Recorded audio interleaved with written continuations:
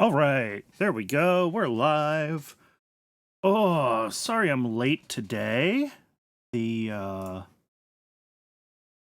AC started making a horrible noise, which we still haven't tracked down, but it stopped making the noise. So it sounded like an unbalanced fan or something rubbing. It was very loud and very rattly and would have been very disruptive to the stream, so I'm glad it stopped. But at any rate, we're finally here. We're finally going. I mentioned in the Discord that I had finally done a little bit of poking around with KOS and KOS add-ons, and I wanted to work on getting a KOS Kerbalism integration going just a little bit at the start of this stream, and then we'll go from this to, actually using the integration, flying science rockets. So this is what I ended up with. I guess starting, I have never written C# professionally, and I know very little about KSP modding. There's a lot of cargo culting in this. We're just going to accept that.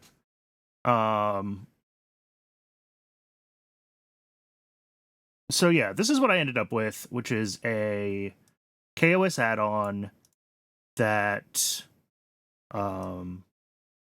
sets up two new part module types for the Kerbalism experiment and for the Kerbalism hard drive. And those are the two types that we care about as far as our existing, the keyhole satellites especially, but other things. The hard drive module is what has the transfer here button, and the experiment module is what we're trying to check for being depleted. So the hard drive module code I actually have done because I wanted to make sure that I had like the bones of this ready to go, and it turns out it was actually basically just done by the time I had it ready to test.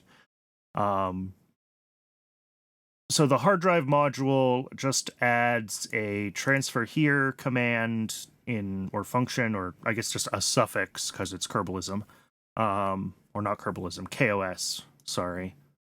A KOS suffix to the part, and all that is it invokes the transfer data function on the module.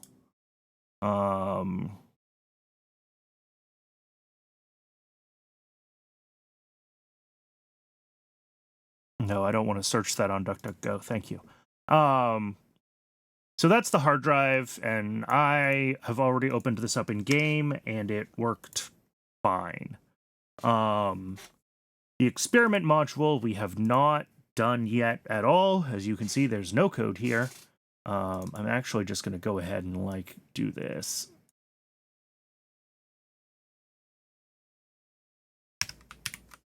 There we go. Except it's not going to be a hard drive. It's going to be an experiment. I would assume that this cast would like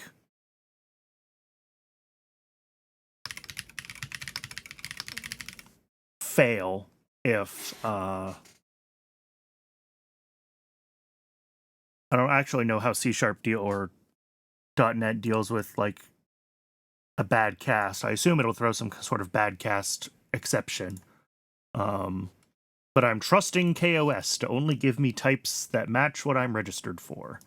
And then of course we don't have the transfer here suffix. Let's see, what do we need to bring in for that?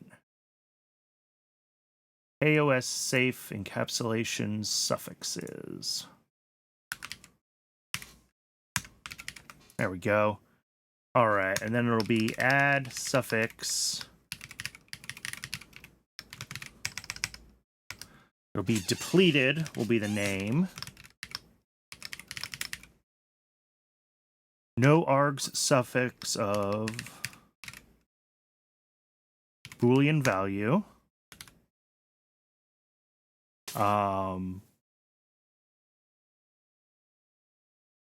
And then we'll have a delegate, which takes no arguments, and then needs to do, we'll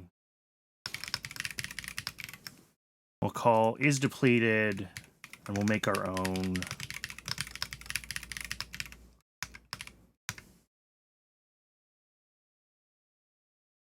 Oh, right, we're not void. Bool.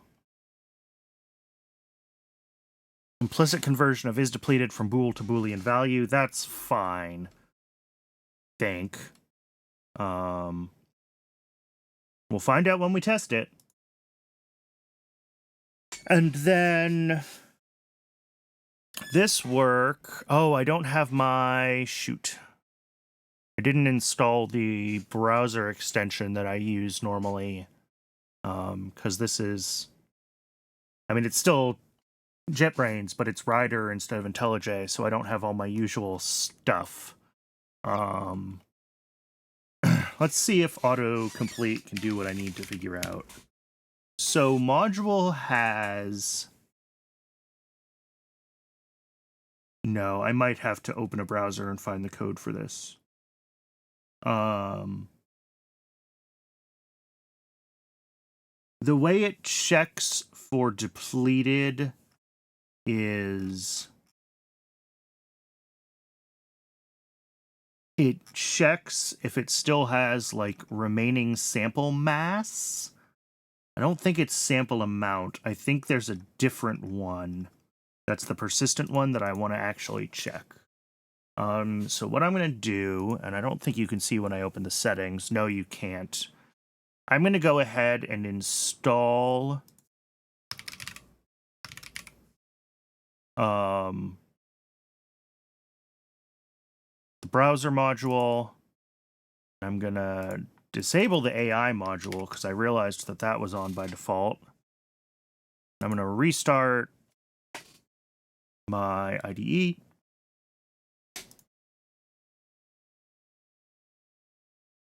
Reselect the window. There we go. All right. Now I should be able to add, yeah, you, except I want you over here. All right.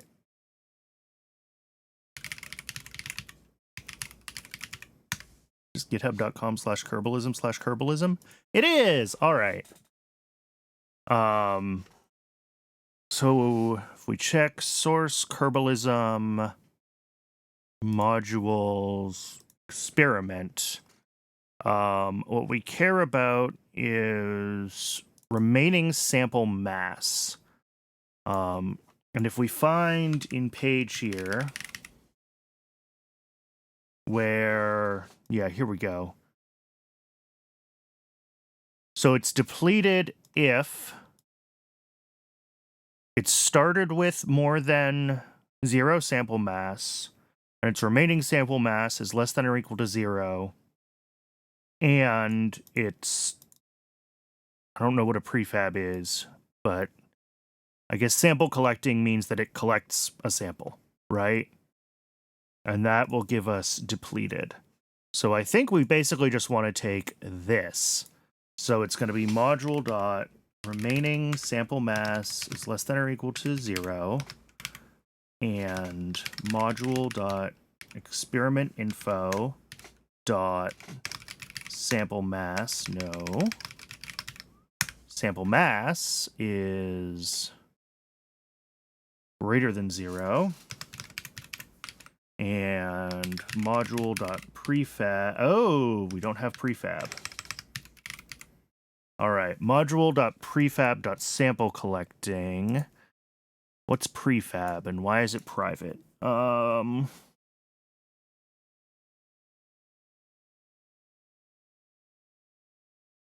probably don't need to check that prefab thing because, like, we would only care about checking depleted in our code if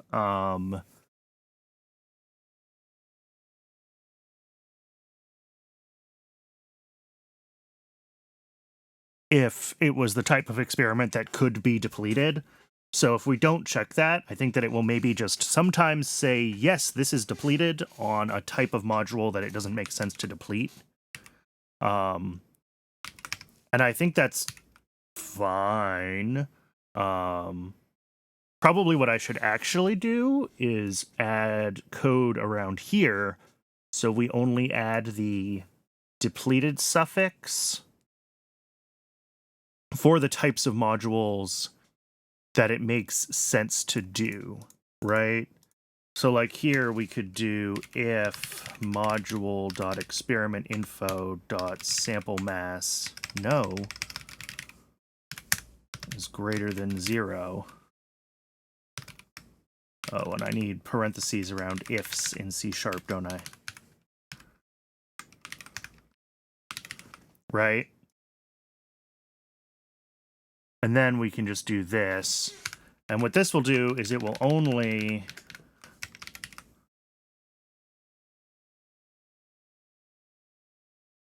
Depleted won't even be available if it's... Oh, I have to do a return. There's no implicit returns. Okay.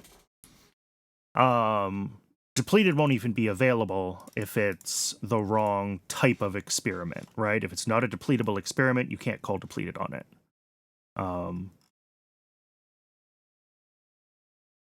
I don't know if this is a good thing to do or not, but it seems like it's something I can do. So what's prefab?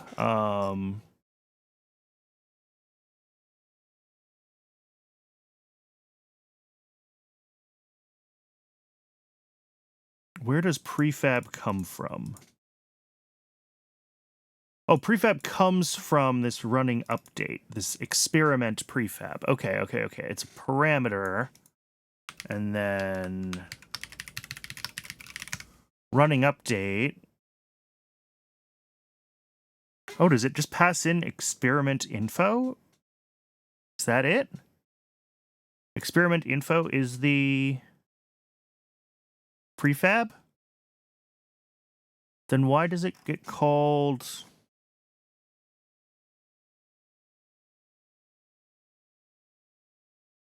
Experiment prefab. So 1, 2, 3, 4.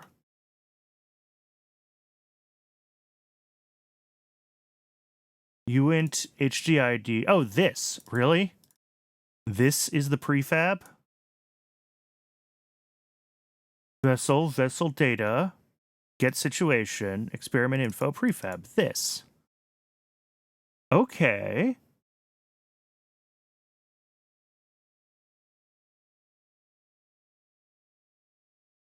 Which means that we should actually have a... Oh, sample collecting. It's right here. Okay. So if module.sample collecting and the module... Okay. So if it's a sample collecting module and it has sample mass, then the depleted suffix is available. And that just checks if the remaining sample mass is 0. Or less than 0 to allow for bugs in other people's code. I think that's all we need.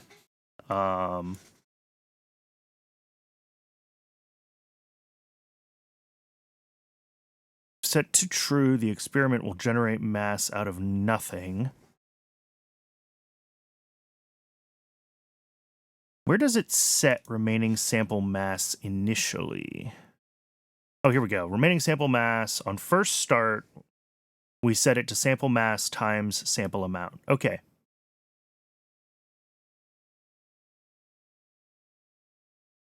Oh, if it's not sample collecting.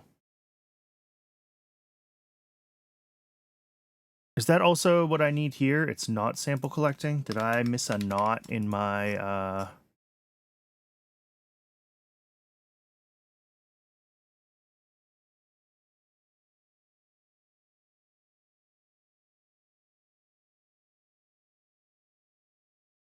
Oh yeah, if not sample collecting and remaining sample mass is less than 0 and experiment info.sample mass is greater than 0. Yeah. Okay. So yeah, that's what we want. So we should be matching this, the overall logic, except what we're saying is that if it's invalid, don't even have the depleted suffix at all. Whereas what they say is if it's sample collecting or if sample mass is 0, then it can't be depleted. And that's part of their logic, because what they're saying is they're going through the list of like reasons that it's stopped. And that might be invalid situation, right? Or no electricity, or all these other things. So they don't want to return that it's like not running if it's not, or if it is sample collecting, or if it has no sample mass to begin with, it can't be depleted. But we can check that with this instead. We could have is depleted just always return false if, and maybe that's better to have the suffix always available and just return false. I don't know. I don't think it really matters one way or the other.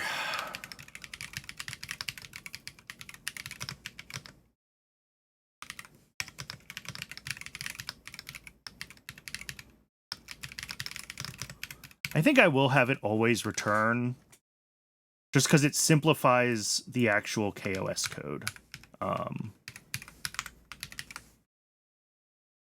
So there we go. That's it. We have our check. It's depleted if it's not sample collecting, and it started with non-zero mass, and that mass is now 0.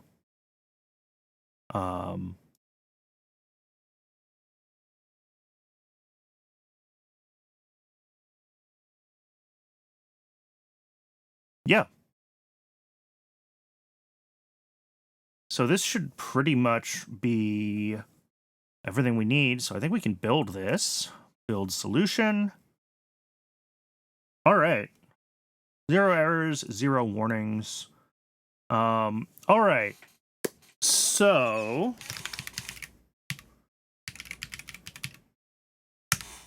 nope. I just want to go to KSP Dev. Thank you. About integrating with Kerbalism. Kerbalism is weird.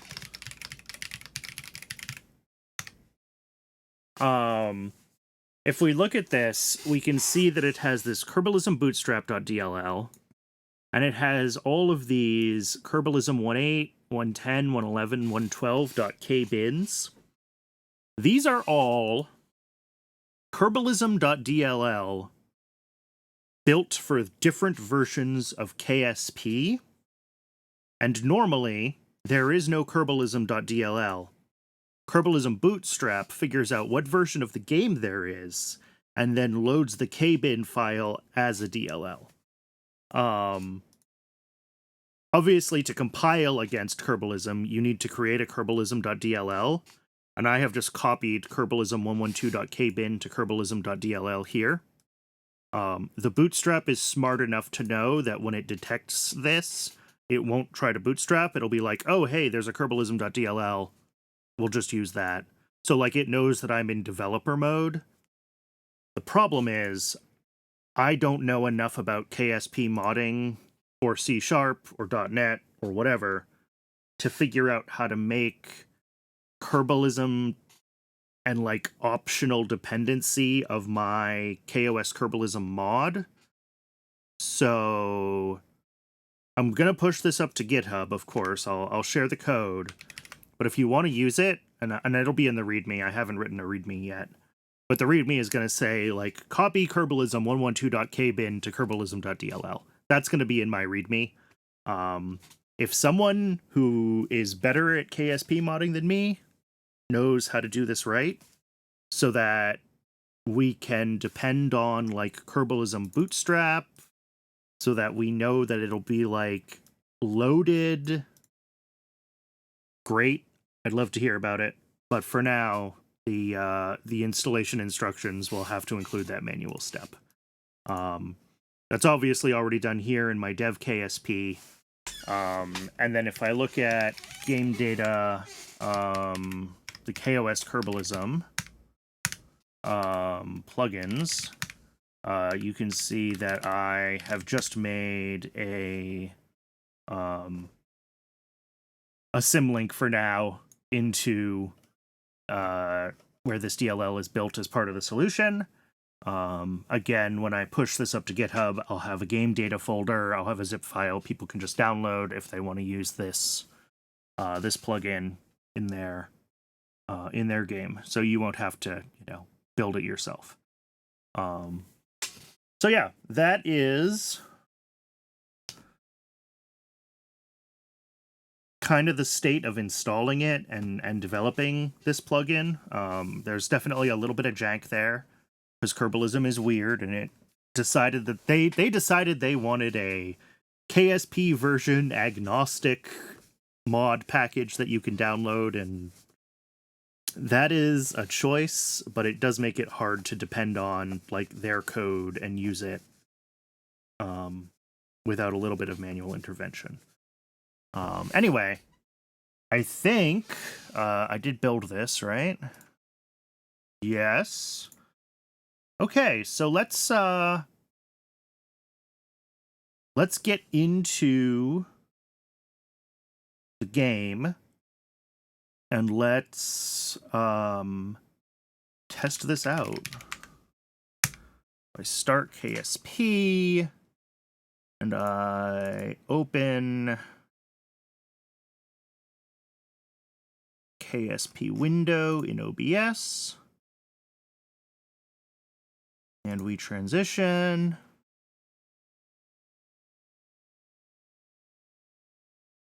All right. This is it's still a full RP-1 install, because you need, I think you need RP-1 for some of the science and experiment stuff to be fully defined. I don't think RO on its own does it. But either way, even just installing RO is slow. And of course, because I just rebuilt the DLL, Module Manager sees changes to the file system, so it's not going to use its cache. I wonder if there's a way to tell Module Manager to ignore that DLL for purposes of patching. Like, this does not affect anything you care about. Please use your cache. But this is going to take just a minute to come up. And then what I'm going to do is I'm going to start a new game. And we're going to basically build ourselves a cheaty little camera probe. And we can experiment just using the KOS terminal. Make sure that we can do all the depleted things, make sure that we don't need... make sure we can check for depleted, and make sure that we can transfer the data. Those are the two things we care about. And if that is good, then I can copy the DLL over into my main game, and we'll be good to go. I'm sorry this is taking forever. Hopefully we don't have to do this more than like once or twice. And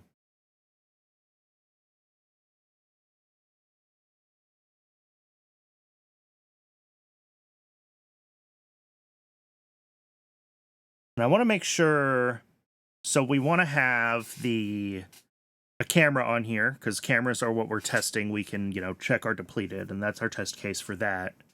I also want to put on something that like gathers a sample, because that'll have, current sample mass is 0. And then maybe something that doesn't deal with samples at all. Just like a magnetometer or something like that. What did I actually have for saves? I have something called test, I have something called default, and I have something called career. And I have no idea what any of these are. I think they're from the KSP that I copied to make this, which means they might not even be modded. We'll do sandbox. We will call it KOS Kerbalism test. Let's go to difficulty options. No require signal, no plasma blackout. There you go. And this should make it easier for us to always be connected to things. KOS, I don't think I care about. Kerbalism, all the normal settings are fine there. Okay. So we're just going to slap down a probe with like a huge amount of EC, and then we can... let's warp to morning. We're going to slap down a probe with a huge amount of electric charge, and then we'll just cheat it into orbit, and we'll use that for our testing. Oh. All right. Probe. Procedural avionics. Science core. Modern avionics. A trillion EC. Sure. How long will that run on current EC? 148 days. I'm actually surprised that it's that,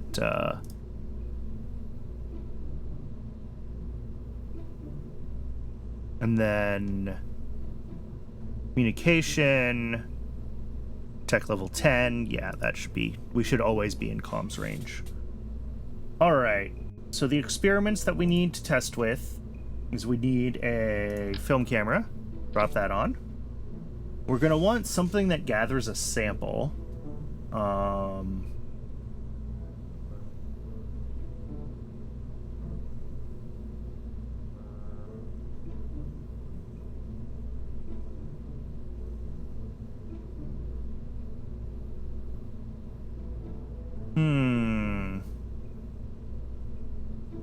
Do we not have sample like a robot arm or something that gathers?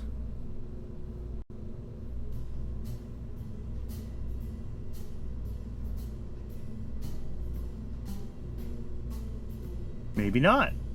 All right.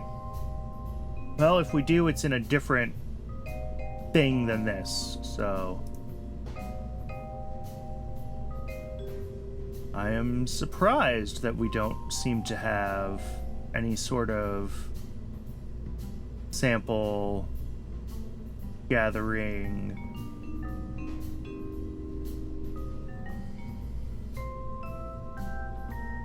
Anyway, and then we need one that can't deplete, so we'll use the Geiger-Miller counter for that. That's fine.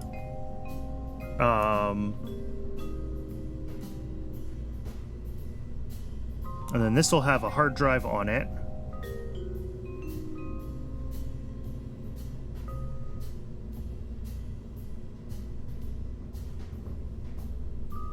So I think we can launch this and we can check.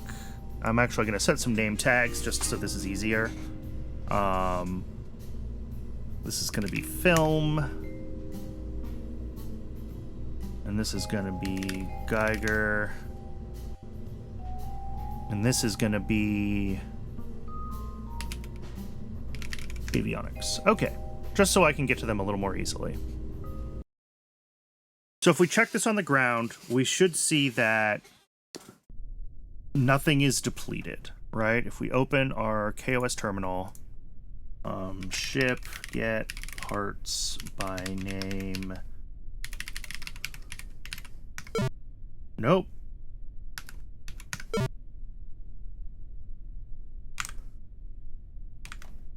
I've already forgotten how to write parts dubbed get module.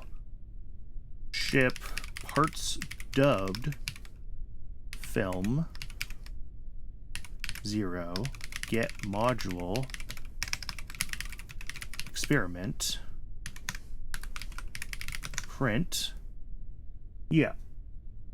And then this is the normal experiment stuff, but if I add my depleted is false, and I also managed to trigger autopilot something or other. Okay, so that's fine. Parts dubbed film get module experiment depleted false. Excellent. And the same thing should be true of Geiger. Yes, false.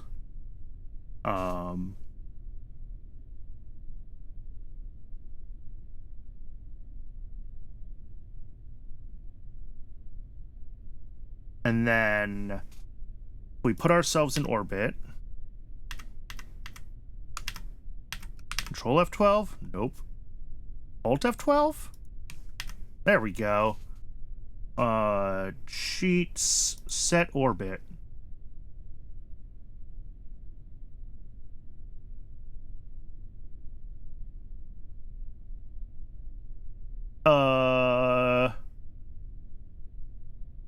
I don't know what my... Okay, 1 second. Circular orbit, altitude, semi-major axis.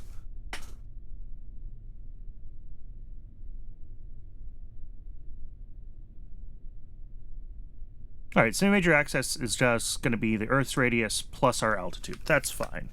Radius of Earth in kilometers, 6378, and we want to be like 200 up, so we'll say...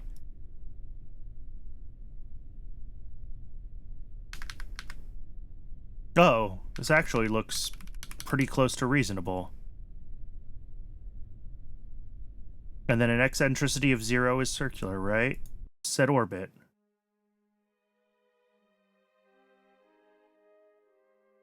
All right, I think this is too... Oh, no, there we go. It's running.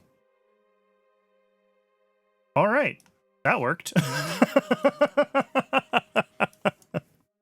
All right.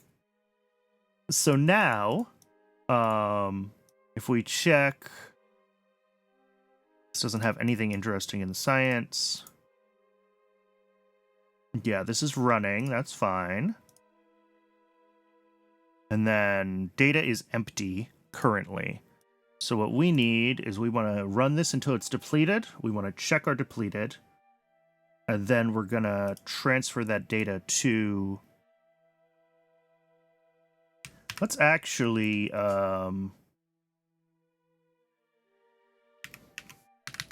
Let's set our inclination to 90. There we go. That way, we hit more biomes and we'll be depleted sooner. All right, we're going to fast forward this. I'll center on Earth. Please, can I focus Earth? There we go. Focus Earth. And we'll just run this for a few hours.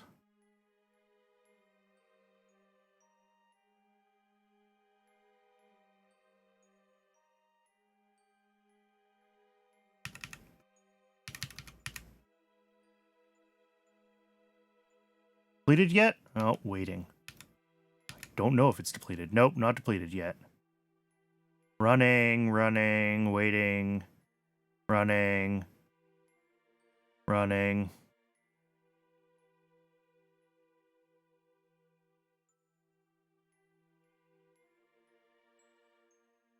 There we go, depleted. All right. So even though this is in waiting, normally one of the issues we ran into is in order for this to trigger the depleted, it had to be flying over a biome that it was trying to scan because waiting took priority over depleted. But I'm hopeful that now it's depleted. All right. And then if we do ship parts dubbed avionics.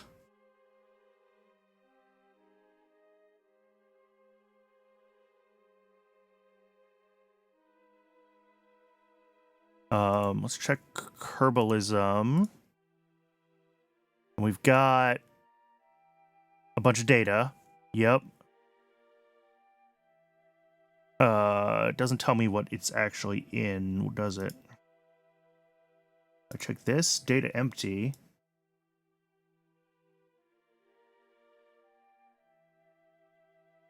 I don't know how to tell which thing it's on.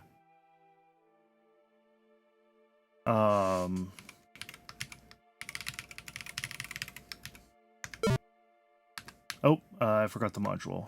Get module hard drive. Transfer. Nope, doesn't like that. Oh. Ship parts dubbed avionics. Get module hard drive. Transfer here. Thinks it did it. It still says data empty. Transfer data here. Data 1 slot. Okay. So that didn't work. The transfer here is not working. Okay.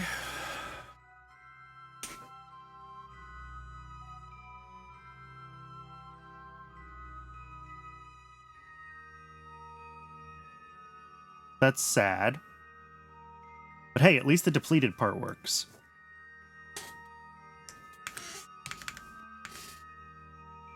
This is not what I want. This is what I want. Okay.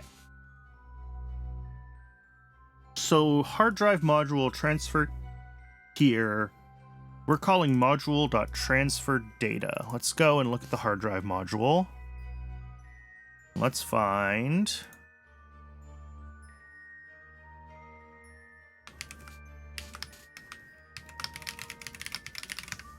transfer data. Okay, so this is decorated as a KSP event. So it might just be that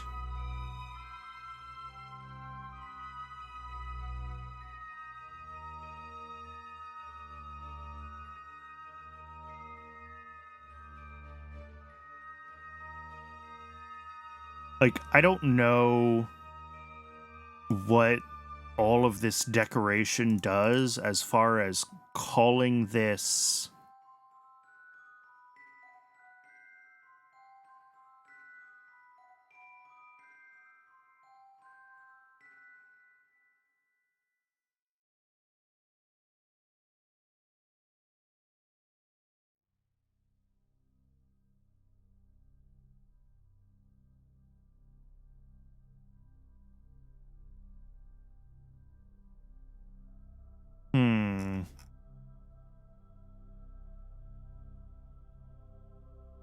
yeah, because this Kerbalism hard drive transfer data, I bet if I find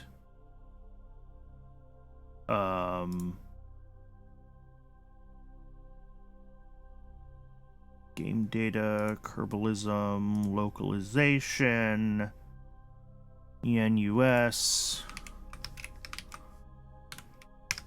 transfer data. Yeah, transfer data here. That is what we're trying to do.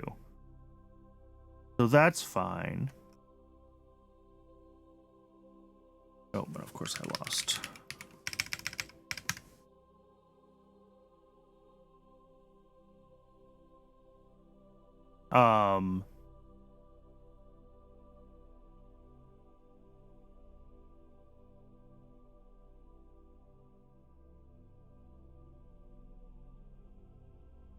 But I don't know if, like, because this is an event, can I invoke it as a function? Like, if it's active false and it hasn't been set to be active true, can I still invoke it? Can I make it active if I want to? Because I saw some of that in here, right? If I find... yeah, events at transferdata.active and .GUI active. Okay. And this is probably happening...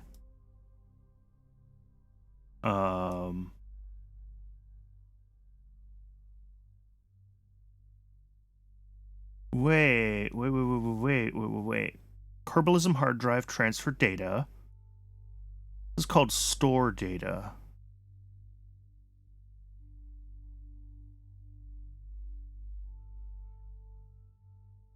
Kerbalism hard drive transfer data versus store data, which is also set to GUI name Kerbalism hard drive transfer data. Great. So which one of these? Maybe I want store data? If there's no active vessel or dead EVA return, drive.transfer, vdrive,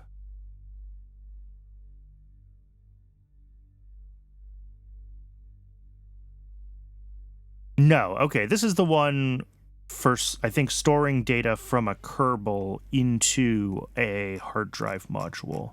So transfer data is the one that I want. I wonder if I just need to, like, re-implement this entirely instead of trying to call this event. We just, like...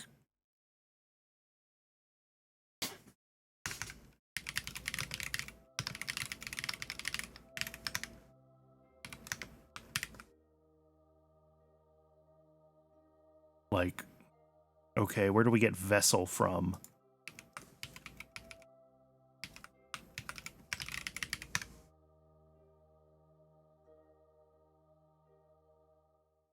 Flight globals dot active vessel. There we go.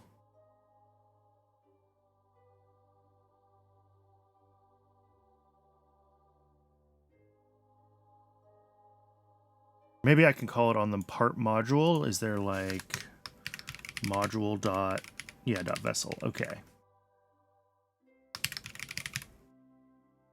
Find parts implementing Kerbalism hard drive equals, it's not going to be this, it's going to be module. So hard drive.drive, we can import this.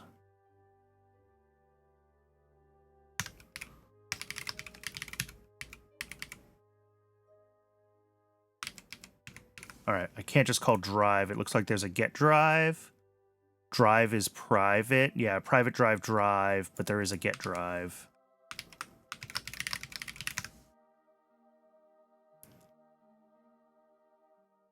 Yep. Dot move. And that's going to be module dot get drive.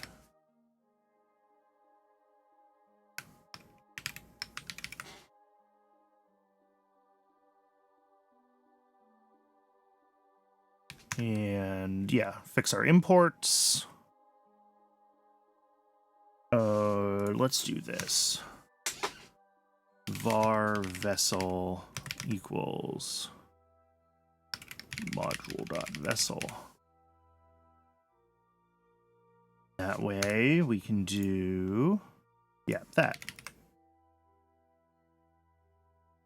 And then here we don't call module.transfer data, we just call our transfer data, which is the reimplementation. Convert into method group. What does that mean?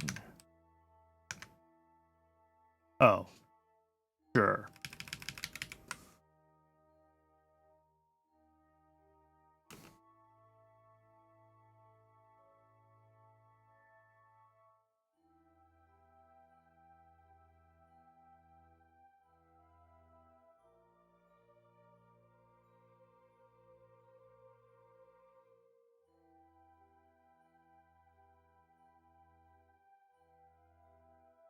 I didn't know you could do that in C# and have it properly.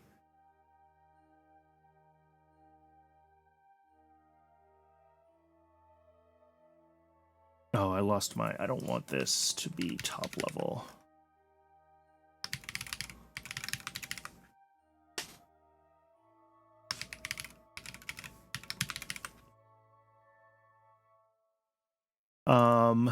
Is that really equivalent? I guess it is. I'm going to keep it as a lambda or whatever C# calls those anyway. But just because to me this is clearer that like this is capturing a scope and it knows what this is and stuff like that. It might not be idiomatic, but it works better in my brain, and I don't write a lot of C# regularly, so I'm gonna do it.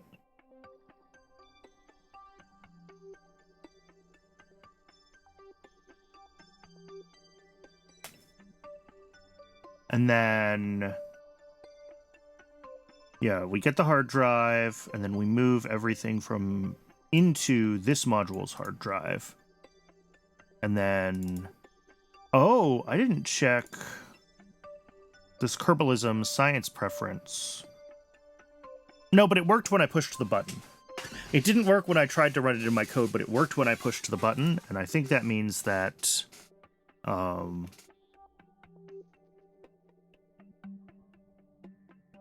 this. So yeah, I'm hoping that this is just, and maybe I could like do something like module dot events at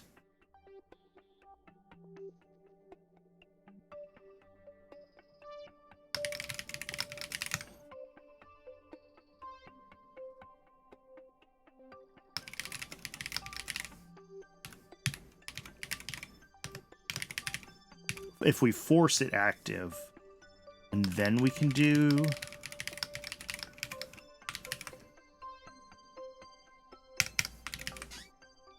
Maybe that's all I need to do.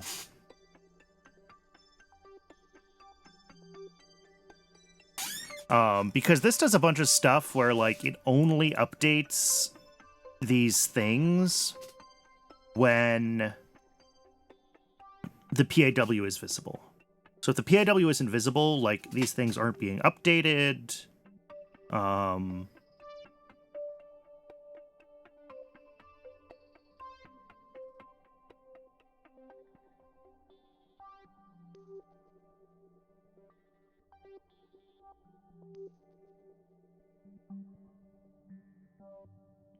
Right. If transfer visible...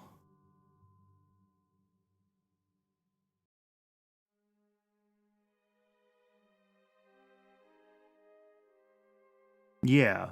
So maybe this is all we need, is to do this transfer data active thing so that we can properly invoke the event. I literally have no idea how, like, KSP events work. Because, like, this seems like I could just call transfer data as a function. But, like, is it wrapped by something when I make it a KSP event? I have no idea.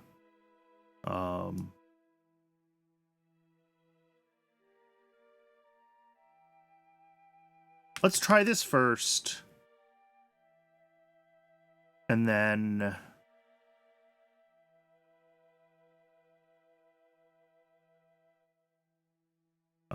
let's see.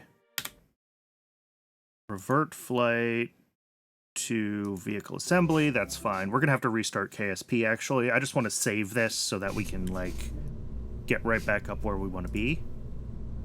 So we're going to save this. We're going to shut down KSP. Or we'll be stuck in the VAB.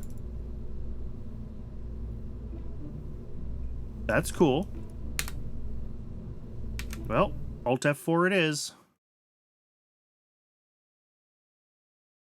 All right, and I am just going to restart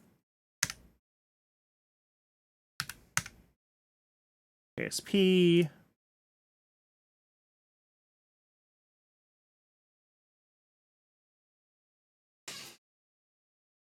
Oh, and we've got a couple of minutes while this reloads again, because of course... Oh, it actually loaded from the cache.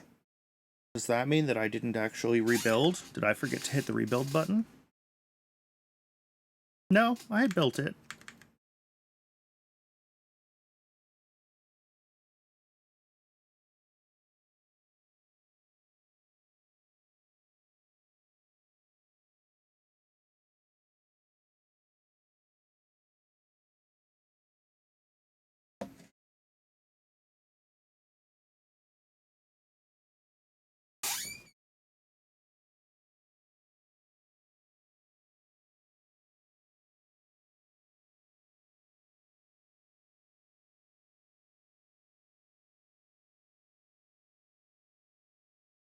Look at part module do event. Yeah. Well, part module do event will definitely have the... Although I guess if I manually set it active and then call do event, maybe that's what I want. Because, like, what I had before was just effectively trying to call the function. And I don't know if this, like, just works if you can call events as normal functions. But I guess if I make it events at transfer data, force it active, and then do module dot do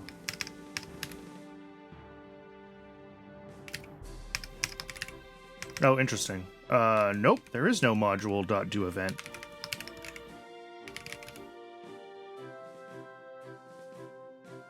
This is a subclass of a part module, isn't it? Yeah, it's a part module.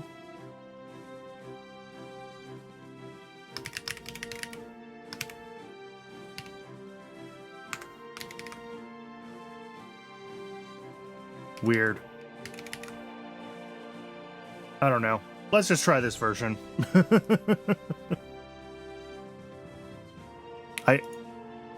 Again, I don't really know .NET or KSP modding. So I'm kind of grasping at straws to see this transfer the data. Oh, of course, I gotta rebuild my avionics. Science core, modern, apply. Science, film camera. Save this. Delete the other one. Launch.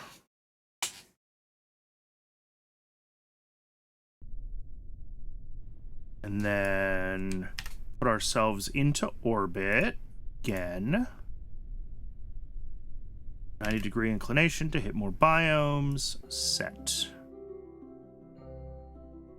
So if we're looking at this, let's open our terminal.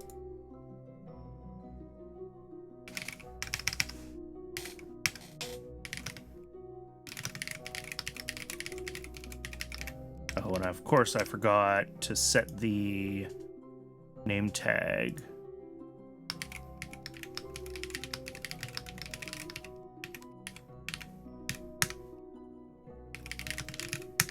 What do you mean signal lost? I turned off require signal for control, didn't I?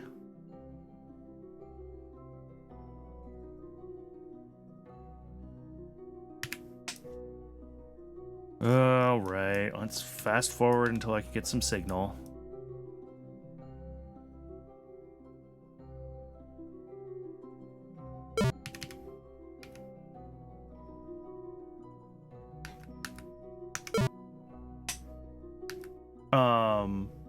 Oh, it would help if I could spell. All right, and then set avionics to ship root part.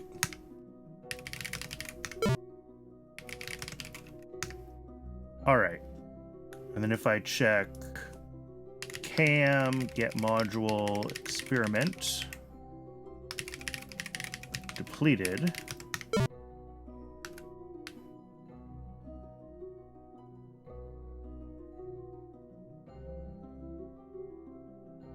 What?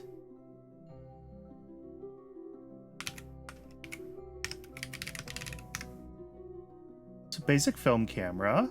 Yeah. Cam, get module, experiment. That's what I want, right?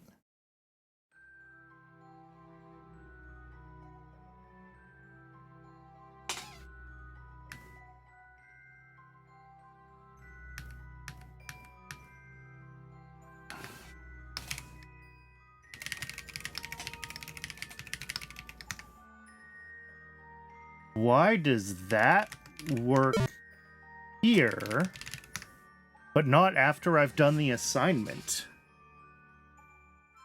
That's so weird.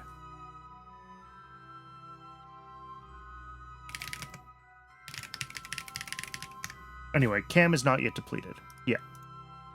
That's fine. We don't expect it to be depleted yet. So let's pin this.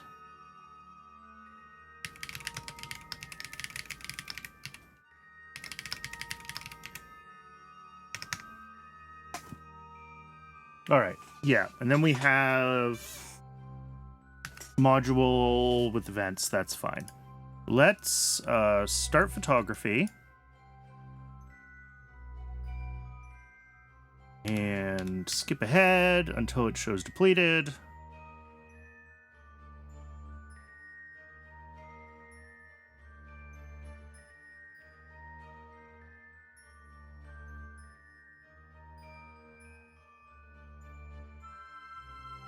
Every once in a while it says no storage space, and that's because we hit too many biomes and there's only like 10 slots or something. So it can actually only scan so many biomes on one flight, even if it has the samples for it. There we go, depleted. And we should be able to see cam depleted. Or not.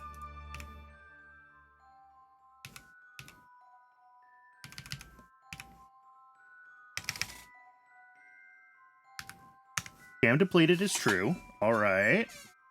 And then if we get heavy get module hard drive, transfer here.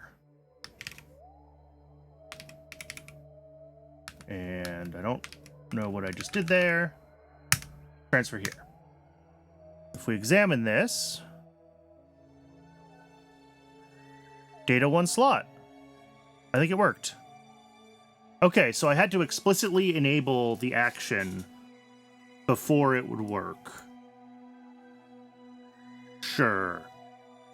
I guess what happens when the event is decorated is you end up with some sort of... I don't know if decorator is even the right word in C#, but... Alright, I think this did transfer the data. I should have put my probe, on the other side of the decoupler, so I could have confirmed. Because this is the file manager for the whole ship, right? And it doesn't actually tell me which...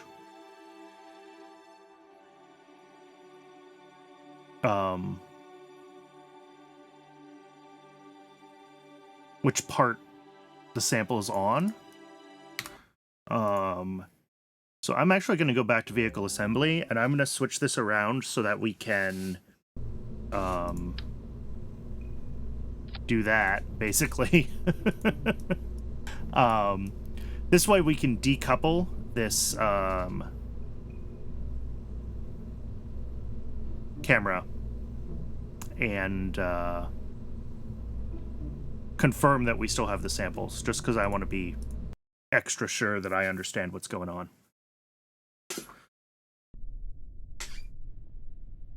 And then we're gonna, once again, sheet ourselves into orbit.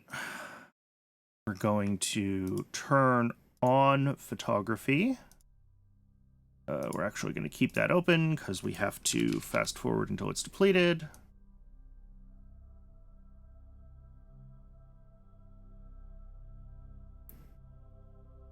If I go much faster than this, it's going to be miserable to look at, and this only takes like a minute at this fast forward speed, so I'd rather have the sort of slow drifting, only making me a little bit nauseous view than the super flashy lights, personally. Alright, depleted. So once again, open terminal, ship, parts, dubbed,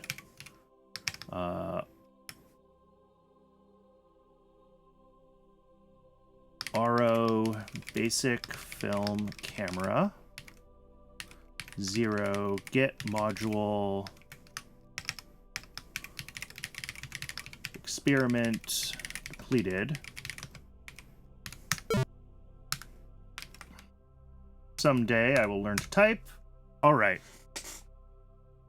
It does think it's depleted. And then if I do ship root part get module hard drive, transfer here. Data 1 slot. Okay, and if we stage that,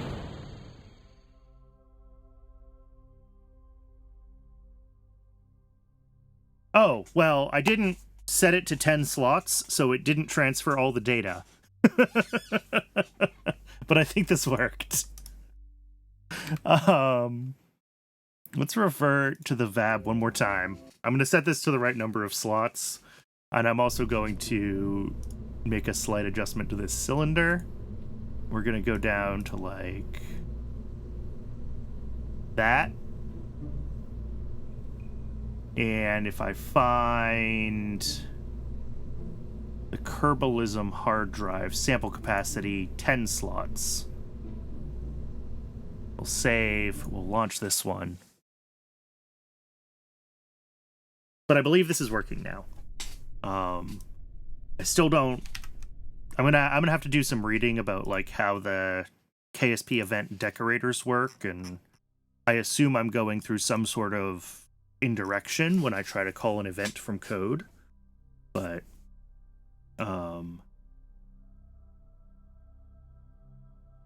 so yeah, this is gonna run, and then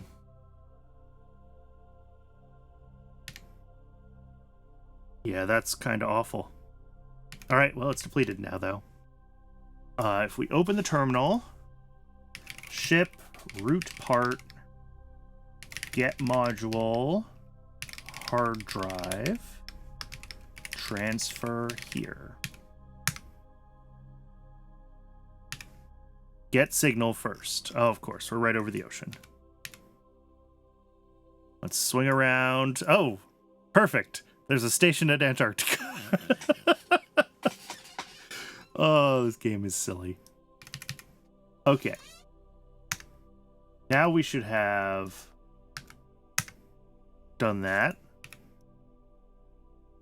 And if we split, we should check our data. We have it all. It worked. I'm not completely incompetent at writing code. Okay.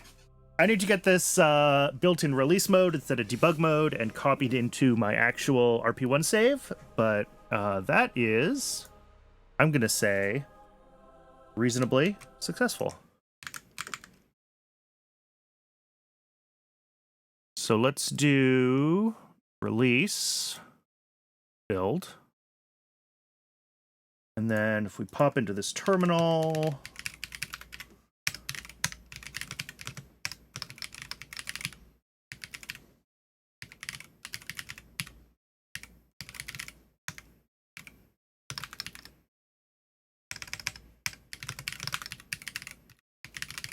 and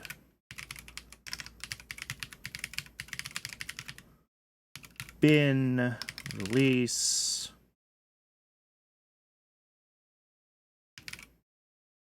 kOS-Kerbalism.dll to game data kOS-Kerbalism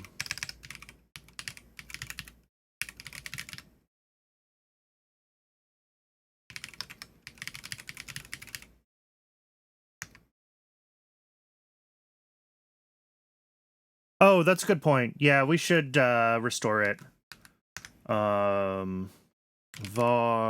prev active equals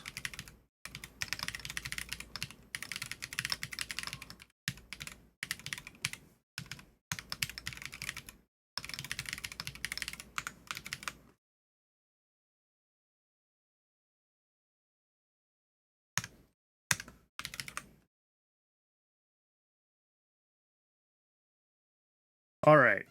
And then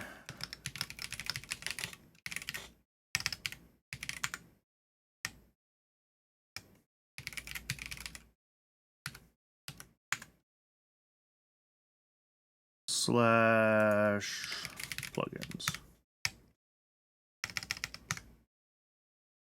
All right, and that links to the release build. So anytime I rebuild this in release mode, my production environment game will get updated, and the debug one is in the dev game. That's perfect. And the other thing I need to do is actually go into Kerbalism and, just like I was saying at the beginning, we need to bypass Kerbalism bootstrap.dll because KSP is going to see that my mod depends on Kerbalism.dll, and it doesn't know that that's lazily loaded by Kerbalism bootstrap, so we have to specifically have a Kerbalism DLL that gets loaded. If I can ever learn how to work around that, I'll update my build to do so, but for now, you have to do this to load my module. So this should work. Twitch is yelling at me to run ads. I've been hitting snooze for like 10 minutes now.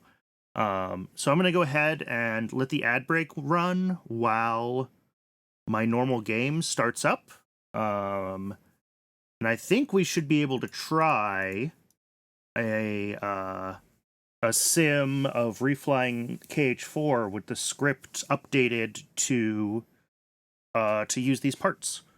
So that is what we'll do when we come back, is try it for realsies, because I think it's got all the important parts. So let me see what I want to do. Let's go into KSP. I'm going to start KSP. And if I go to game capture, and we'll make it the new Kerbal, and then I'm going to hit the run ad button in Twitch, and I'm going to let people look at pretty pictures while ads run.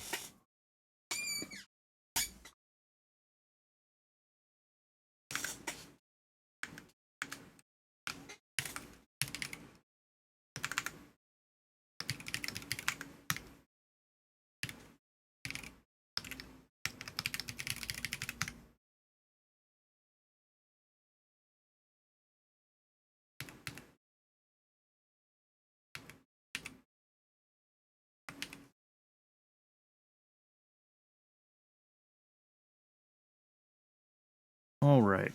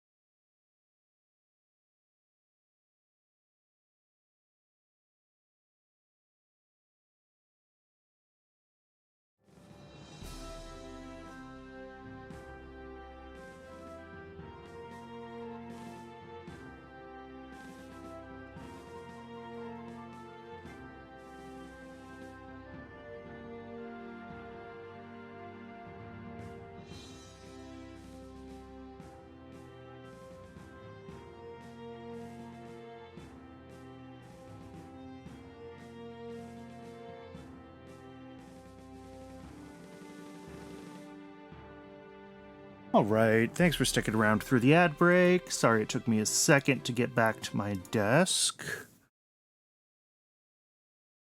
I have more water, though. That's what matters.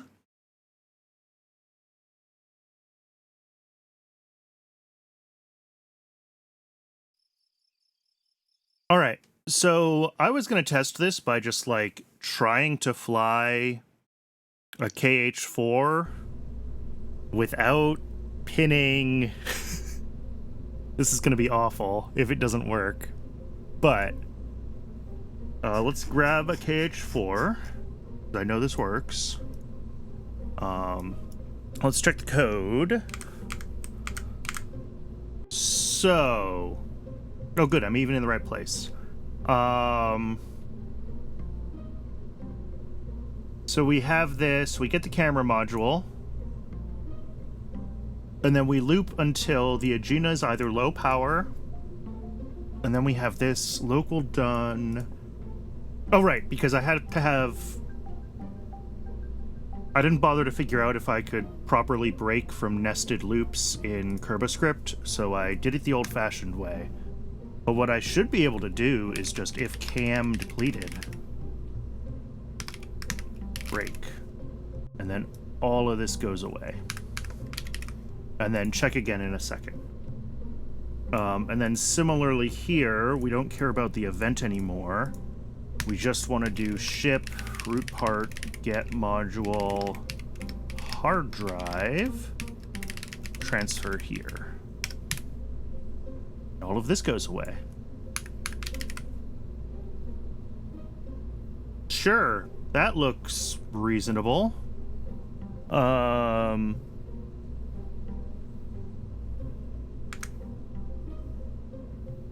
guess I just have to sim it and see what happens. The absolute worst case is that it doesn't work.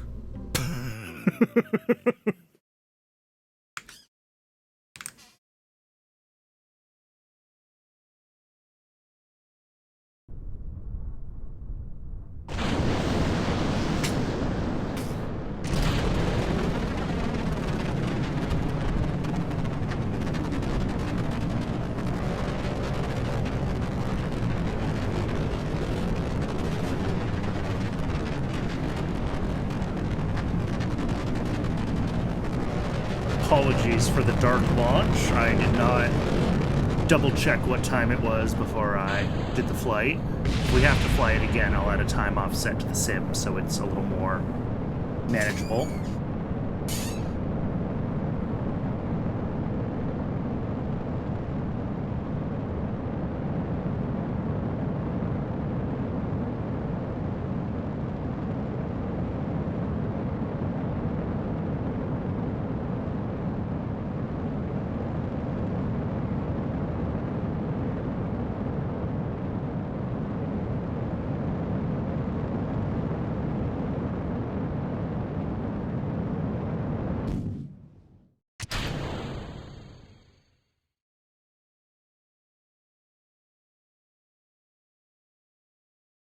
All right.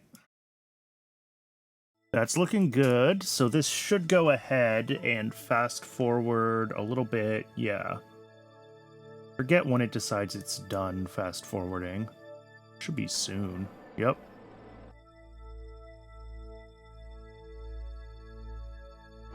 Get itself aligned.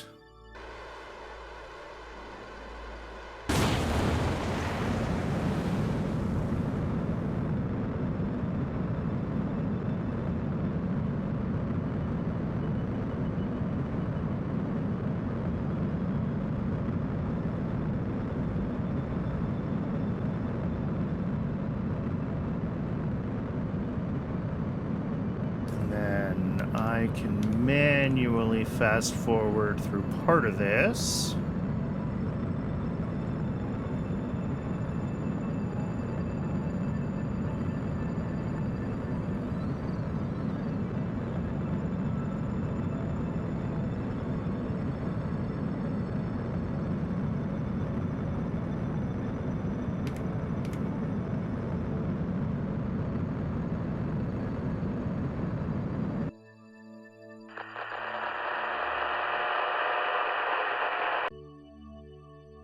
And I still haven't uninstalled Chatterer, but that's okay.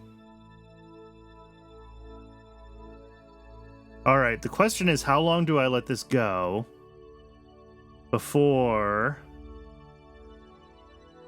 You know, I should actually be able to check... Yeah, from like here. If I check data... All right, it's still collecting samples. It's still going up. I'm sorry this is so flickery. It's going to keep losing its signal.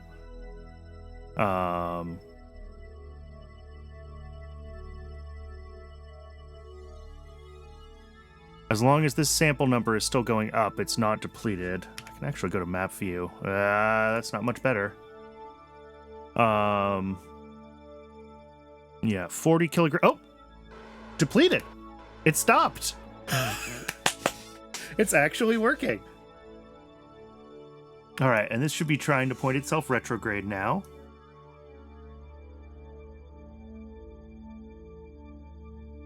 Beautiful. All right, I'm happy.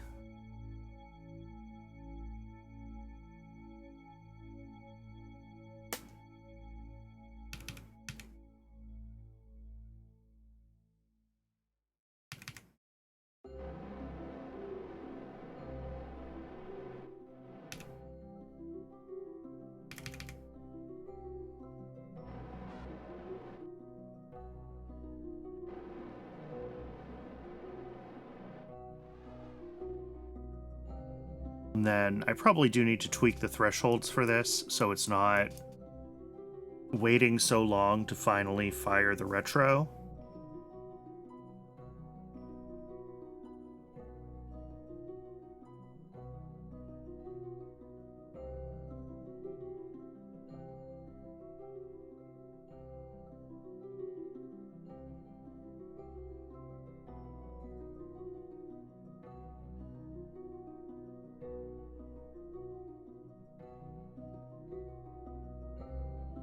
Because it does wait a long time to actually fire retro.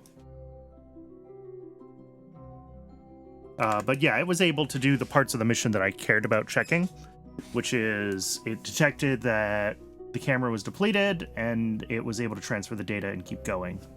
Or at least, I think it was able to transfer the data. I would like to see it actually deploy so I can confirm that we still have the samples and that the transfer here function worked right.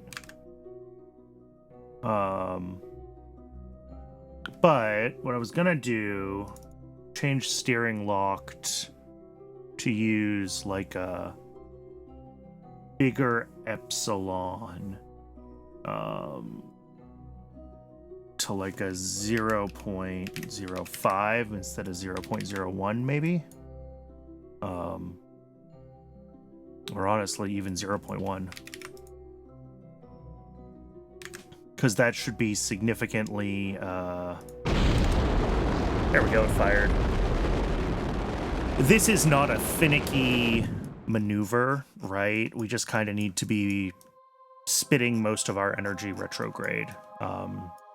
So waiting until we have a perfect alignment and no drift to do the firing is kind of silly. And yeah, we do still have our samples. So I think that is a success, and we have a new we have the plugin. The plugin works. So like I said earlier, I will make sure that that's available on my GitHub. I'll link it in the Discord, in the channel for this RP-1 playthrough, and I'll add a README that has the instructions for how to set up Kerbalism so that you can actually use the plugin, since right now it kind of needs Kerbalism in dev mode. And as I mentioned, if anyone knows how to make it work with the way Kerbalism does its weird loading of the mod, I would love that feedback. That way it'll work correctly with normal installs, because right now it does need those manual steps. All right, but that is That is success. That is... And that makes, you know, it's not a huge deal, but, like, not having to deal with parsing event strings out, and especially being able to check the status of the vessel when the PAW isn't necessarily updated, or, like, again, depleted. We can check depleted when Kerbalism might choose a higher priority reason why the experiment is turned off, and we couldn't before even see that it was depleted in those states. It would just say, like, waiting or invalid situation or something else. And now we can still see that. So this code is, I mean, I know it's only a few lines of code that we cleaned up, but it does feel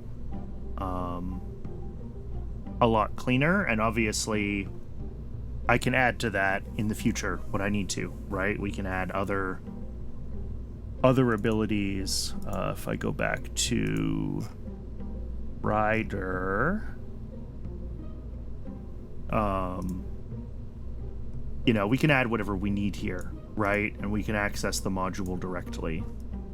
So if I wanted to add, you know, start and stop experiment, but based on, you know, script conditions, so that we're only, you know, we can start and stop depending on what biome we're in, right? Or, like, whatever I want to do, we'll be able to do that now and hook that up through the system. So I'm happy to have this here.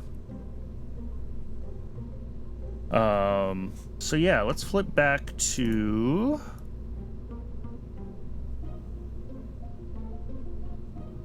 this one, and let's go to our to-do list. So I've got all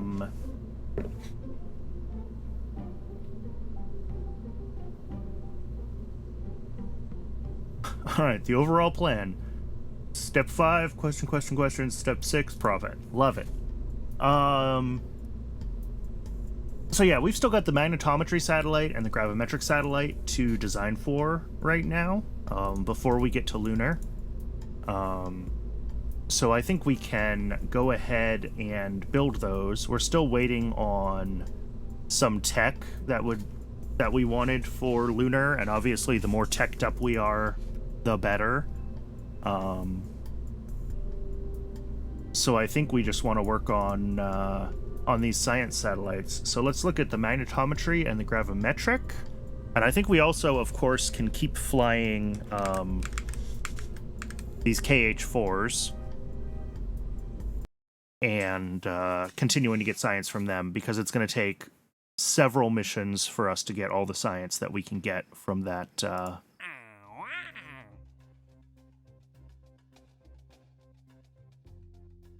Oh, we haven't flown this one yet. We designed it but didn't fly it. And same with infrared radiometry. We can fly more of these. Do I have some of this stuff queued up? I do. Okay, we have another KH-4. We have another infrared radiometry, and we have the high-altitude Cherenkov. Okay. So yeah, each of these we're going to want to fly today. And then I think... Is this the first infrared radiometry? This is still the first infrared radiometry. Okay. And there are... Earth observation satellites. Yeah, there's 2 infrared follow-ons. And I think I thought that one of them was easy and one of them might be a little more difficult.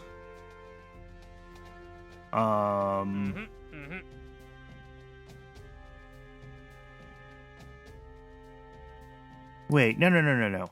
We have an infrared satellite, right? And it's just that the... I was going to say, I thought we flew that. And we did. We're just waiting for science to come through. Okay. So once this hits 50%, that'll be done. And this one is here as the follow-on. Okay.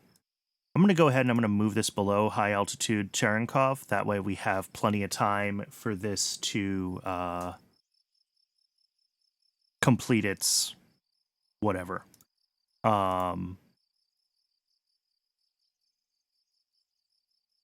for this infrared radiometry to complete. And it is currently the end of March 1961. We've got flights through the end of June. Pretty much a flight a month, actually. And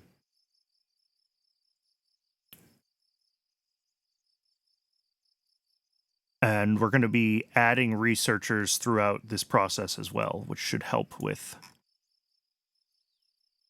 our research speed. So I think we just want to skip to the end of this KH-4, fly this KH-4 for real, fly the high-altitude Cherenkov. We should be ready for the infrared radiometry follow-on at that point. Yeah, we can fly 7 more of these KH-4s and have them count. And each of them is 100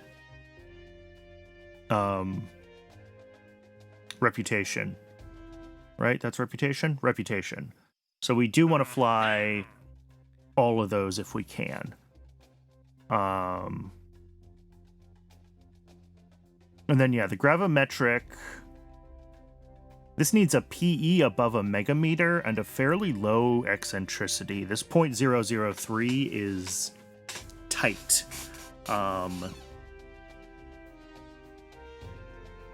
So I think we're going to need a little bit of and it wants to check for stable orbit for 60 days, which is hilarious. This might be tough for us to hit this very low eccentricity, so we're going to have to add a little bit more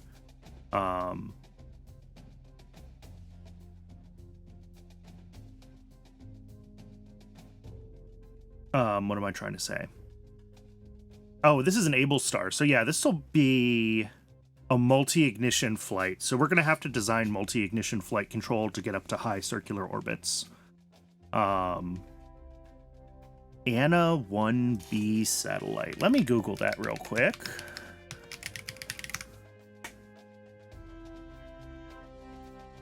I'm curious if this was on top of a...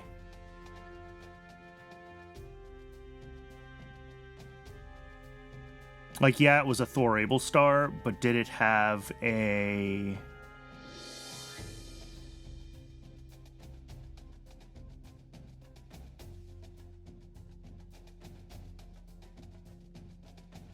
a kick stage of some sort or not, is my question.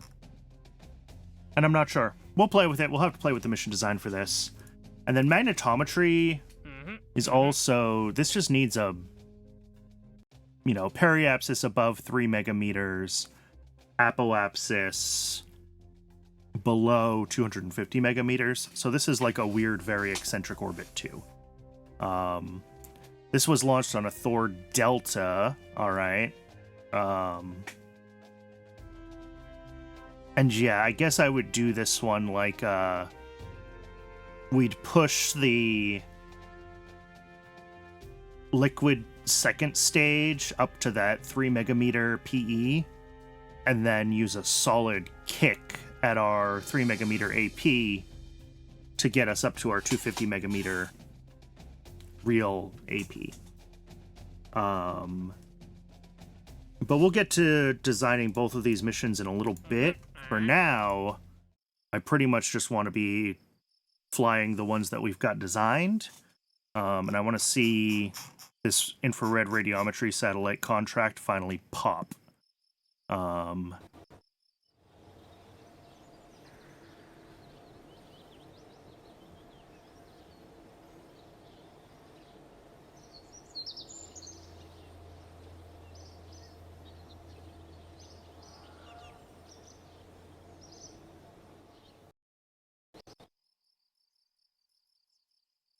There we go. It's done. And following leaders are now available. All right. And we completed that contract. We're going to duplicate this KH-4 because, again, we're going to fly a lot of these. And that's going to fly after high-altitude Cherenkov, before the next infrared radiometry satellite. The order of all of these doesn't really matter.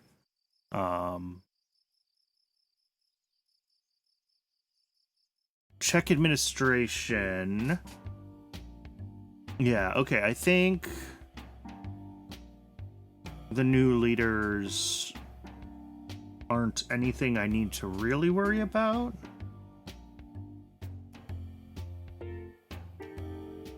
Okay, we do have to get the magnetometry and this Cherenkov detection satellite done, because they are required for this program. But that won't take us very long. Alright, so we're going to fly this next KH-4 mission, and then for the next infrared radiometry, follow on,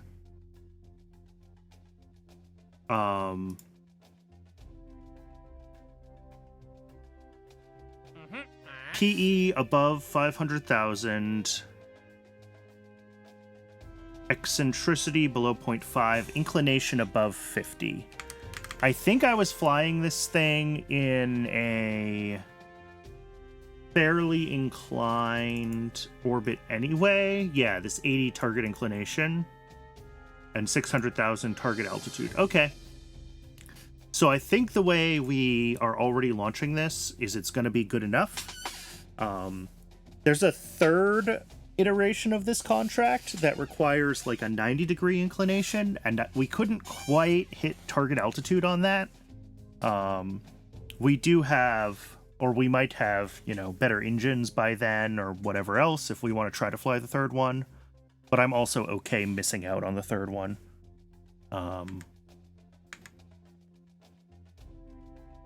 So I think that'll just hit what it needs to hit. So yeah, we're gonna fly this KH-4, then we'll fly high-altitude Cherenkov, then we'll fly another KH-4. Oh, we will have 61 orbital rocketry. So maybe with 61 orbital rocketry, do we get a...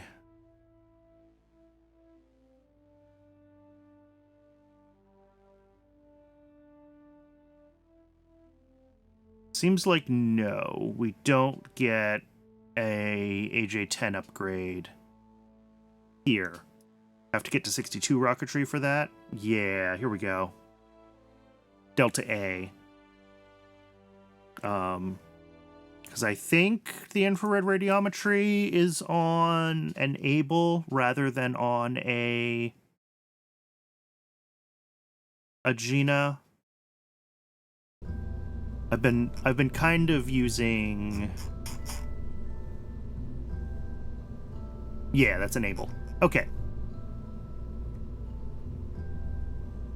So yeah, we might be able to get enough Delta V out of uprating ourselves to 62 tech, if we haven't completed the program by then.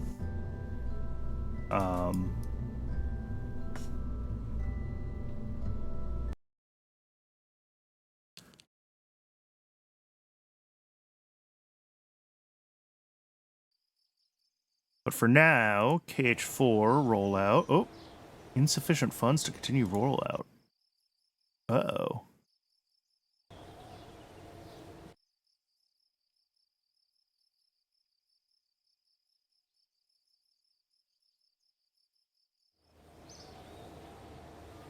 Yeah, this Reach 1,000 researchers are really pushing our funds right now. Let me check. What does RP-1 say we're at right now? I mean, 250 a day. We should be doing all right. And then as soon as we fly this, that's another 100 reputation as well, right? And this is just trying to push our subsidy a little bit higher, a little bit higher. You know, we're at about 3/4, a little bit less than 3/4 subsidy. So let's get it pushed up. That's why I'm flying all these extra KH-4 and the second infrared radiometry, even though they're not strictly speaking necessary. And it's because I want to get the, well, one, the science, but also the reputation. up.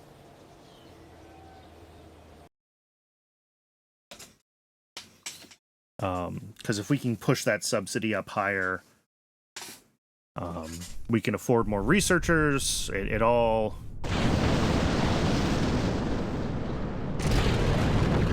Oh, and since I wrote that Kerbalism integration, I don't have to spend a bunch of time in this flight trying to pin PAWs. We can just watch the pretty rocket do its pretty rocket things.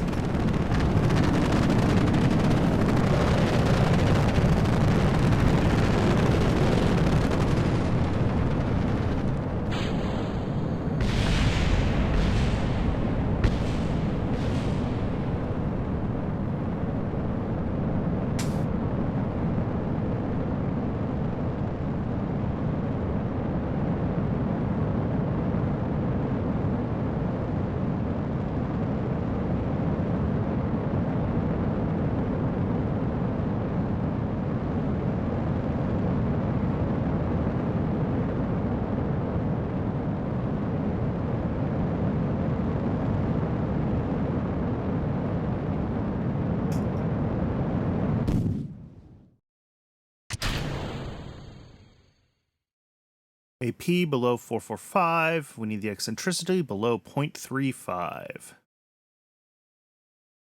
Which this should be able to do.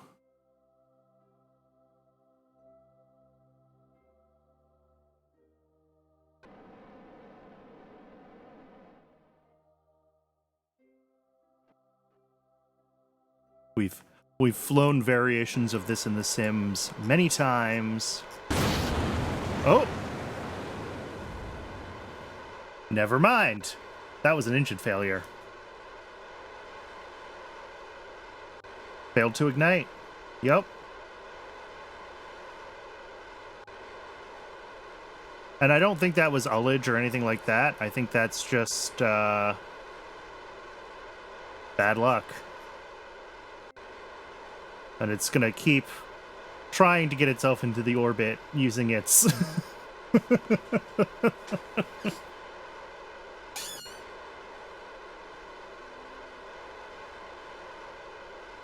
Alright, well, let's, Oh, right. How do I... Open terminal. Kill you. Actually, no, I don't need to do that. We can just do range safety.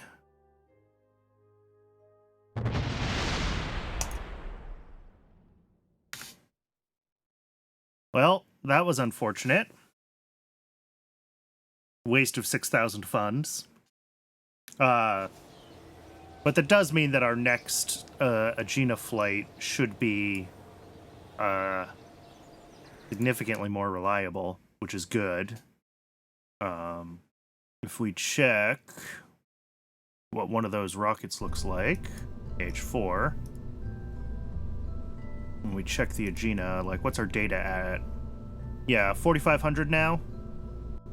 Ignition chance 96.7%. So yeah, the failure rates on these guys are not, I mean, not super high, but also, you know, it's a 3% failure rate, and we're launching like 8 of them, so what is that? We're still looking like at like a 20% chance of failure across sort of the whole fleet of them, which means that we would have expected to see at least one failure during this process of trying to fly 8 of these. I think. I would say a 20% overall chance of at least one failure is you should expect to see it. So. Yep. Oh, and we are going to get shortly, I think, with, oh, that's 62, oh yeah, 61 rocketry, the BA-7 and the BA-11. Yeah, Agena B and Agena D.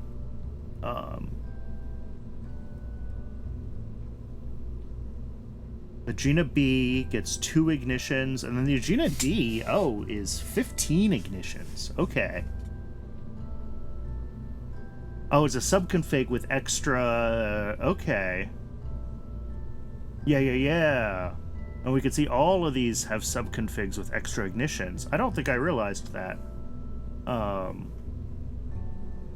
But yeah, starting with the BA7, we're going to be able to... The Agena B will have 2 ignitions. And then for missions that need them, we can grab the start tanks.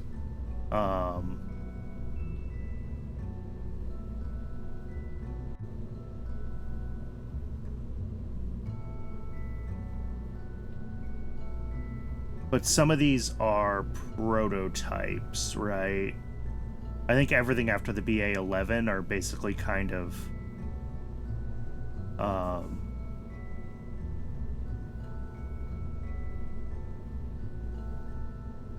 reusable Agena for STS.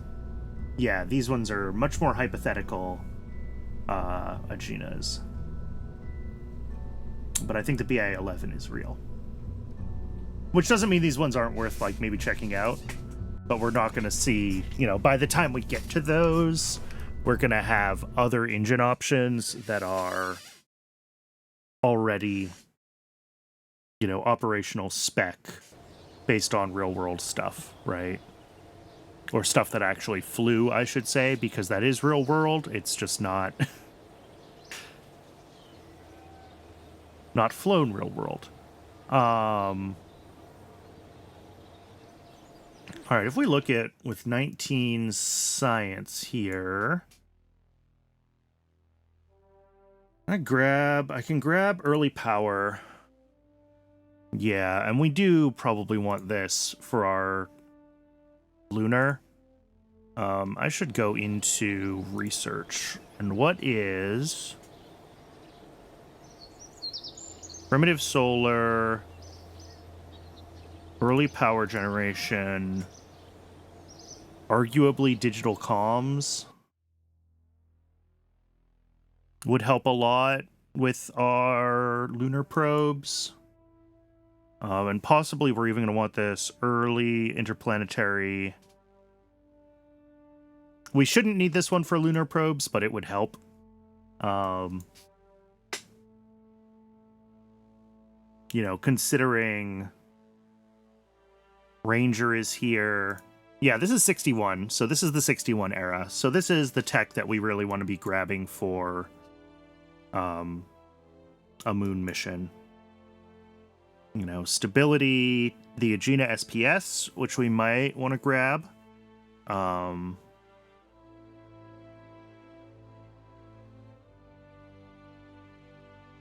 Before a lunar mission, because this could help us hit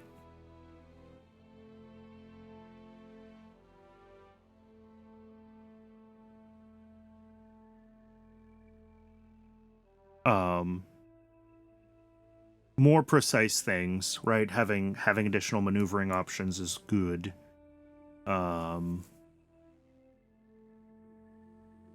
What's this?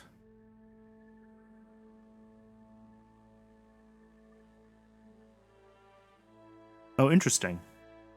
Okay. And then 62 rocketry, like, we still might... When did we get... Yeah, we have AJ-10 mid already. We got that in 1960. So this is Able Star. And then future AJ-10 mid configs will be Delta.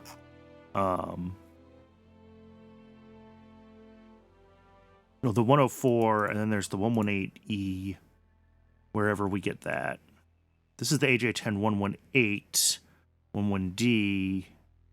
Might be... I know I looked at this, like, before, but I have forgotten.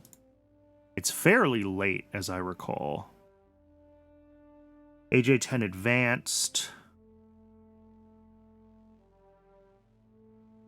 Here it is. So yeah, not until 65 orbital rocketry, which was the later deltas. So, like, we're in this weird space where, like, in 62, we do get the AJ-10 118 used on Delta, but this one only has one ignition. And we have the AJ10 104?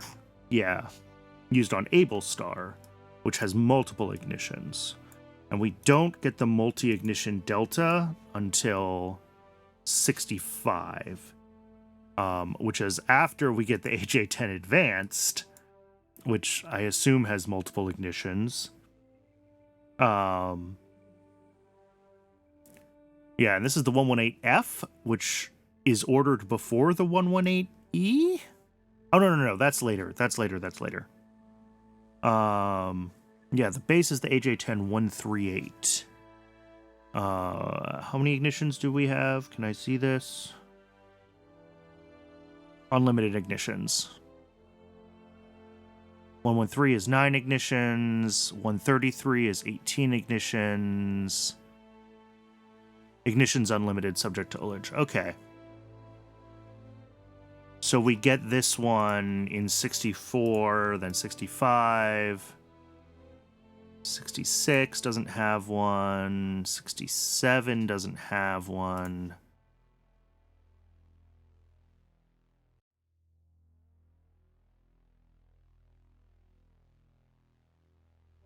And, like, part of this is because I really should be, at this point, looking into,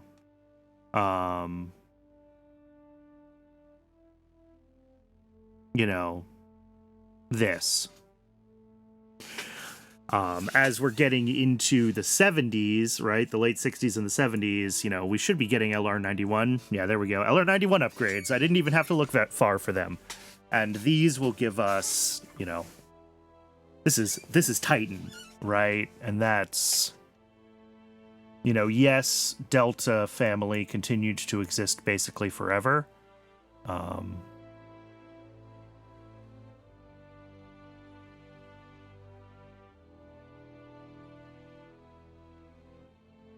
There we go. Still getting LR87 engine upgrades, right? Like, but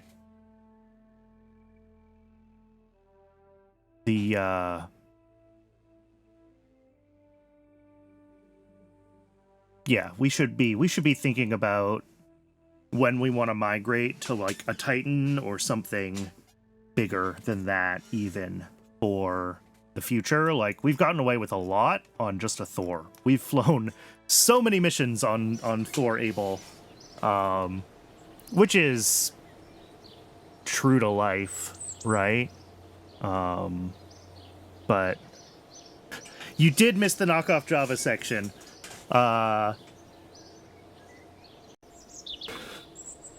It was largely uneventful. My confusion was only moderate.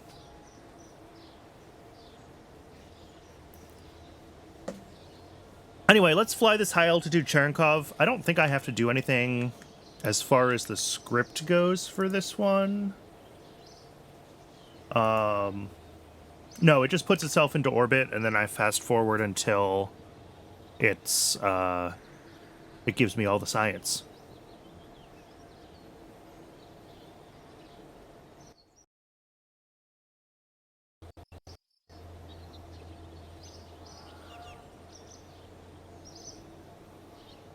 It is working and running. Yes, the new KOS Kerbalism mod is in this KSP as we speak. We're not going to see it for the Cherenkov launch, but when we fly KH4, we can see it it run its magic. Yeah, that'll be the next one. Will be an updated film camera flight, and I've already changed that script to use the new Kerbalism, or not Kerbalism, well, yes, Kerbalism, the KOS Kerbalism extension. So we'll see that that soon. All right. Oh, whoops. What are we doing? Rollout. Sorry, I missed the rollout button. There we go. Yeah, let's warp to morning. Oh, and before we fly anything, let's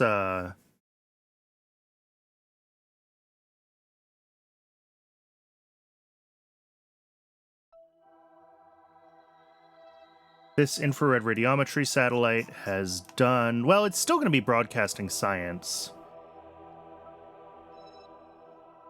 Yeah, I may as well just leave it up there. It does slow down fast forwards a little bit, but it'll keep broadcasting science, so... May as well just let it do its thing. Alright, let's fly the high-altitude Cherenkov radiation satellite.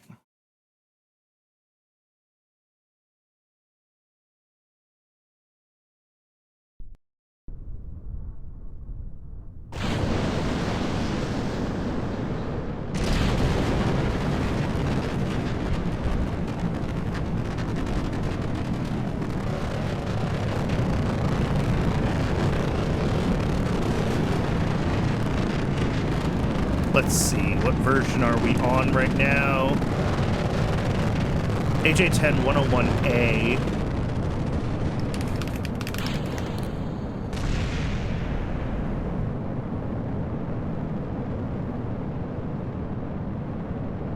Which I think is able technically still. I don't think we're on the Delta variant yet. I think the next upgrade is Delta.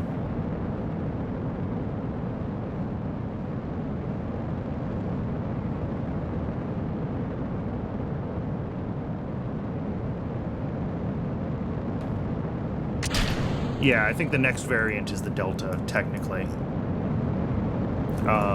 So we might get rid of the toothpick upper stage at that point and redesign with a shorter stubbier for our Delta and for our Able Star. Are Delta and Able Star the same diameter?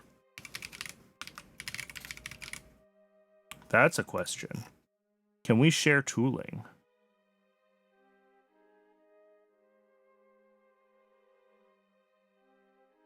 Delta 104, diameter 4.5 feet.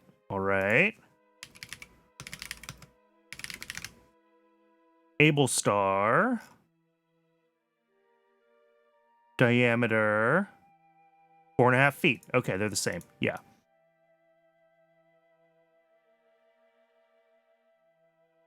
So yeah, we can share tooling between the Able Star and the Delta. And the big difference between the two is I think Delta is going to be higher reliability, but Able Star will have multiple ignitions. And that's going to be the difference in their like mission profiles. Is we only want to bring out Able Star when we absolutely have to, because it'll be lower reliability.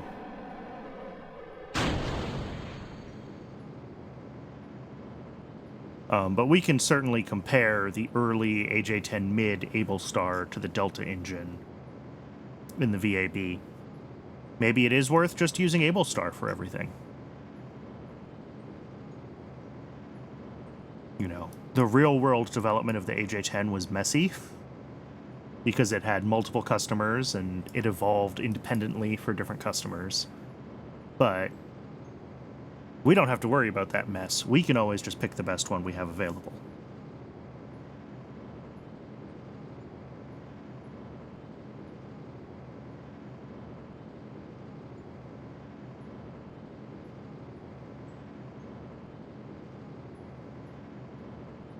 So I think this is set up to just, like, burn out this stage and then fire the kick stage, but I could be wrong.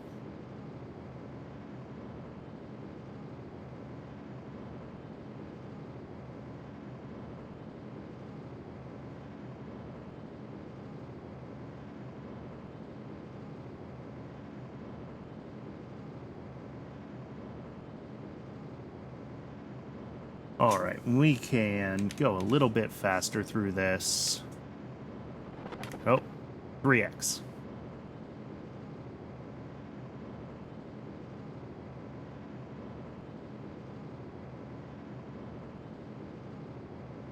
I don't remember if this is going to try to cut off when it circularizes or burn out completely. So I'm going to go back to 1x here. No, it's just going to keep burning. Okay.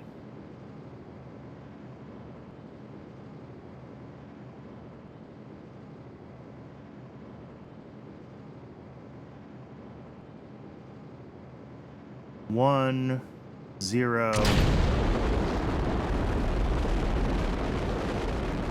And if we check the contract,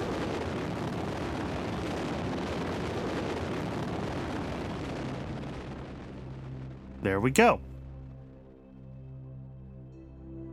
So it's got to check for a stable orbit for 45 days, and I do want to turn off Chatterer for that.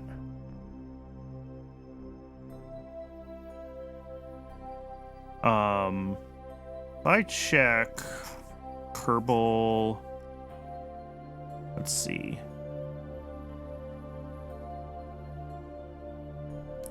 Yeah, our next rocket is ready in 13 days. So we're going to go ahead and just leave this here, right? I think I can come back to this in like 45 days and it should just be checked. And then the science.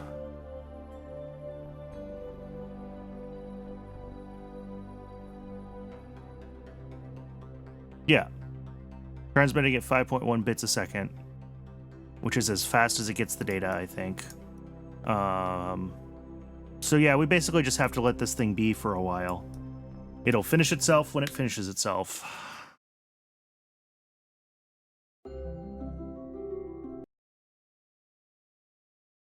All right, our last attempt at flying another keyhole was an engine failure, unfortunately.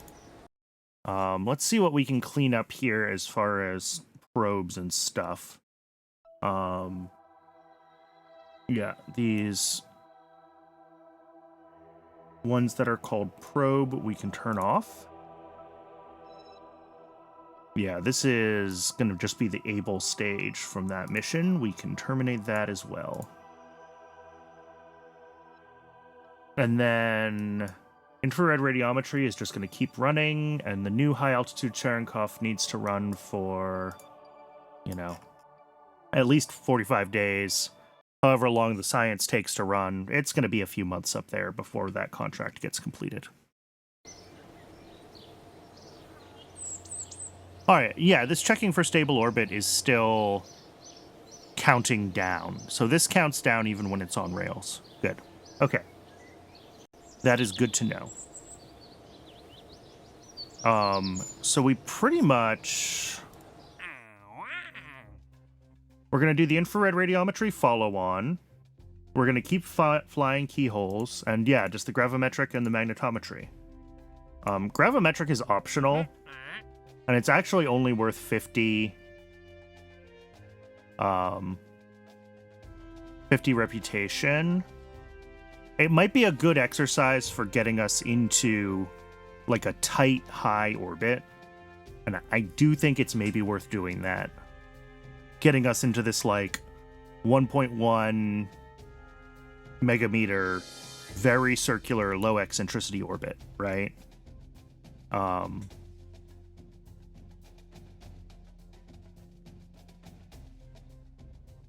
So that might actually be still worth flying. Magnetometry is required, so we definitely have to do this one. This one's, I think, relatively straightforward, though.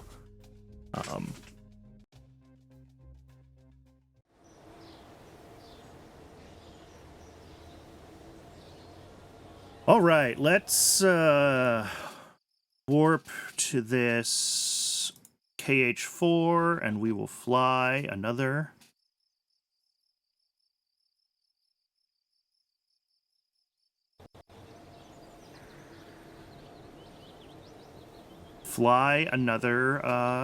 keyhole satellite. And I'm not going to have to open all the PAWs and pin them. It'll just work. So happy. Alright, what I will do though is mute Chatterer, because I still haven't uninstalled it. I always forget at the end of stream to rip it out of my install.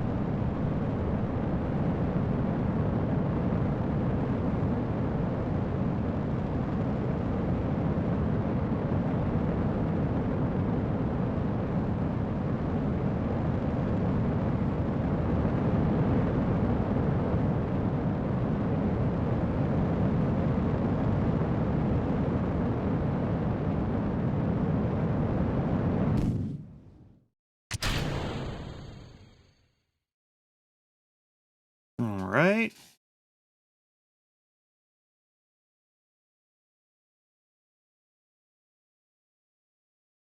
This is gonna coast for just about a few more seconds.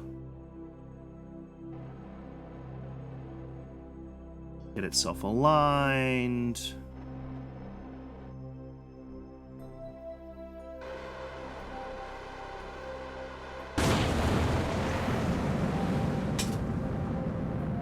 All right. And then I will manually do some fast forward management here. We actually ignited this time, which we didn't last time. That's good to see.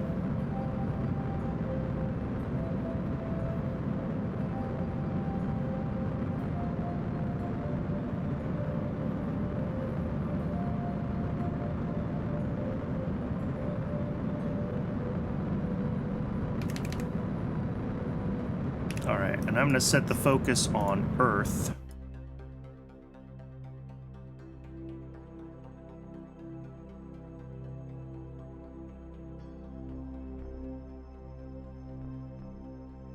Whee! Yep. All right, commencing collection.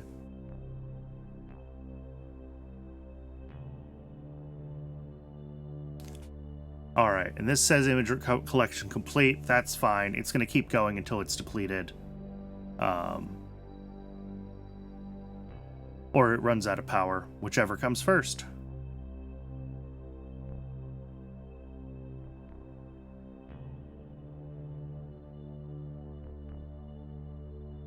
Oh, you can see with the other satellites around, Principia is a little chunky.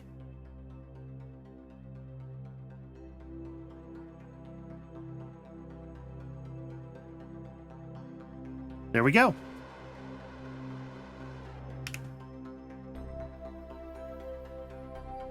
And since we're slowed down, we should see, yep, depleted.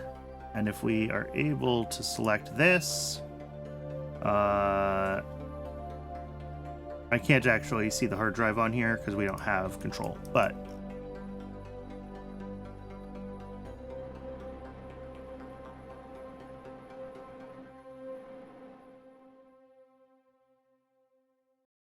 oh, look at that sunrise.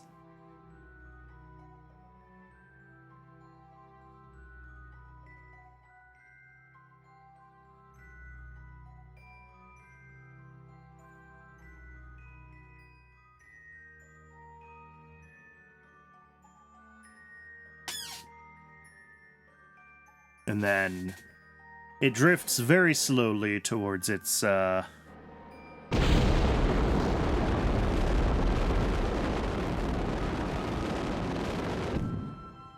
we go. And that looks like a good PE, reasonable AP. We have a bunch of data. In theory, we have a bunch of data. I think it's just dozens of mods, not hundreds of mods.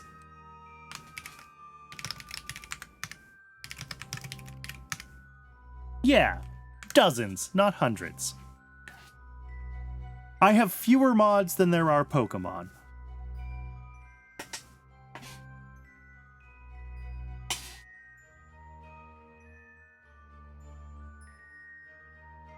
Sorry, I should say I have fewer mods than there are original Pokemon.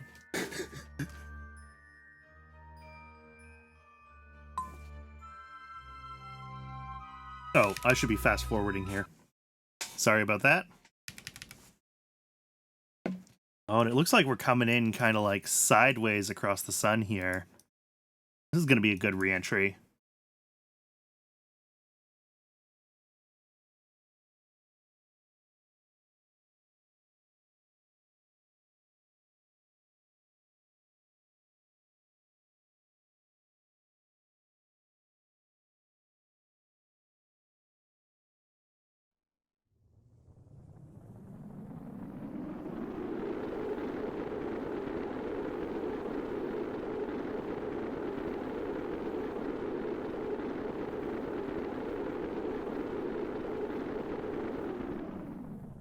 All right.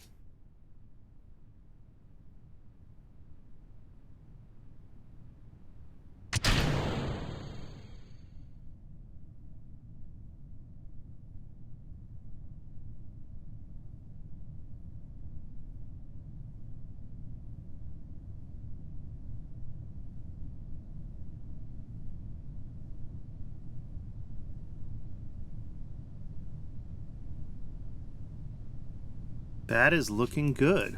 Where are we coming in today? Where's my ship? Can't tell. I'm in the entire wrong...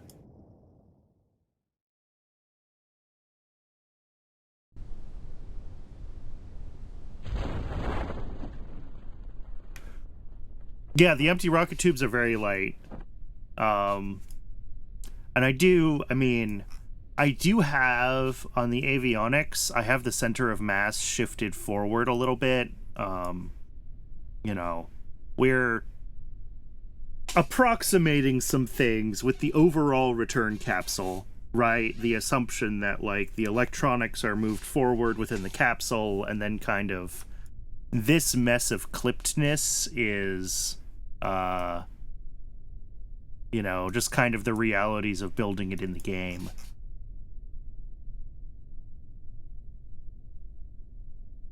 But it will not flip. It's, yeah.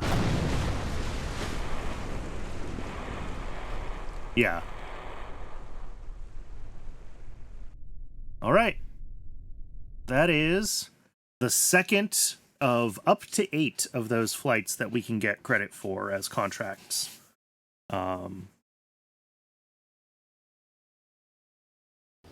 And I think...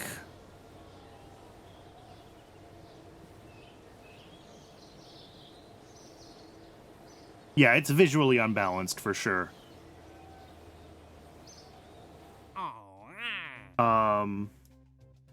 Let's grab... we should be able to grab another one of these, right? Yep. Grab another one of those. In science, we're going to get interplanetary probes. We can't grab improved avionics yet. Could grab interplanetary comms. Oh, that does give me a bunch of cool antenna designs. May as well. All right, Twitch says that it wants to run an ad. I'm going to let it. That's reasonable timing. We just finished a mission. When we come back from the ad, let's do a little bit of mission design and work on one of the 2 remaining satellite missions. And of course, we're going to have to keep flying more of the same missions to, you know, finish out the science program. But let's do some new mission and rocket design when we get back from the break. So yeah, I'm going to get myself some more water while that's going, and I'll see everyone in just a few minutes.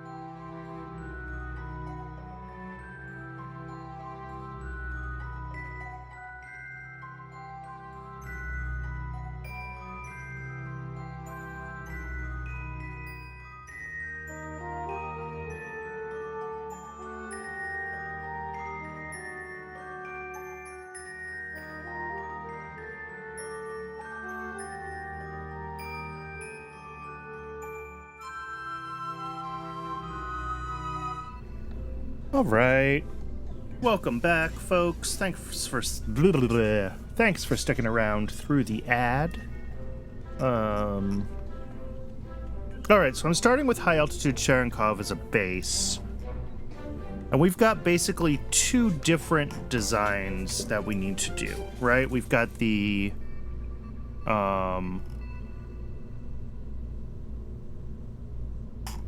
gravimetric, which is whoa.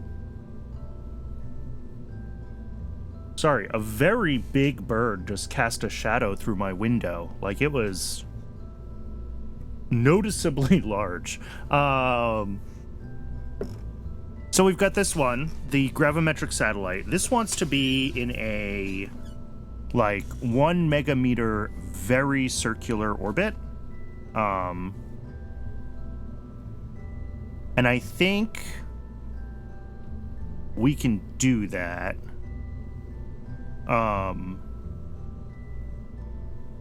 This one's going to have to be an Able Star design, and we're going to have to make sure that we have, you know, the latest and greatest tech for our probes and whatever, but I think we can do it.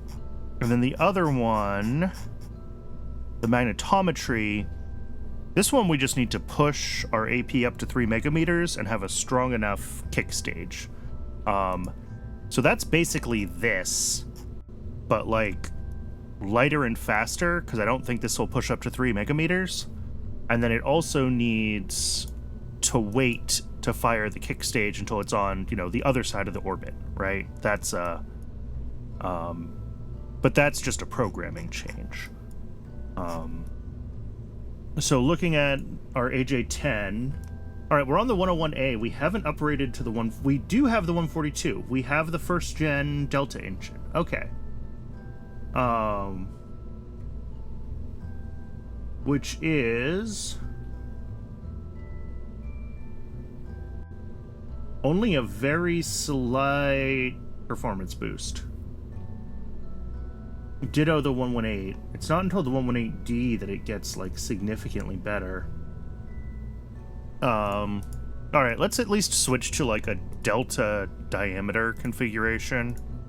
Let's see. 4.5 feet to meters is 1.37. There we go. No more flying toothbrush, I'm sorry to say. And then this will also be the 1.37.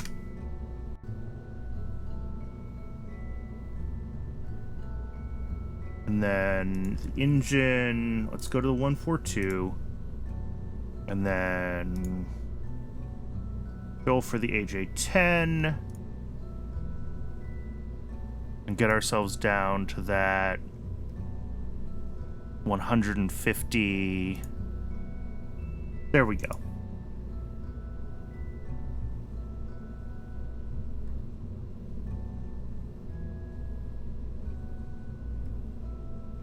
So that's fine. Right, we'll want to change out this GCRC for probably an Altair, and then we'll need to figure out our procedural probe core as well.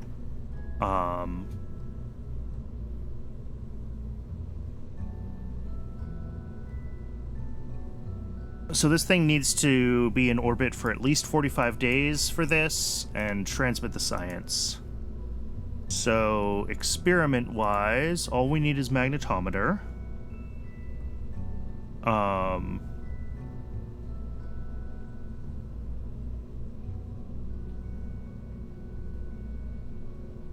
Let's finish making these things the right diameters. 1.37. And, oops. 1.37. Let's see.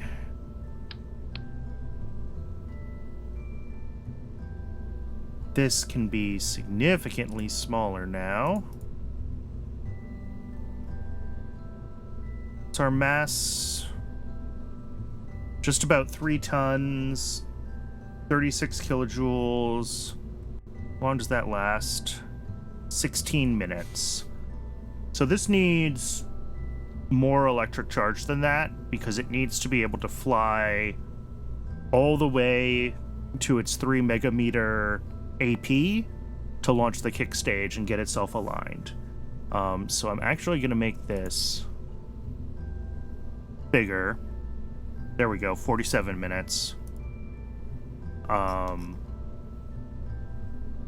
then this needs to be, again, 1.37.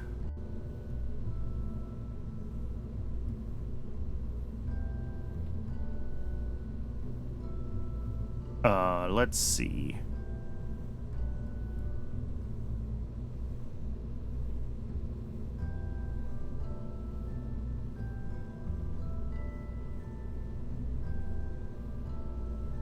Why does this have a weird... Oh, because the max size is set. Yeah. 1.37.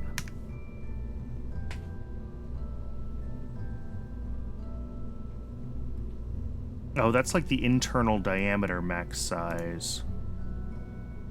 How do I figure out...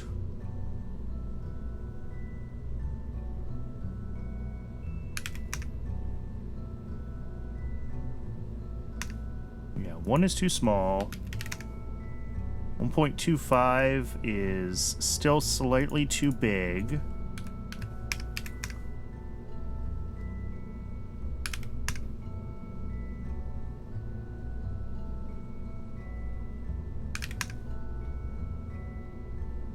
.23?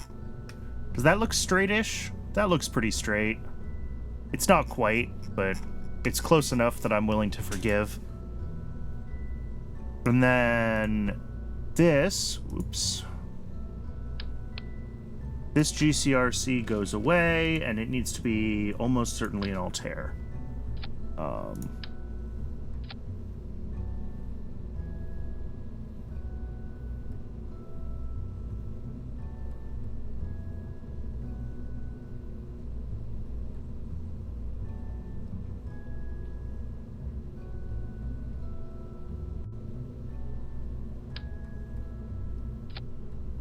All right. So the question is, will these first couple of stages be able to get us up to that 3 megameter position? And I'm not convinced they will.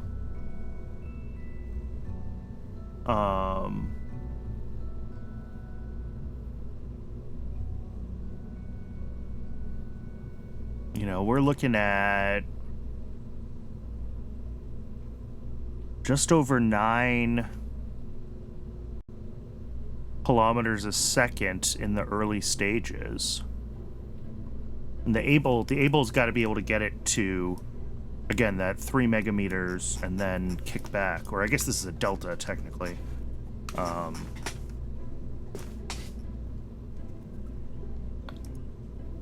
What can I do with this probe core?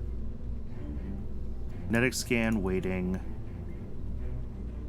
Can I make the consumed 6.5, produced 14.3? Okay.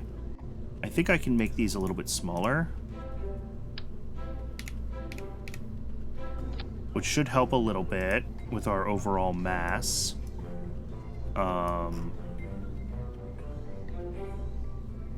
And then when I turn off the solar panels, it lasts 2 hours. All right, and that's plenty of time. So let's do like half that.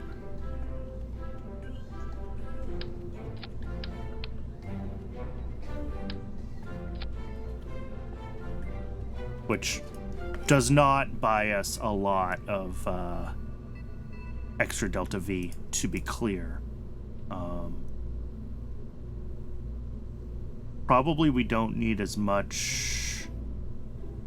You know, actually, now that we have the space, let's get rid of this tank. Because we've got the space under here. Let's do,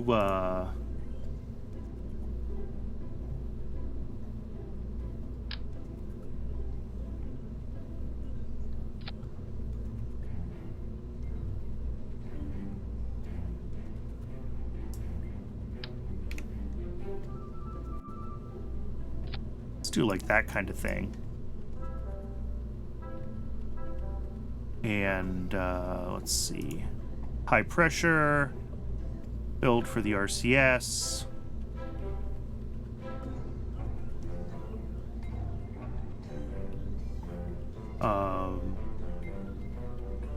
Yeah, unfortunately we can't do balloon tanks. Yeah, which is what I'd really like to do. Super light, but these guys will work. But I'm still looking at 87 plus 5, 92. I mean, we're gonna have to sim it, right? That is the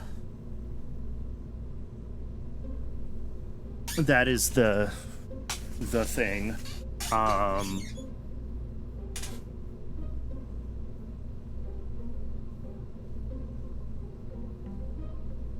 And then we have to hope this Altair has enough kick at the top as well. But, like, I think the answer is yes, it has enough kick. It's got, like, a third of our total delta V. And from, you know, a 3 megameter AP pushing up the other side to whatever it needs to be. As long as it's below 250 megameters and our eccentricity is high enough. Okay.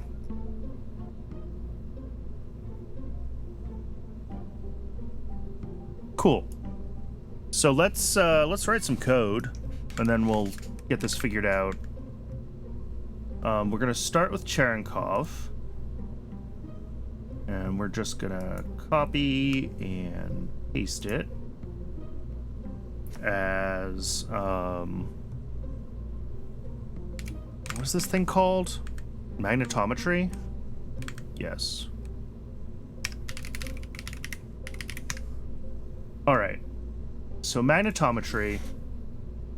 We're not going to do this able orbit. We're going to do like this able. Oh, I have this burn. I have launch. I have all of these things. None of them are actually what I want, so we're going to have to add a new one. Push. All right, we're going to call this local function push.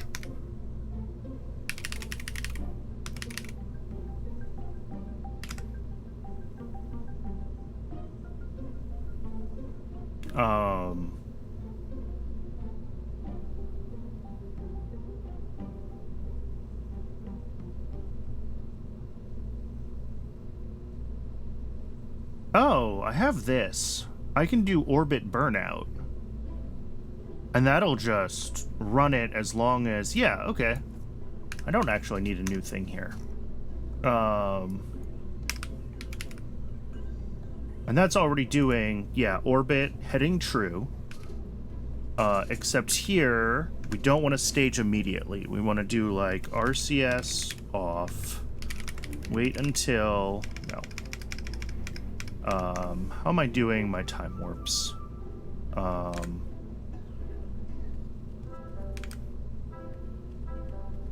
Where's one where I have a time warp? KH4, here we go. Oh, here we go. I'm just doing this like set warp mode warp.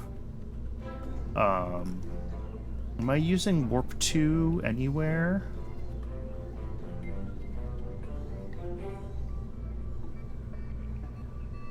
Looks like I've mostly avoided using warp 2, which is funny.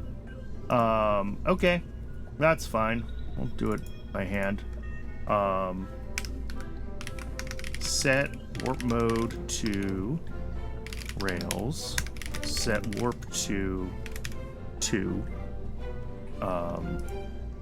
Honestly, 1 is probably fine. Wait until ETA apoapsis is less than... What is the burn time of the Altair? The Altair burns for...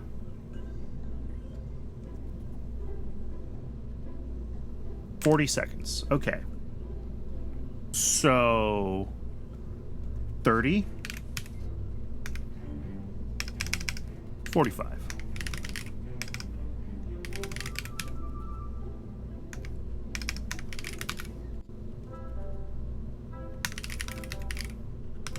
I need to do the like wait until warp stable thing.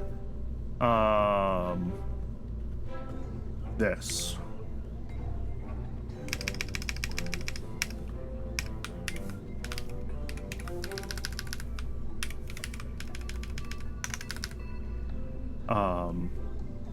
We're gonna do like lock steering to ship prograde. That's probably not how I do this at all.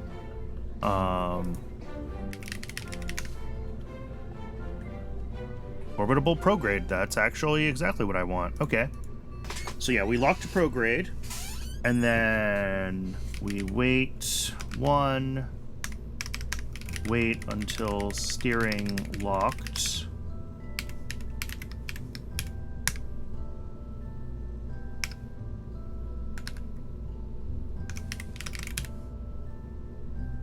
And then we stage. Is this right? So basically, we tell it to just burn out this stage, because if this can't hit 3 megameters, we're going to have a bad time anyway, so it doesn't matter.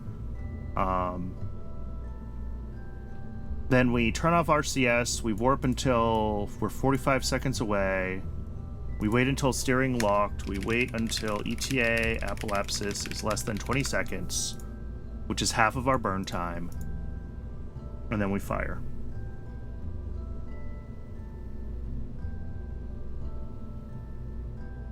And we're going to be technically tilted slightly high when we fire, but I don't think it'll matter. If it does, I can adjust our heading, right? And I can actually check that, right? It's this.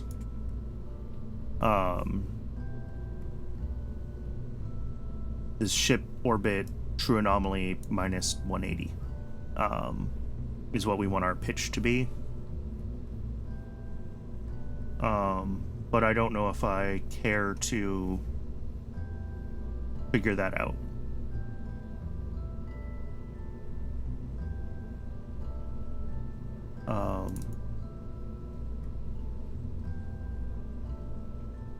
So yeah, if this, as long as this can get itself into like a reasonable orbit, and the question is, are we going to hit the 3 megameters when Delta burns out? And I'm not convinced that we're going to be at 3 megameters when Delta burns out.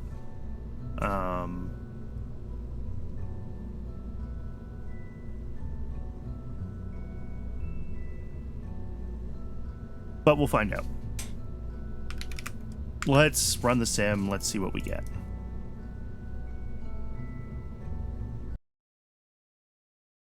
Oh, I forgot to check if it was daytime. I apologize if this first sim is dark. I will adjust for that next launch if it is. Nope, we're okay.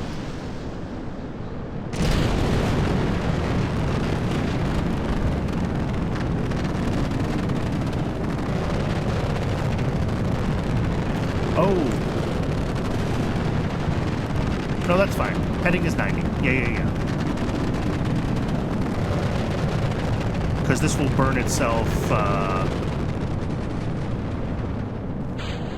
yeah, going east.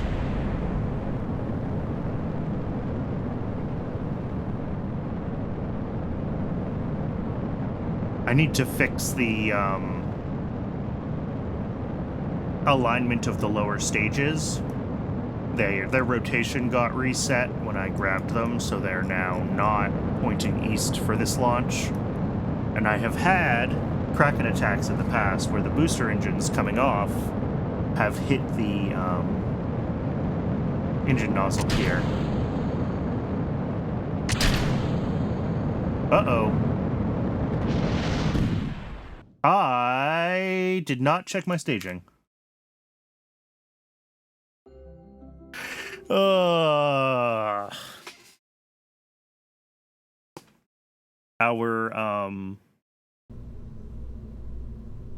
Yeah, these were staged wrong. All right, let's first of all grab this, probably the whole lower stage.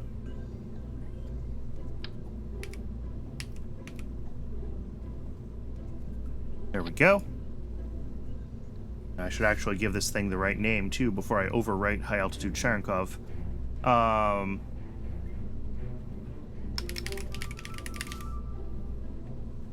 I probably also forgot to set the right program. So, like, I missed all the steps when I did this. Yeah, this is still... And yes, we're magnetometry, not gravimetric. Haven't designed gravimetric yet. Okay. Now,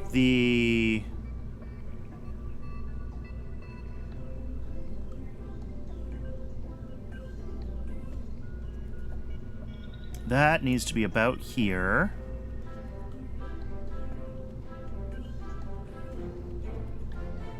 After those. Here. Then we activate this, fire it, and then this will go around. It'll align itself at the AP, and it'll fire the solid. All right. Let's try this now.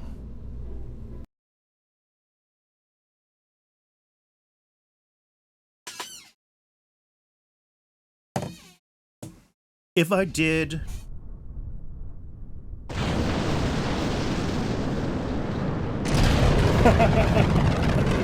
Yes, that mode does need to exist. I mean, there is Werner checklist, right? Which I should probably be using, but...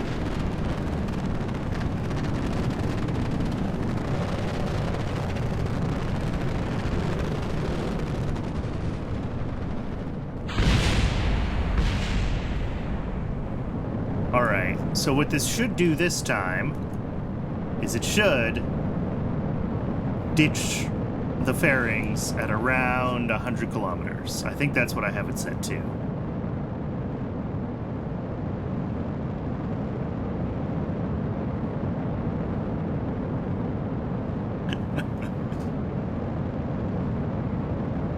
I forgot that that was a thing, the Scott Munley mod. And I do need to remember to always install that when I'm playing in the vanilla solar system. Or Kerbolar system. Whee! Alright. So our AP here is pretty high. We can adjust this down lower for this launch. Because, like... we're going to have plenty of energy, I think, in the kick stage, so I'm not worried about getting this side of the orbit high early. I'm way more concerned about getting the other side of the orbit higher.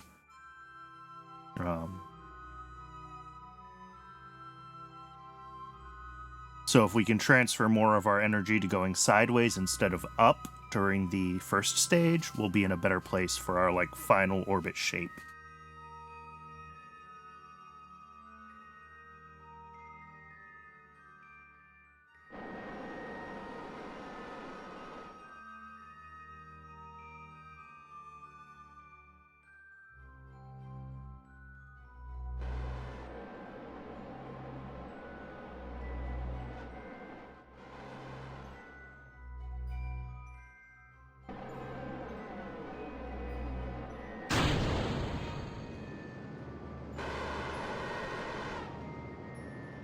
All right, how are we doing on RCS?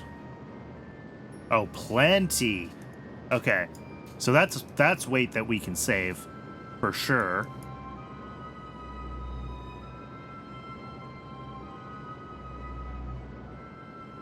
And then let's fast forward through this.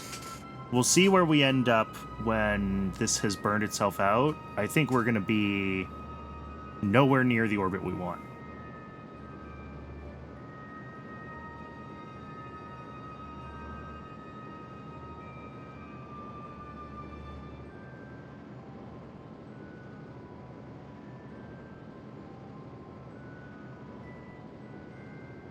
It will get more efficient the less we take with us. Yes.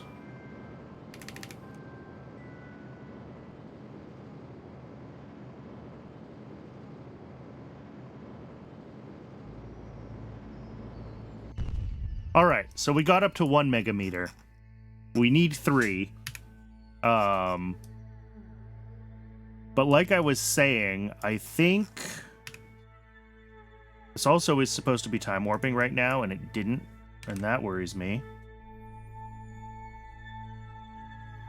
I might need a wait 1 in there.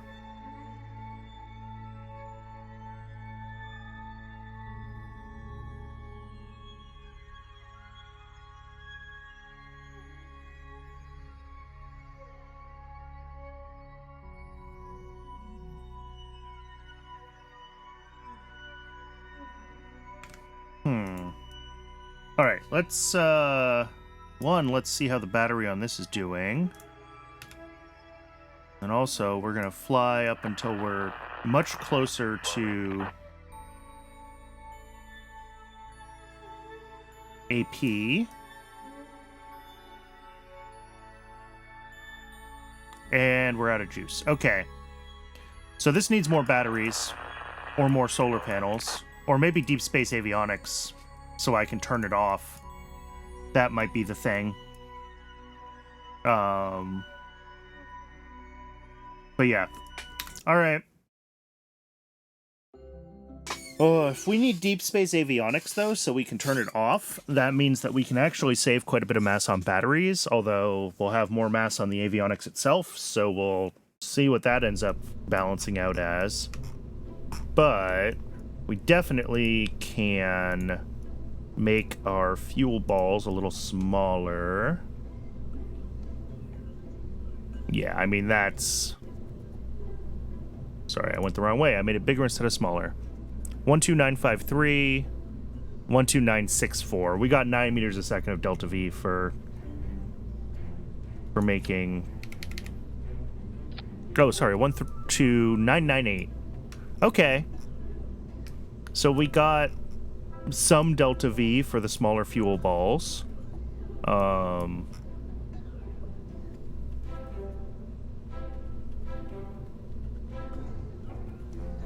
The other thing we can do script-wise is that we do want to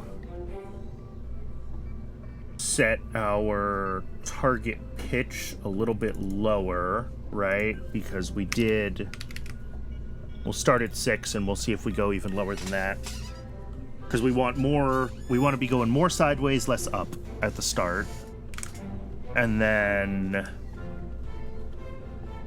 This avionics, I'm going to make deep space. And we're only going to carry like 50.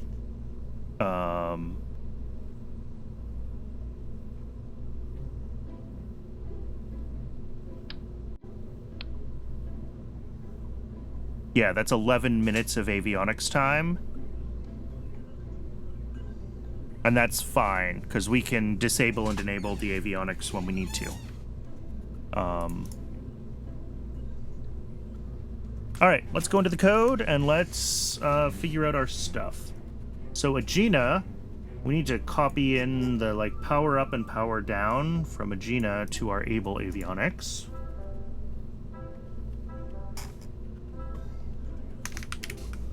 Except these aren't going to be called Agena avionics, they'll be called able avionics. That's easy. And we'll take those as well.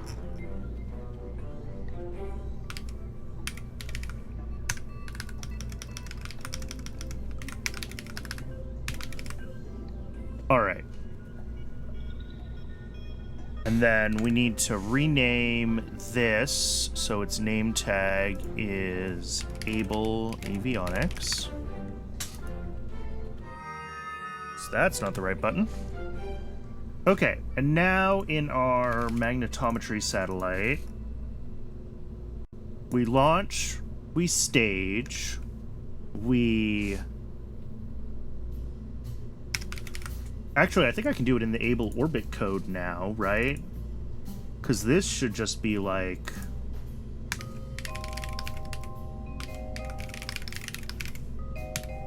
power down, and then power up, right? That way we're not wasting power when we're not trying to do a burn.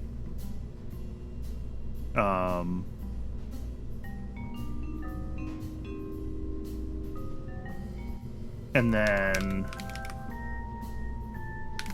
weight 0 there. Here, I think I need like a weight 1, unfortunately. Set warp mode to rails. Oh, RCS off. Able, power down. Wait until blah, blah, blah, blah, blah. Everything's settled. Able, power up. All right. And then that should let it lock the steering, etc.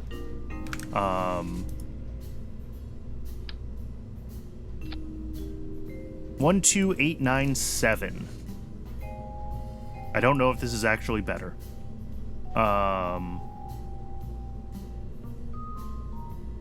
It's comparable, I think, is the situation.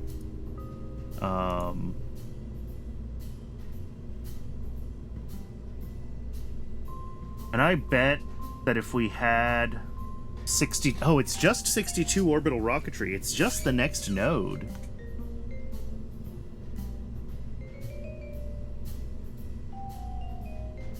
Maybe we need to wait for 62 orbital rocketry for this one. Because if I make this the 118D...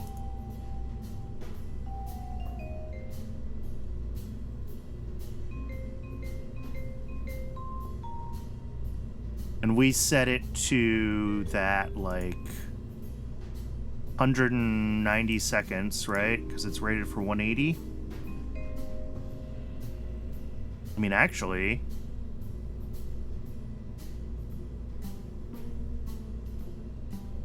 we're not that much better. 12999.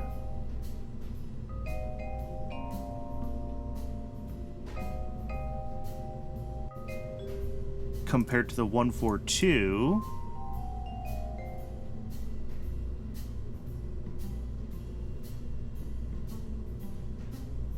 Which is 12897. Yeah.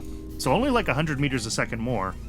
Which, like, admittedly is all where we need it. But...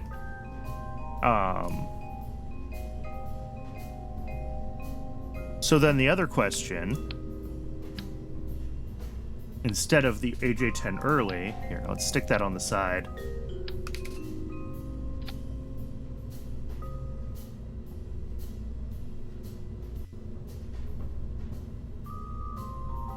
If we grab the AJ-10 mid,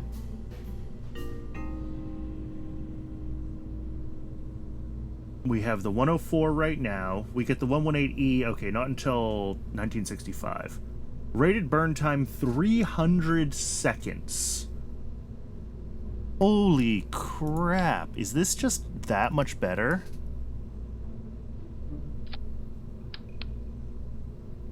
Remove tanks, fill.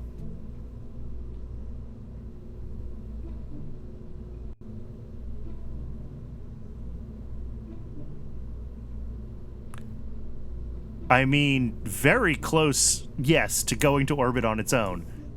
We're looking at a lot more. Our TWR is still good. We're still actually right around that 13 kilometers a second. That's funny. Rocket equation strikes again.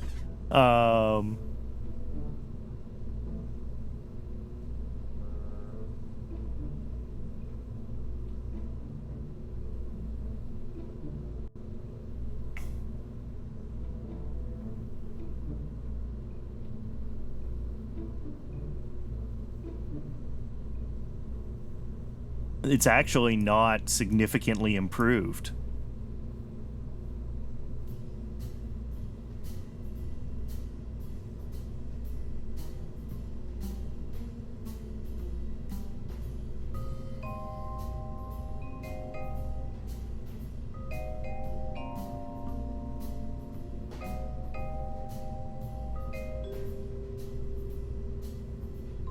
All right, this thing flew on a Thor Delta.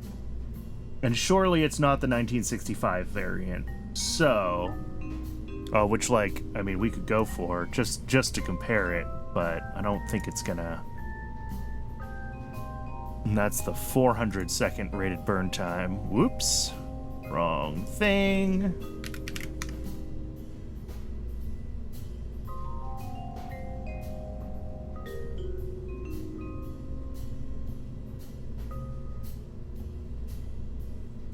Yeah, we're actually going down now.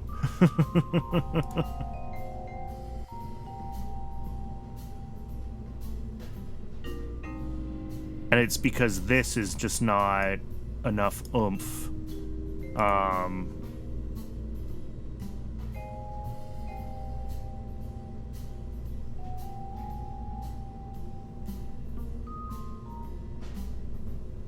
S3FH is also in 62 orbital rocketry, which is a longer burn time on this stage.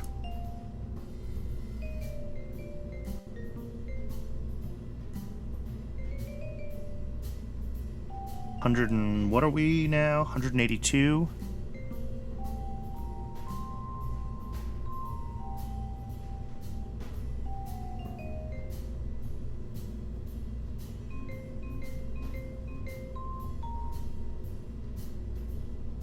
So, like, there. I could probably even go up to 13. There we go. That adds a lot. We stick to this lower tech AJ10.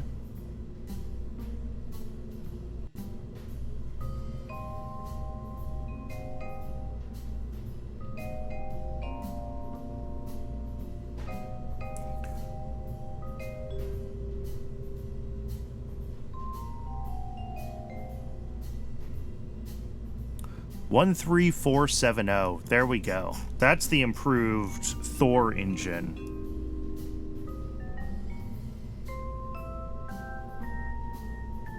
Yeah, 13K DV should be fine. The problem is it needs a high periapsis.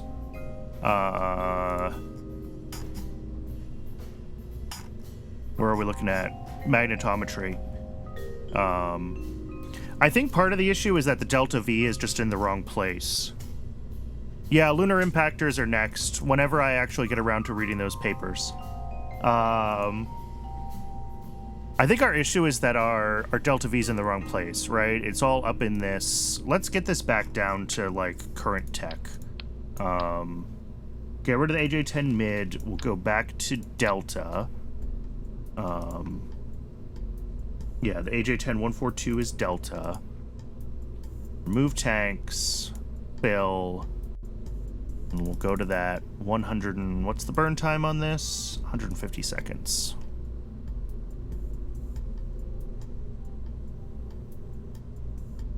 There we go. And we'll switch this Thor back as well. Engine... I think I looked at, like, the NA9 and the NA11, and they're not super helpful. They're slightly higher thrust, but they don't have longer burn time. Oh, whoops. Don't be the SA... No, S3D. Okay.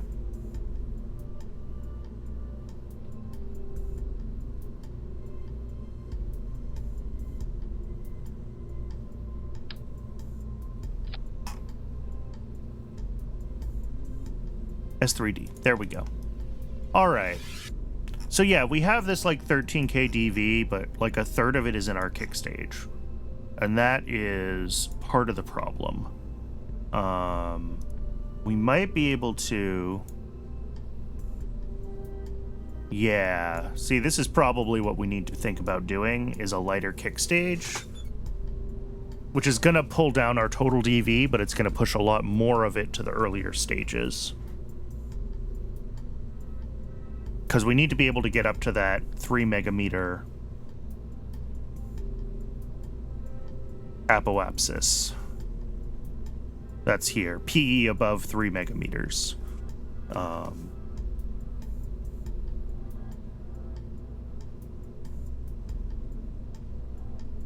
Like, the best way to do that is, of course, to make our payload lighter.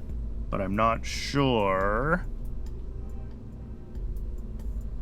what else I can do in that regard with this probe.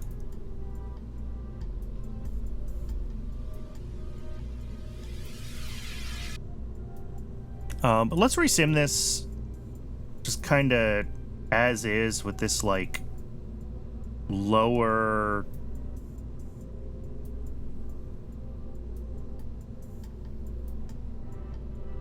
Yeah, this, like, 30-40% full upper stage. Because that's still 2 kilometers a second of delta V up at that 3 megameter point, if we can push it up there, and that's a lot of delta V. And it gets us a lot more 91, 90, like 96, 97 in the first 2 stages to try to push that initial burn point higher. Let's see where we end up. The script is probably going to bonk anyway because I made changes to it, so...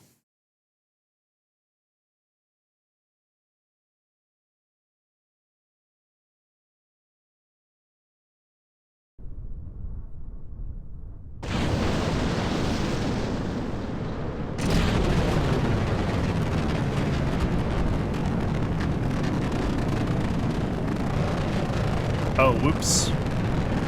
I took off the bottom stages again and forgot... Oh, I also didn't check my staging, which is almost certainly screwed up. Okay, we're good. I fixed the staging. I can't fix this rotation, but... Yeah, let's see where we end up as far as our initial gravity turn.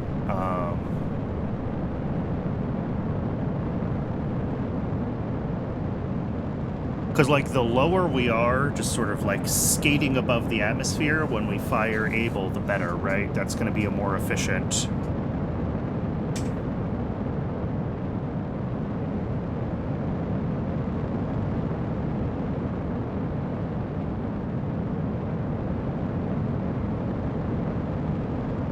Alright, pretty much we can't go any lower than this. Well, we're under 200, but...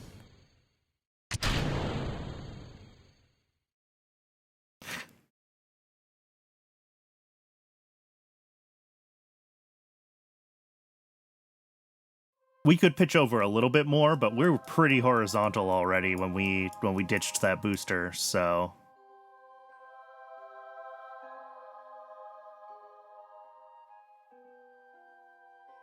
Alright, and we see avionics locking and unlocking. That means that the code changes around shutting down avionics and restarting them are actually working, right?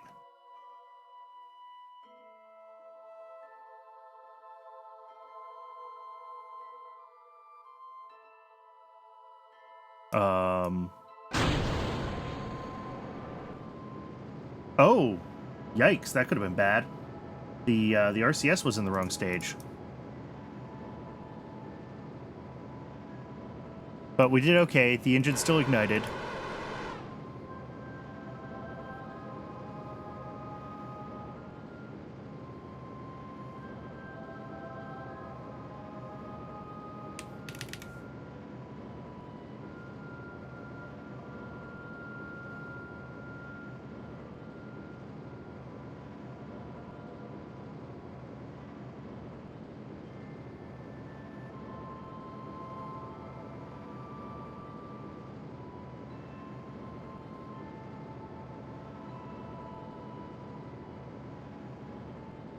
Oh, this is gonna work much better.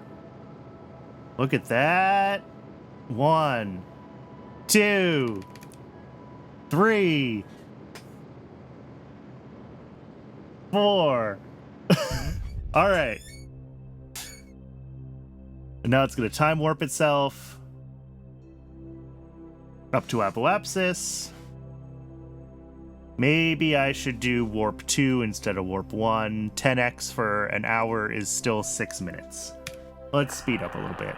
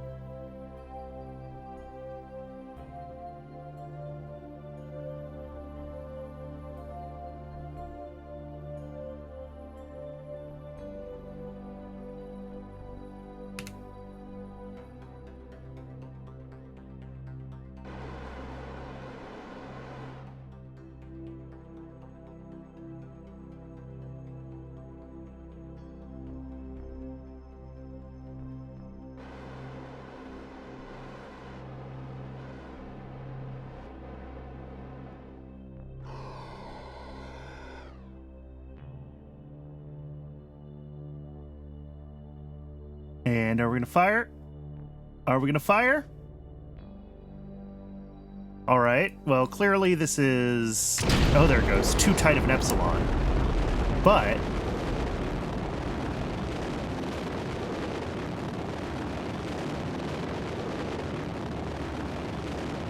Three, 4...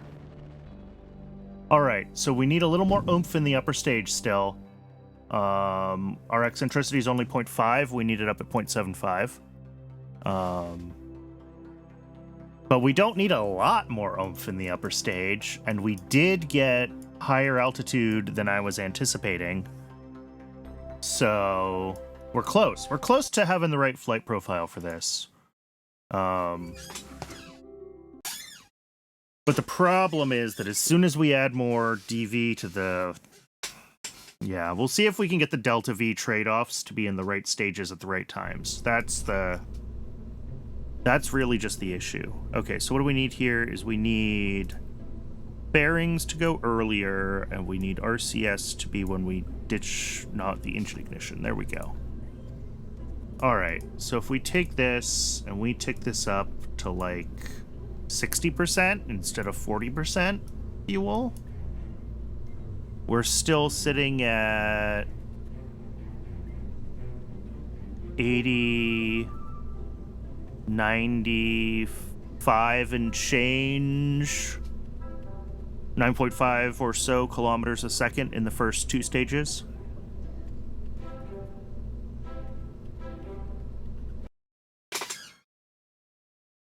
So we might be close. You know, I could check the, you know, exactly what variant of Thor. We can stretch our Thor tanks a little bit if we need a little more Delta V early too. If we look at these engines, the rated burn time, and I've talked about this before, the rated burn time is 182 seconds. But there's also I don't actually see it here. There's a tested burn time. And in the case of the S3D, the tested burn time is huge. It's like 350 seconds or something. So you can get away with overburning it more than you could other engines. So I could stretch this first stage if I need to as well. I've been avoiding doing it, but if I wanted to have like a more aggressive configuration of this with more oomph, I can absolutely do that.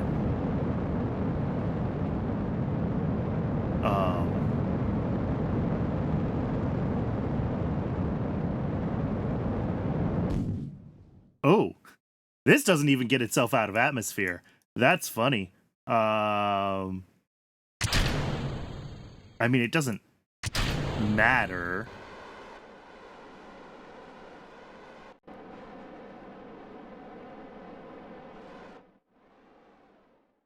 Doesn't necessarily matter anyway.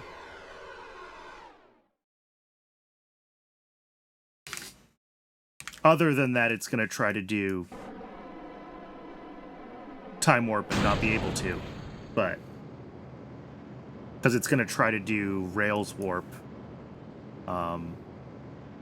after this burn.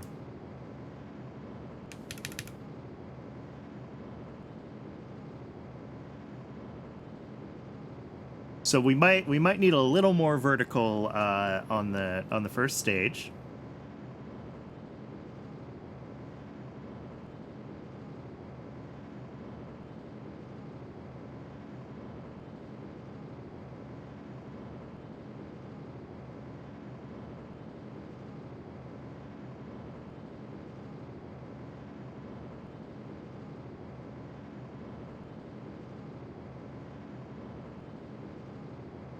All right, we do still hit 4 megameters even on the second half. And let's just physics warp up to 140.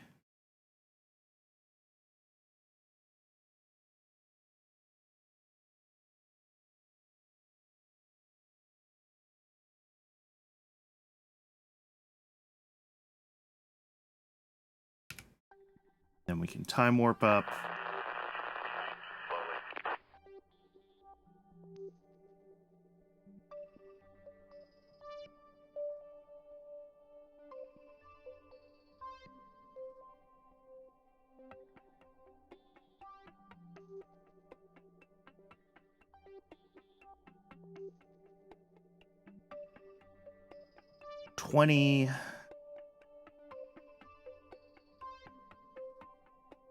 $10 minutes.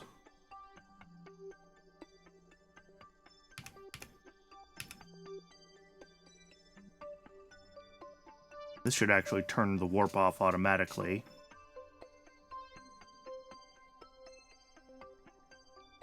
Yep.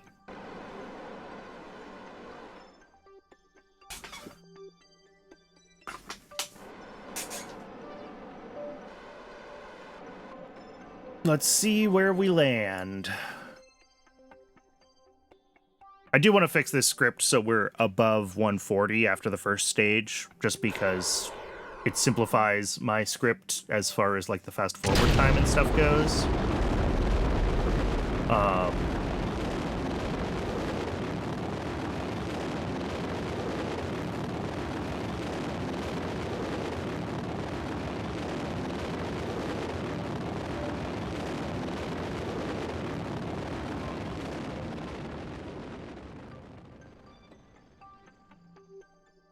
Oh my god! 0.739 is our eccentricity, and our requirement is 0.75.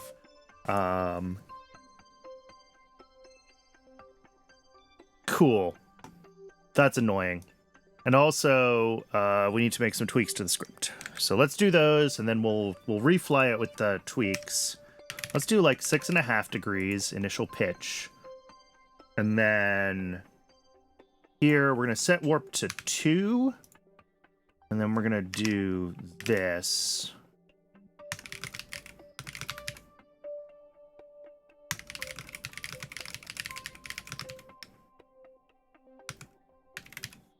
There we go.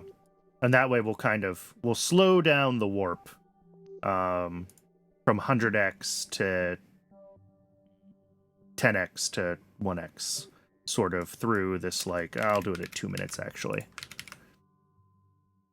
That way it's a little more, I don't have to be manually doing the warp stuff. Okay. I just want to refly this. We're going to need a little more upper stage delta V no matter what. So we're going to kick it up another, the default increments are 10%, and we can get in there and, you know, binary search this if we want to. But I'm going to put this up to 70% fuel on the Altair. I'm worried we're getting the upper stage too heavy and we're not going to hit our goals at that 3 megameter point, but we will see. All right. So this variant, we're pitched up slightly more at launch, so our gravity turn will hopefully actually take us to 140 kilometers. We made some tweaks to the time warp code, so hopefully it's a little smarter about getting itself to that apoapsis. And then we put a little more fuel in the kick stage.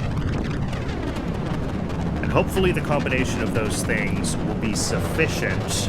I mean, well, I don't know. We'll see where we end up. And like I said, if I need a little more oomph in the lower stages, I can stretch the Thor. We'll see where we end up there.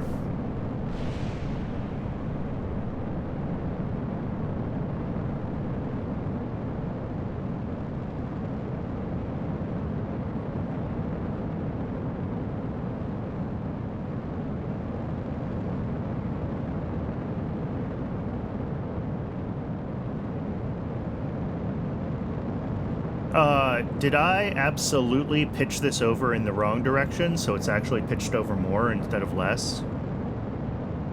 Yes. Yes, I did. Whoops.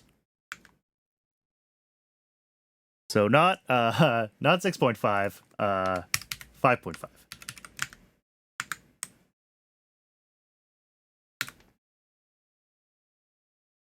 And I'm actually going to fix one more thing, and I'm going to hope that it's the last time I have to fix this.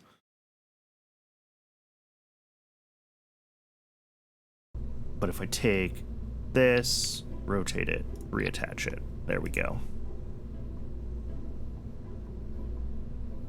And that way the boosters are clocked correctly relative to our actual launch azimuth.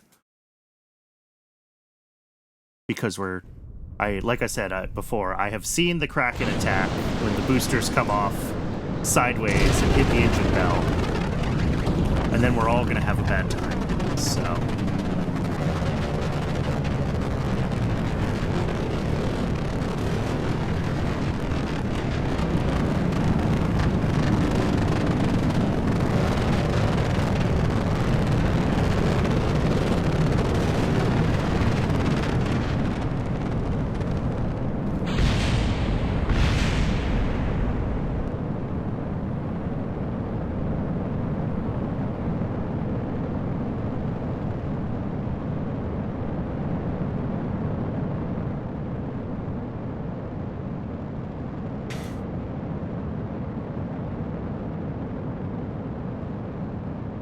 Okay.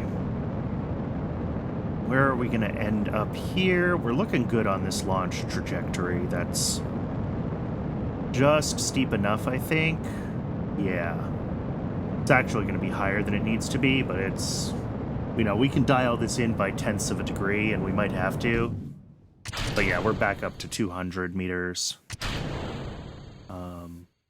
Which means the performance of all the rest of the stages is going to be different, right? That's just one of those things, is when we come up here, we're going a little more up than sideways. That means that the delta needs to make up that difference, and that means the, you know...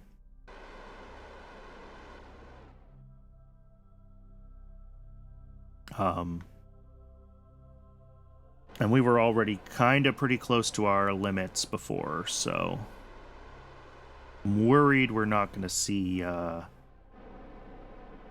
success here.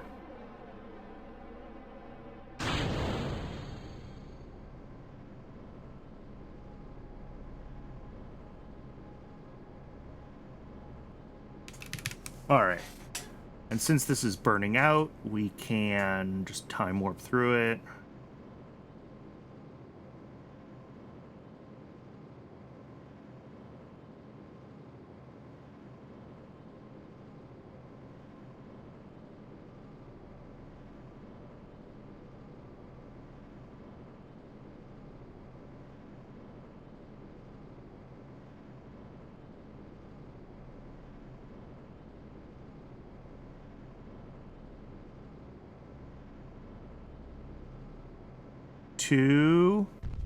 All right. Almost exactly 3 megameters. Beautiful. Oh, probably because I was already in time warp, it messed up the warp mode code. That's okay. This should still be able to turn time warp off when we get back around.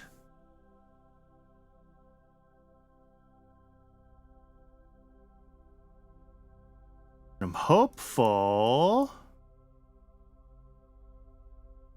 All right. 2 megameters up.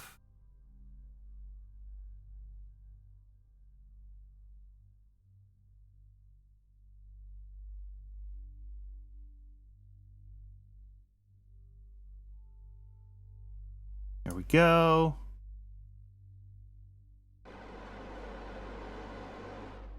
It's got to flip itself around because it's always facing the wrong direction because it just came from burning in the other side.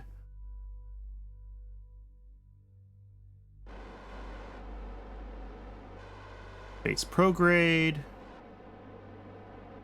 Stabilize.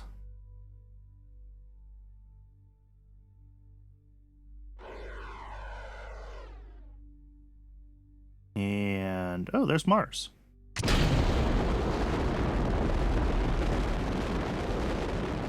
All right, fingers are crossed. Our PE is perfect.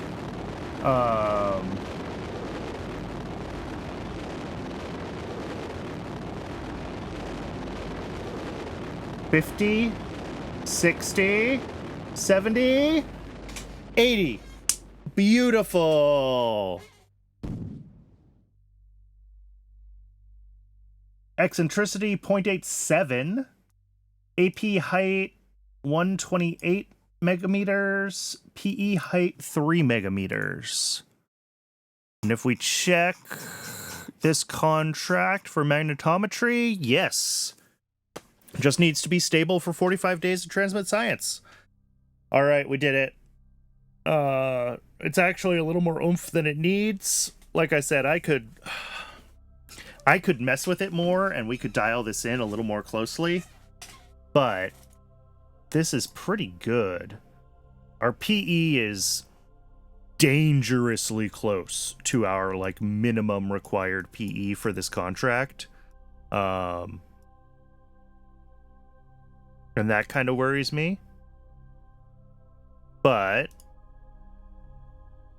I'm worried that our variance might have us a little, you know, not necessarily consistently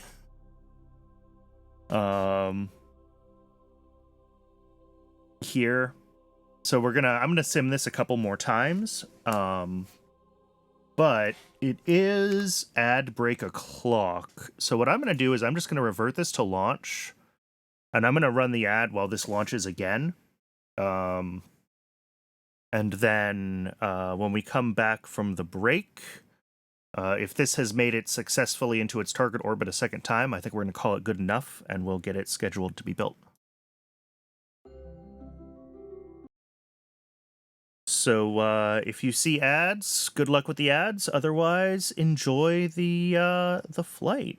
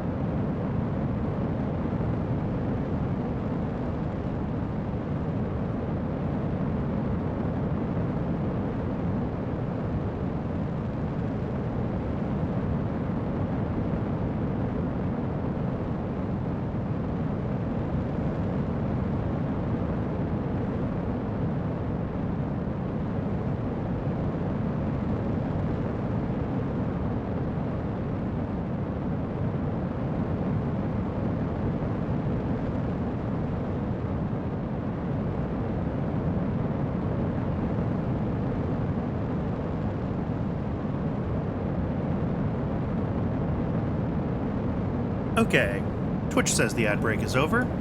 The rocket is still launching. It looks like it didn't time... I've seen this happen before when we revert, where like the time warp at launch doesn't work right.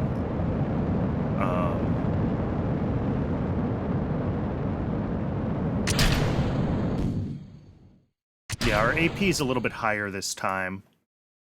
So we might still want to tweak our launch pitch just down a couple more tenths of a degree, just to get us more consistently closer to 150 than 200. I'm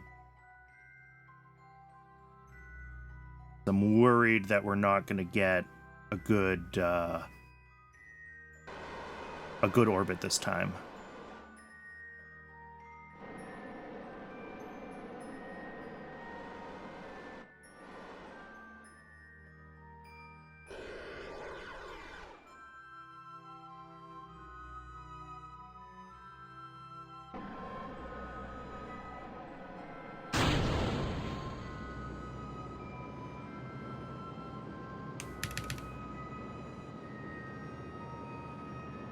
All right, we got about, I mean, even at 4x time warp, this is nearly a 40-second burn. So we'll see where we end up, but I'm worried we're not going to hit our 3 megameters.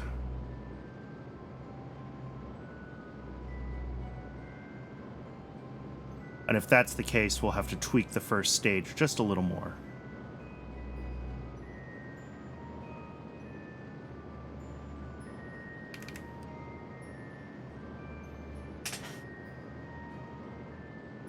One. Yeah, 2. 2.8.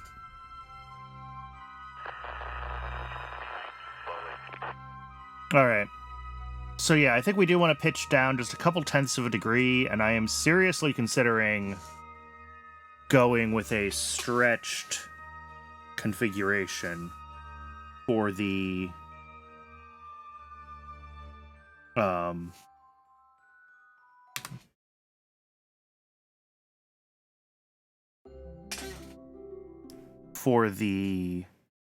booster, because I do think that I can get away with that.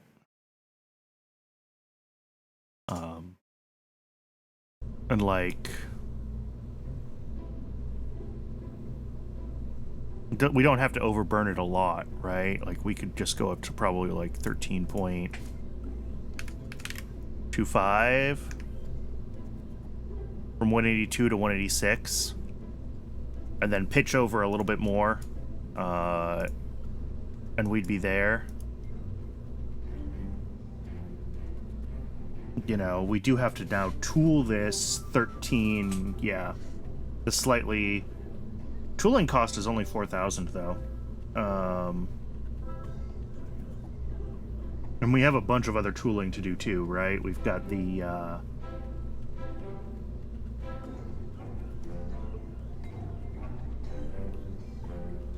we've got the tooling for the Delta stage, because we've gone to the Delta shape instead of the previous Able shape. We've got new fairings to tool, although hopefully this fairing is fairly reusable. But that's, like, fine. So yeah, if we push this up to just a little bit of an extra burn time, and we give ourselves... 5.75. Let's see where we end up here. Obviously, with the extra burn time, we're gonna have to redial in our pitch maneuver. But you know, I'd like for us to land kind of between 150 and 200. If it's above 200, we're over lofting. If it's below 150, then we're at risk of not actually getting to space, right? So...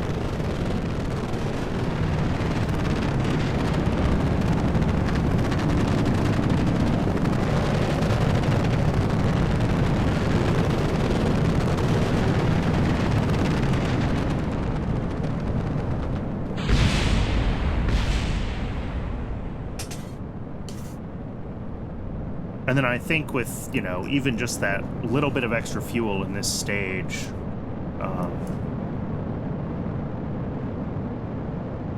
we don't need a lot of extra burn time, right? We can...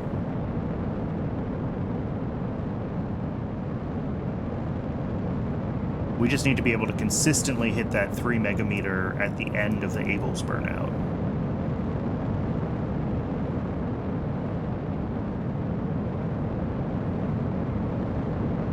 All right, we are a little too low. Yeah, we're way too low. Okay.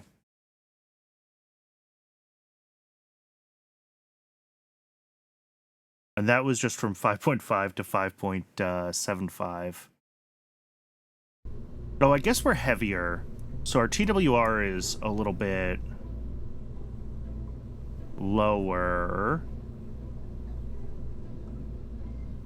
I mean, how much did that actually give us in Delta V? Yeah, it's not a... well, no, from 13, 12,502 up to 12,533, so it's just a little bit. But it's all earlier in the stages, right? It's getting us more oomph sooner. I mean, we could go up to 3.5 even. Now we're really overburning this engine. But with the boosters, our TWR is still good. We're gonna need to go... I'm gonna try 5.2 degrees as our initial pitch for that, because I'm hoping that we will see... Because it's heavier and it's a lower TWR, it's gonna have a shallower trajectory by default, right? So we want to be pitched more to vertical. And, yeah, let's see if this slightly stretched tank is enough, that longer burn time is enough to get more... We want to be getting more of our energy again into raising the initial periapsis to make sure that the Able can consistently get us to that 3 megameter point.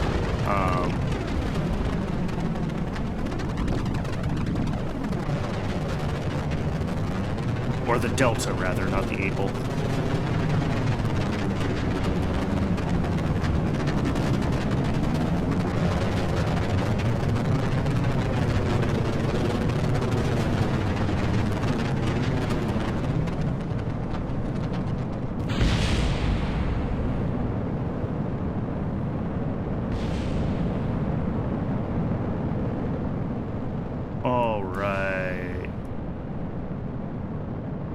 Yeah, we're pitching over pretty aggressively with this lower TWR.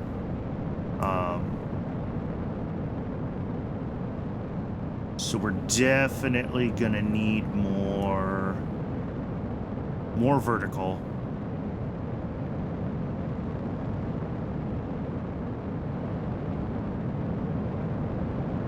Yeah, because our AP is only like 80 here, and we're already nearly horizontal.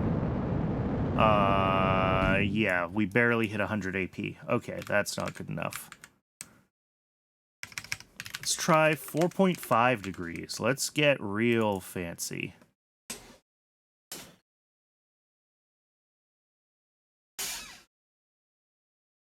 But, like, if we're having to go more vertically, I'm wondering if, like, are we losing everything that we gained by stretching this tank to gravity losses right now?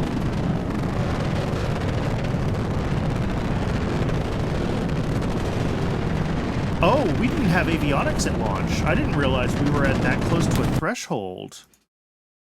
Okay. Let's make some more tweaks to this. So yeah, if we're pretty much losing everything to gravity losses, that stinks. But I didn't realize we didn't have control, so everything that I just did was useless. The other thing we can do is if we are hitting...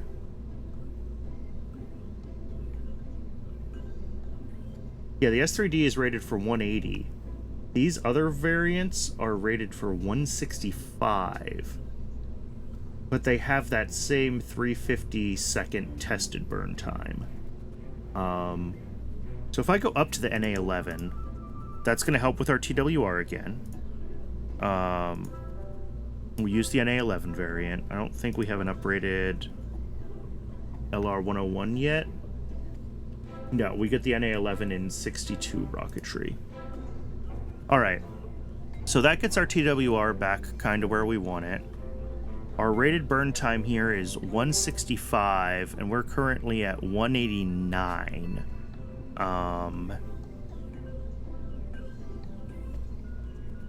And our total mass is 73.7, and this avionics is rated for 70, because of course it is. So let's bump it up to 75.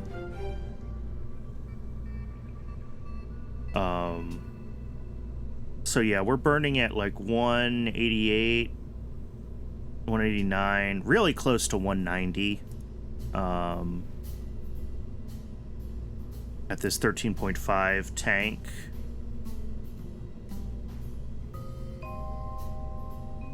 I don't know. Let's see where we end up. Like I said, I'm worried that we're just in the land of, like, we put a little more fuel in, but now we're losing it all to gravity losses because our trajectory has to be a little bit steeper, and, like, that's not helpful if that's the case, right?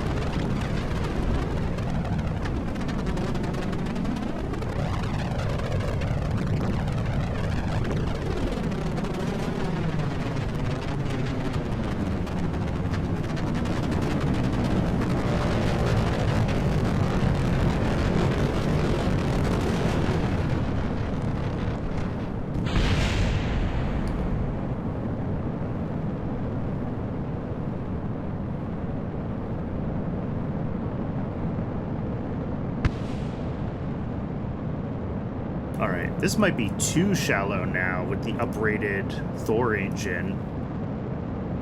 Or too steep, whichever. Yeah, we're gonna go way too high.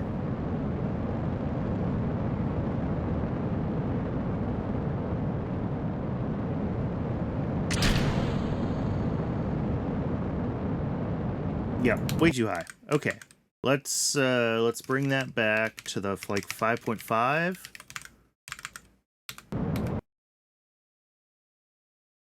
And we'll see where we end up now. 5.5 was our best one in the previous configuration, but this is using the uprated, I say uprated, the differently rated engine that has a little more thrust,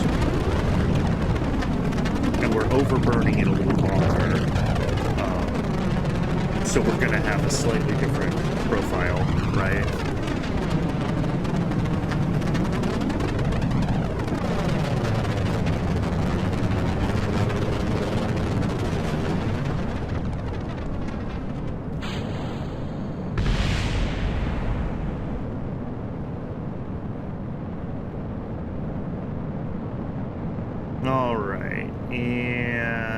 Let's see where our AP ends up here.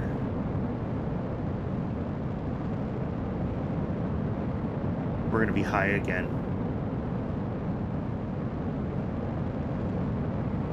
Which is good, actually.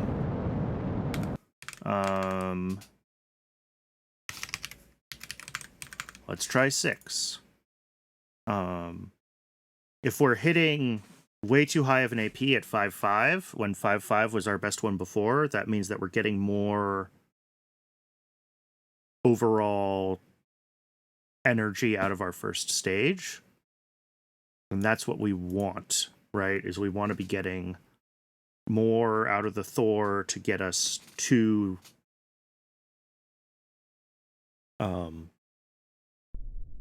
help the Delta stage be able to consistently hit that 3 megameters.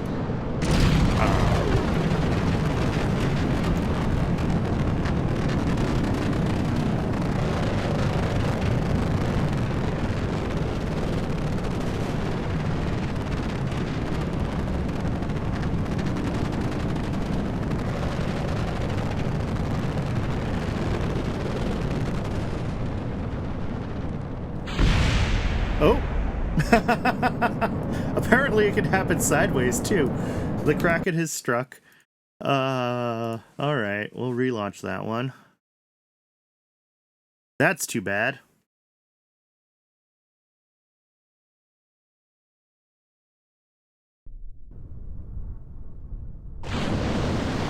I should probably set the script to not be time warping when we ditch these boosters.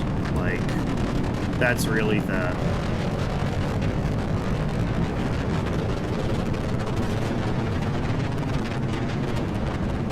thing that would help with that setup, but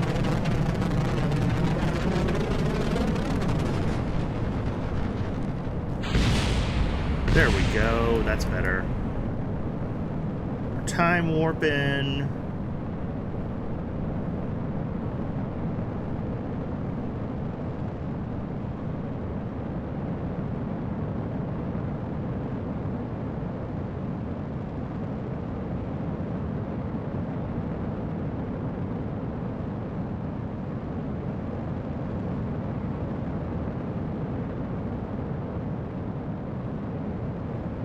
And we're still, all right. We're still pushing quite high. Much higher than I think we necessarily need to.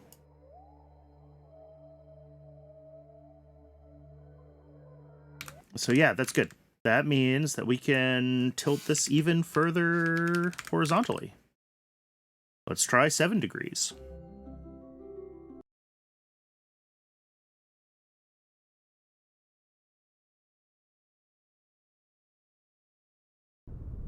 Yeah, I wonder if even with the boosters,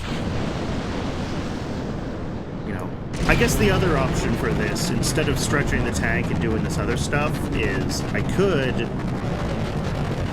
go back to the variant of this engine we were using before and just throw a couple more boosters on it.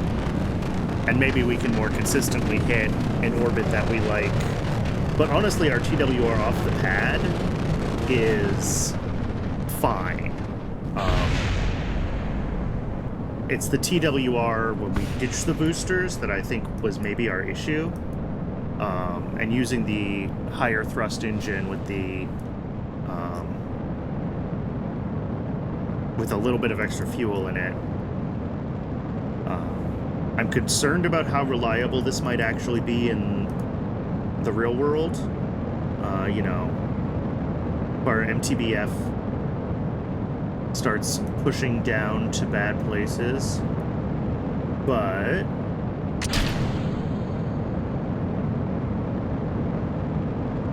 all right, yeah, we're still pushing our AP really high. So let's go down to 7.5 degrees. Surely one of these will we'll hit a point where we're happy. And what I really want to be seeing is I want to be seeing the periapsis coming out, right? Because it's at negative 4,700.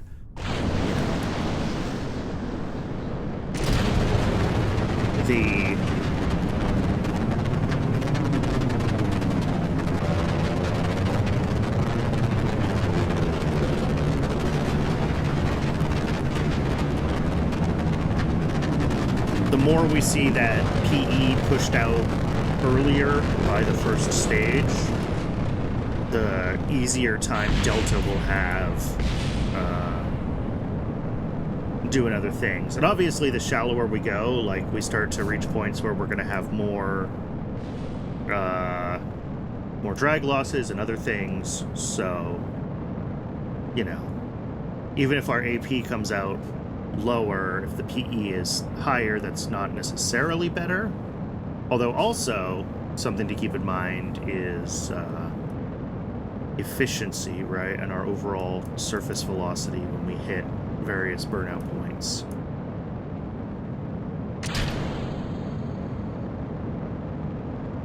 Yeah, okay. So yeah, we hit 4572 instead of like 4700 here. And our AP is still like 320, which is high.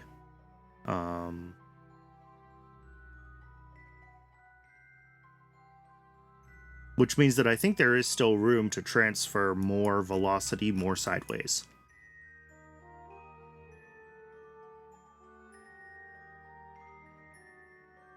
I'm just going to let this fly. I want to see where it ends up when Delta burns out.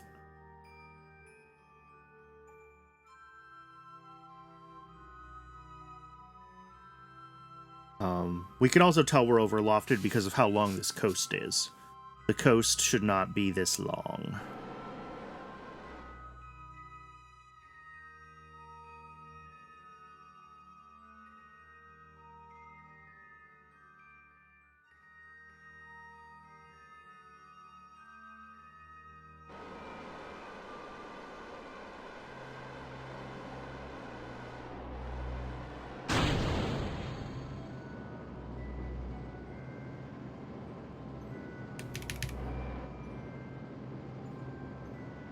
All right.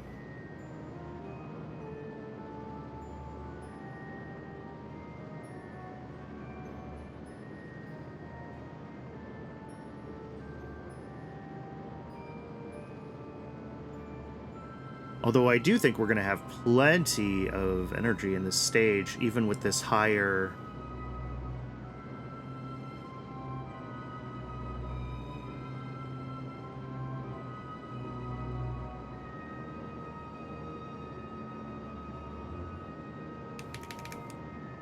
Oh, look at that. Yeah.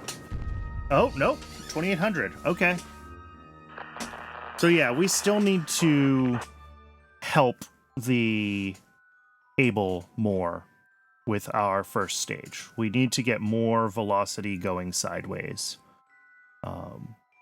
Which is what I thought. Because yeah, we kicked out at this like 2750 apoapsis. And that needs to be closer to 3,000. Well, it needs to be over 3,000 for the contract. And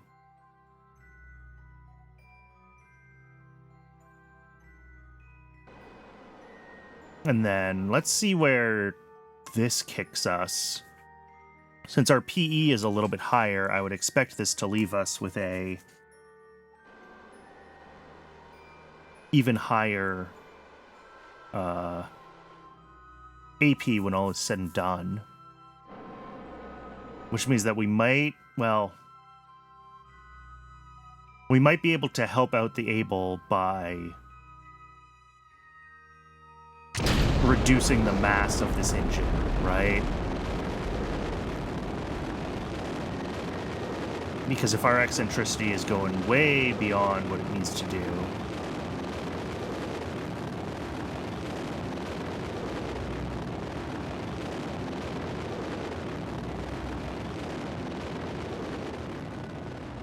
which, I mean, a little bit beyond, but not like way, way, way beyond.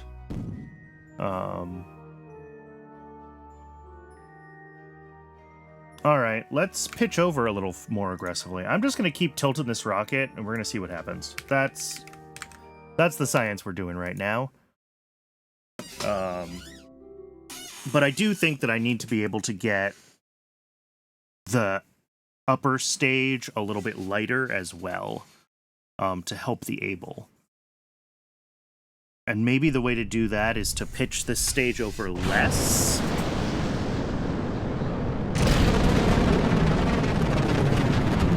Leave us in a more vertical trajectory, but a higher altitude. Because I've been trying to keep the Able as low as possible so that it's the most efficient burn possible to raise that AP, right? But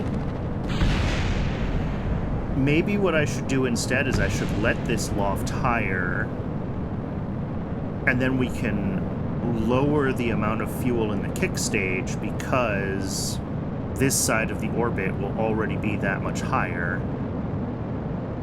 And then Able will have less that it needs to push into that 3 megameter orbit. Does that make sense?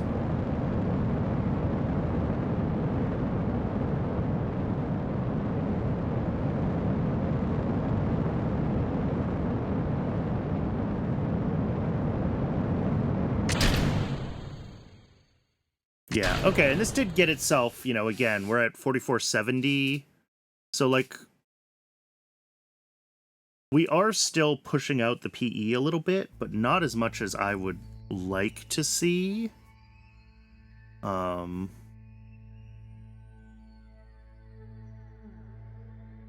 think I caught all that. What I was trying to say was, like, what I've been trying to do is get the Thor to come out really shallow to help push out the PE a little bit before Delta burns, so that Delta can push out, you know, Delta has less work to do, right?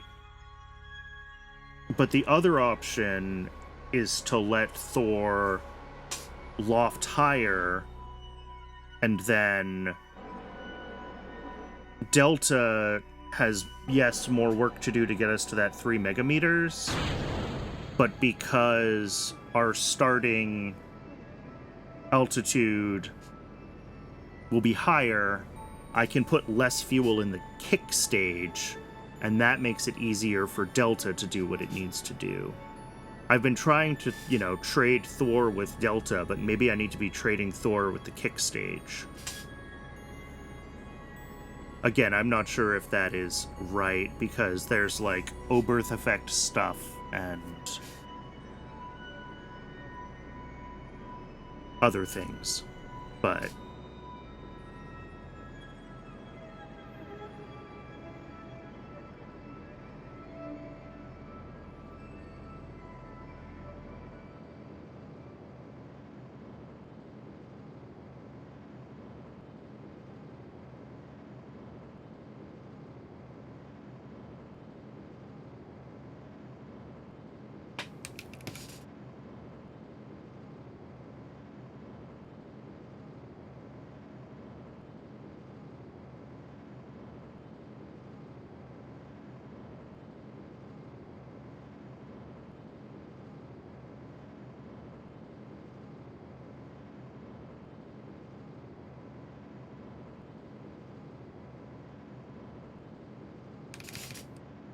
all right. Okay, this time we hit 36.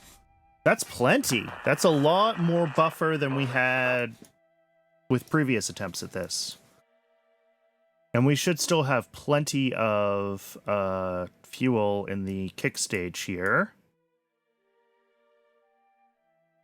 Maybe this is actually working in this configuration. So we are still using the stretched Thor, or the... It's not... Well, it is slightly stretched. Yeah, that's an option, is to try to push the Thor just, like, straight up to 3 megameters. I don't know if it'll do that, but...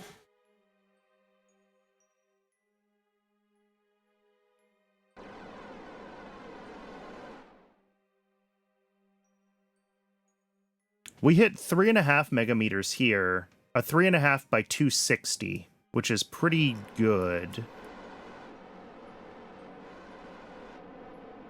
And again, we can stand to lose a little bit from the Altair as well.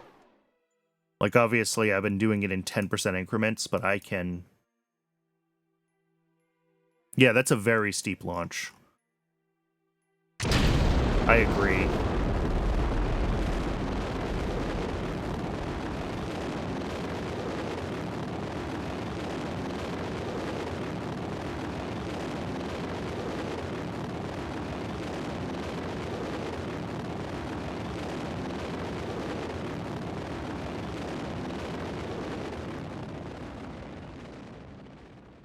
All right.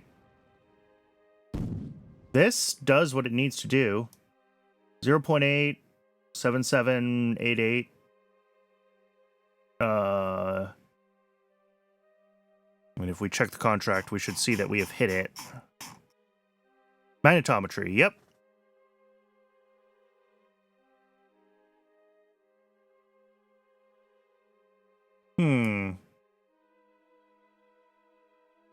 And, like, we could definitely... Oh, yeah, I should check that. Where is it? I always forget I need to... Let's see, Principia. For the next... Yeah, not 7 days. Check it for, like, 90 days.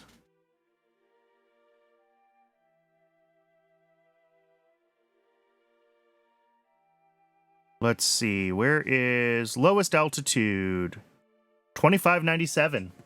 So it fluctuates, but it'll stay around where it needs to stay.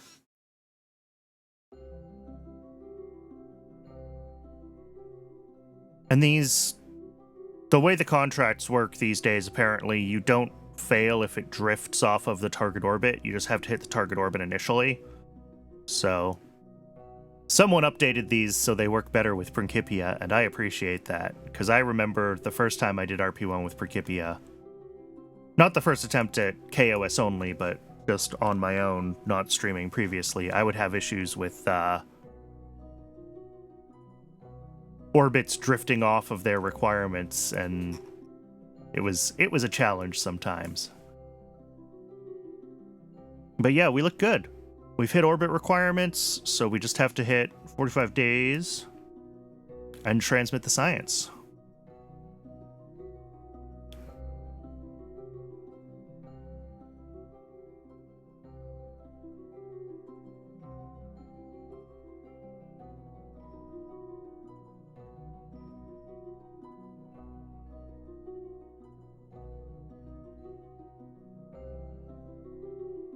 All right, let's just fly this.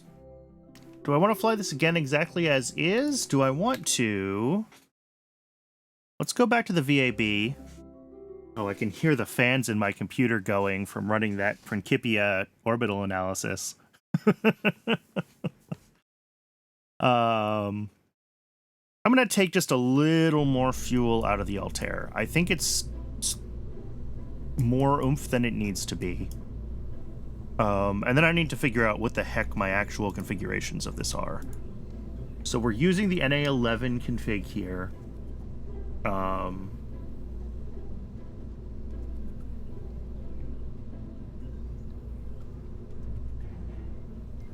Which is MB32, yeah. So this has more thrust, and you can see it keeps that 1.3 TWR when we drop the boosters. And we're overburning it, I mean, pretty significantly. We're pretty close to 190 seconds when it's rated for 165. But it does have the same tested burn time of 350, so I think 190 should be fine. But, like, if I can take this and, like, burn time... I wish that I could see burn time relative to throttle. But I can't. Or sorry, not relative to throttle, relative to fuel.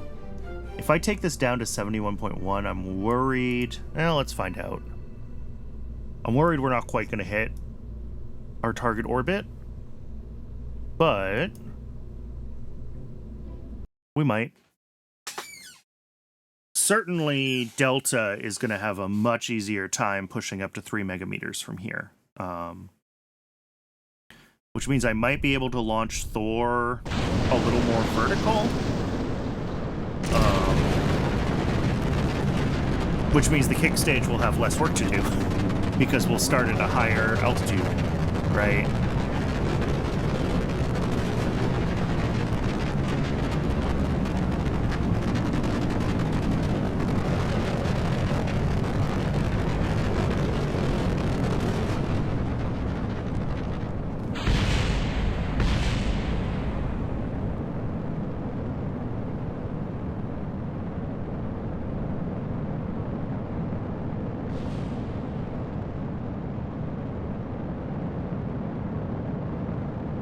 Because, yeah, if Delta is pushing us, you know, way over 4 megameters or something with the lighter...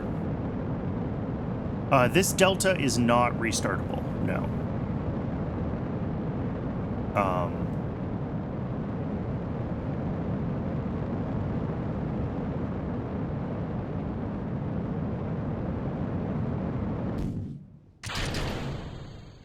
I do have the restartable AbleStar engine.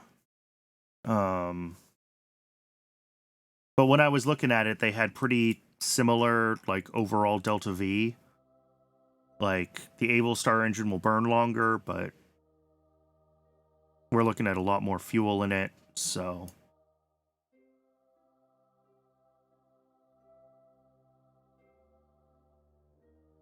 Yeah, PE height here is negative 4,400. So that's a very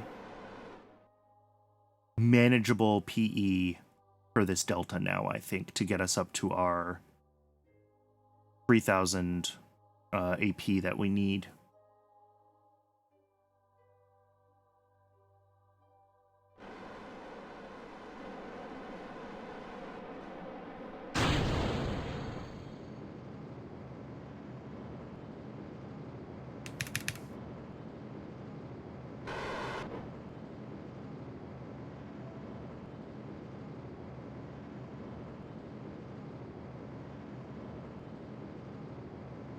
And then I could probably do something with this, you know, cutting off the engine when we cross that 3 megameter threshold instead of just burning it to exhaustion. That way we can have an easier time of making sure that we're pushing out our eccentricity later on. Because, yeah, this is going to go way over. This is going to be like 45. 4250.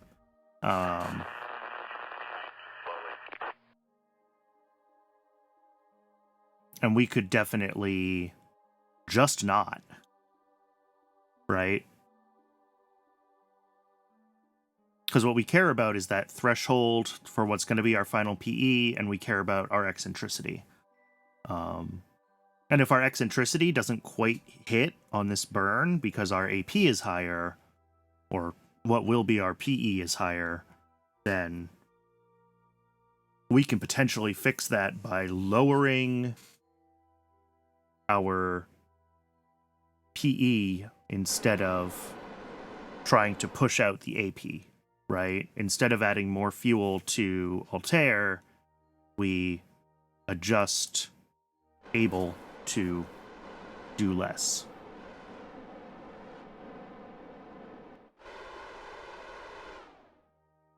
But let's see where we end up.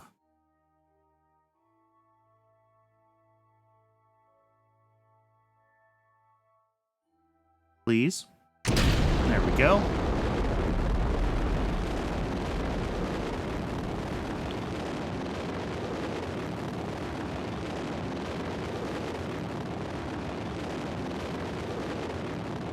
Zero 0.3, 0.4, 0.5, 0.6, 0.75. We technically hit it, but I would not want to rely on that. Also, our apoapsis is 69 megameters. Nice. So officially, this hits the contract for magnetometry satellite, but it's a little close for my taste. But I bet if we look at able, instead of doing this able to orbit, which is just burnout, let's check able. What can we do? What have we written? So there's this able burn, which I think is what orbit with burnout true basically does now, except this is doing other stuff. There's able launch, which does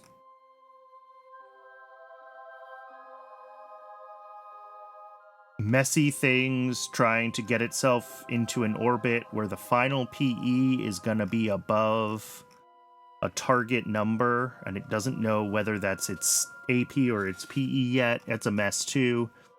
I'm going to make a new version of this. Local function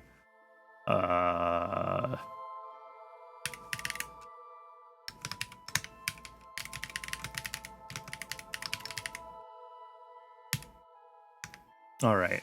And what we're going to do here is this is basically all of this.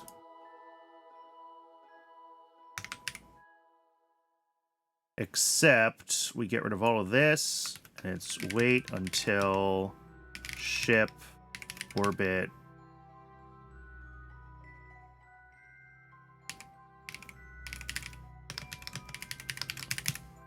We're just doing a classic wait until apoapsis is greater than target altitude.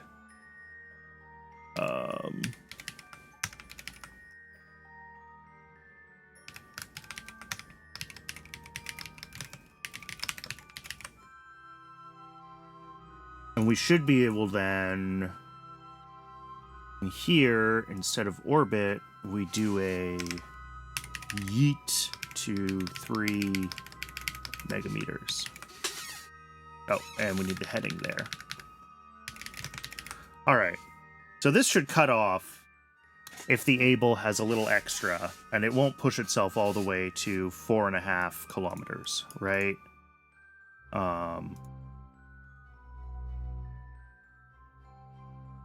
And then it's going to go ahead and warp itself all the way to... Yeah, the rest of this should all be the same.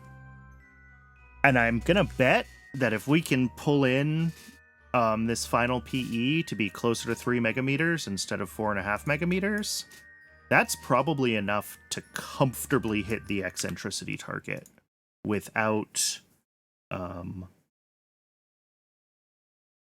much else to change to the vehicle.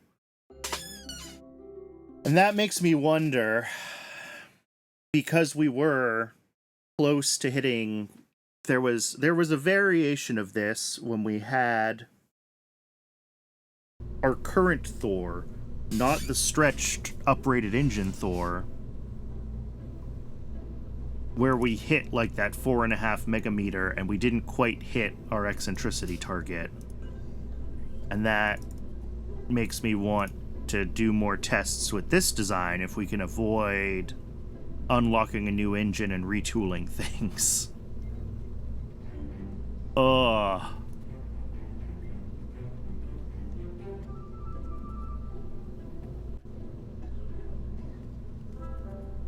Because, like, this also gets us back under... Oh, no, it doesn't get us under 75...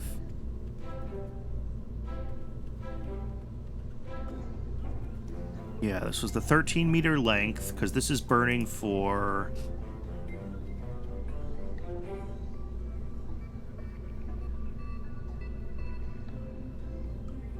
Alright.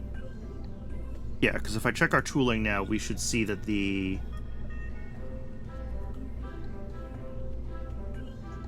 Modular tank, 2.4 by 13 point... Oh no, this is still... Oh, what was the size on this then before?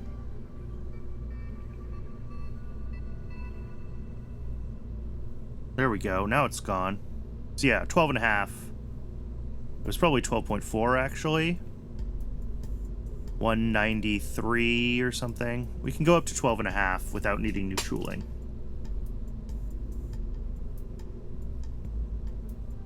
And this is probably going to need a different pitch program because our thrust is going to be different. Does that get us down under the 70? It does. We can go back to this 70-ton avionics.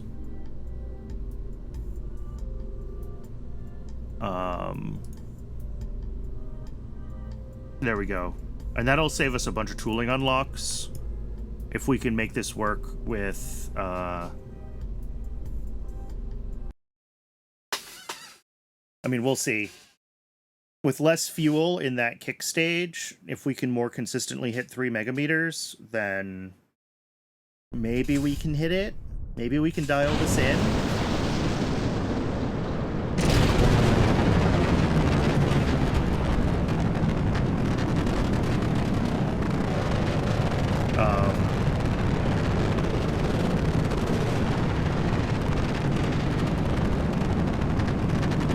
But this is almost certainly going to be a bad first launch because our TWR is different. We're going to come up at a weird AP.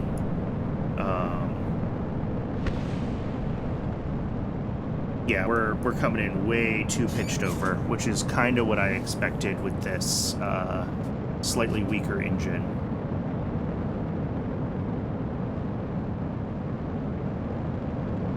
Because, yeah, we're nearly horizontal, and our AP is only, like, 70.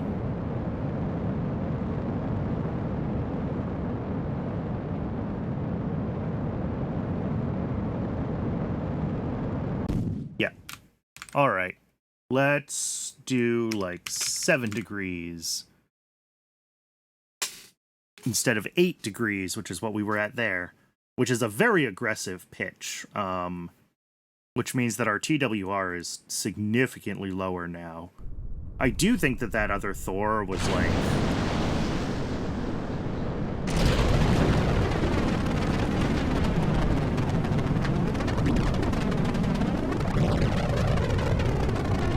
It is a lot more thrust available out of the upgraded Thor engines.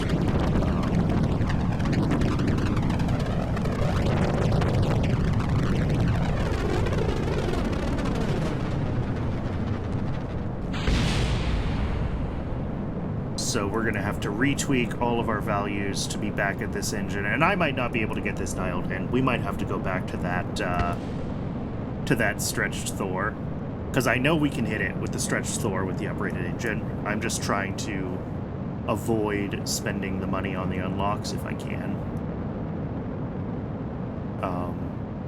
Because like that needs bigger avionics with a bigger booster. It needs a lot of stuff. 100, 10, 20, 30, 40, 50, 60, 70, 80, 90, like 200. Okay.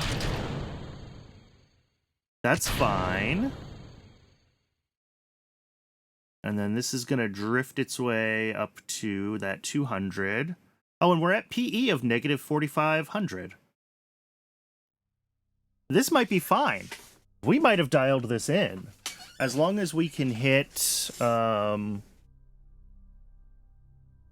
as we have enough fuel with the Altair to hit our magical, to hit our eccentricity requirements, we'll be good. Because I'm pretty sure with this lighter Altair, Delta can hit our 3 megameter requirement.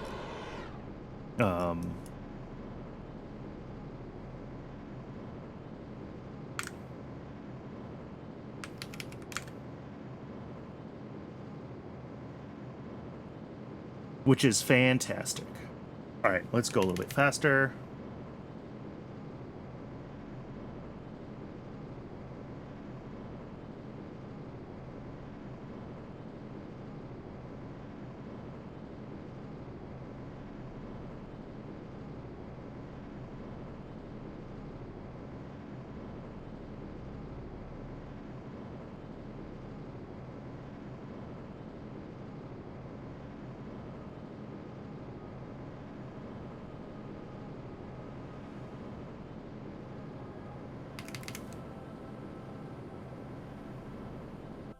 All right.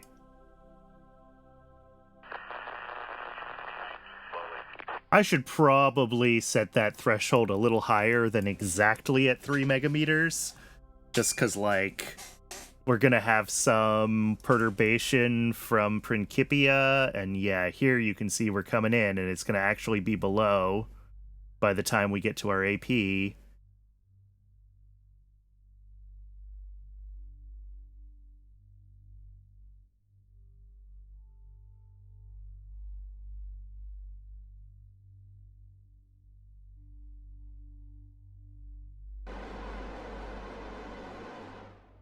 All right, but let's see if this, and we still have 18 seconds of burn on Delta, right? There's tons of fuel in here. Oh no, that was the previous stage. Did we burn out? No, we didn't. We didn't quite burn out. It just knows that we can't ignite this engine again, I think, so it doesn't show me how much time is left, which isn't super helpful.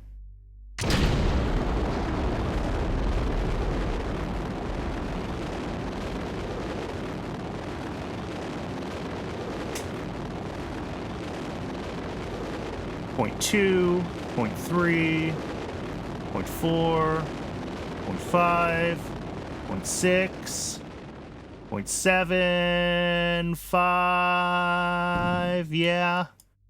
All right. I'd like to see this burning just a touch longer. We're hitting that 0.75, but like just barely on our residuals from the solid. And I want to see the PE just a touch higher, which means we're definitely going to need a little more oomph from this stage. So I am going to split the difference manually between the 60 and the 70% that I can hit with the sliders. So if we open this, 71.1 and 83, so that adds 11.9, so we're gonna make it like 77. Right? Is that right? Oh, I was able to... Oh. Yeah, 71.1 to 83 adds like 12, so we want to add like 6. So yeah, 77. So we're going to split the difference there, and then in the code, we're going to add like an extra 10% for insurance. 31 is probably fine.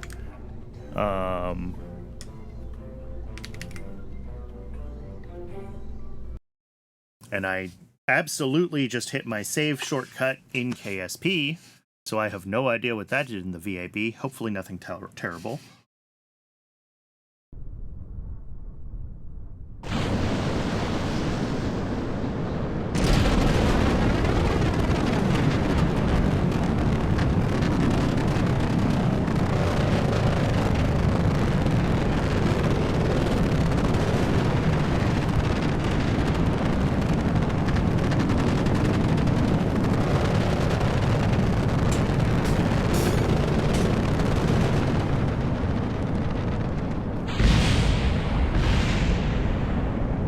And then once this is confirmed functional, and I'm hopeful this is the last iteration, you know, we can pitch it over a little bit more at the start if we have to, but we'll see where we end up. The important thing that I'm watching is that periapsis height. As long as that's right around 4,500 when Thor burns out, I think we're going to be okay. Kind of regardless.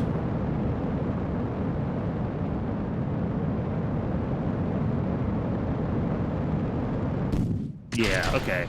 It's a little bit higher than it was before, and that makes sense, because we did put just a little more fuel in the...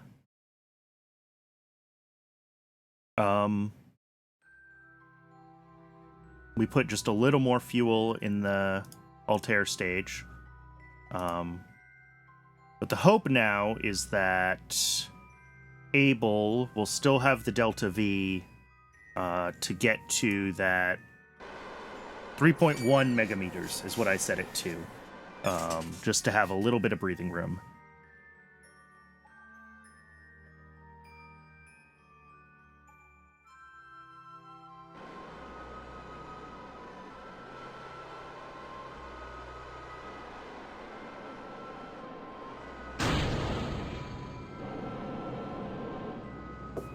All right. And we can speed up through this.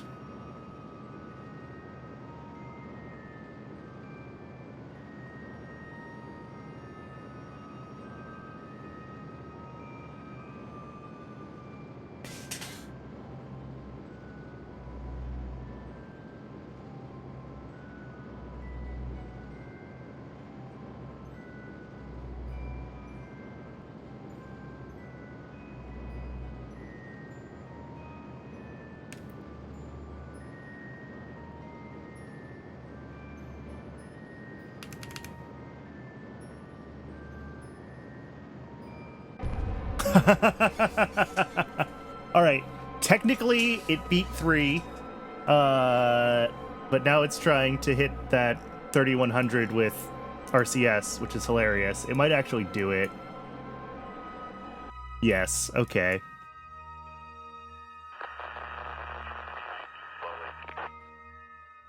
So we could probably just still use the burnout program and be good there, is what I'm seeing. And then, but yeah, you can see we've lost like 10 kilometers, 12 kilometers off of our RAP here, which is going to be, would have been rough if we, you know, missed our target, because I programmed it to 3,000 exactly. But maybe I'll set it to like 3050, or maybe I will just set it to always burn out, or maybe we'll accept that it's going to use some RCS to do that, because there's still plenty of RCS. Ooh, we're out of RCS. Never mind. We're out of RCS, and it doesn't think that we're stable, so it's never going to fire the stage. So I'm going to fire the stage myself.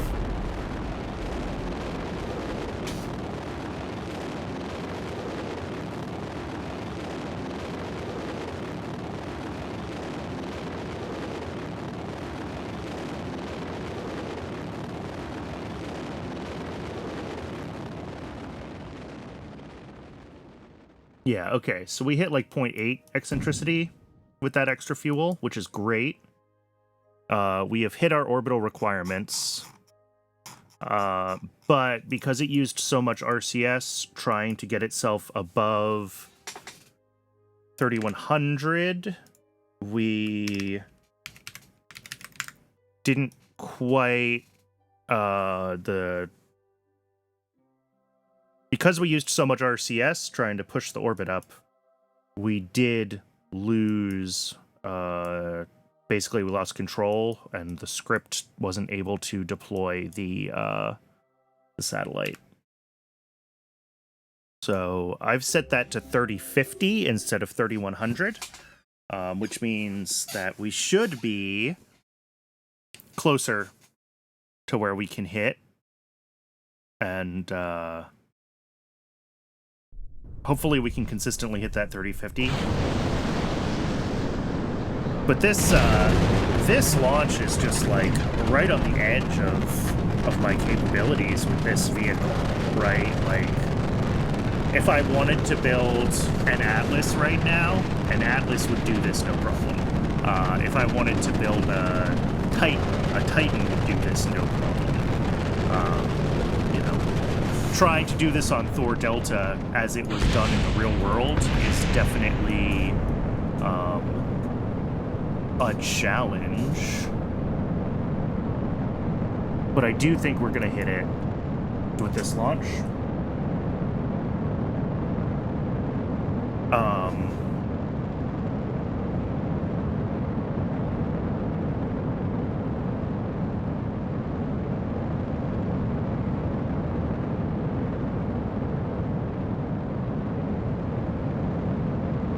Let's see where that PE height comes out at when we're done here. Yeah, 4534, so pretty comparable to what it was on the previous launch, which is good that it's consistent. Our AP is a little bit lower.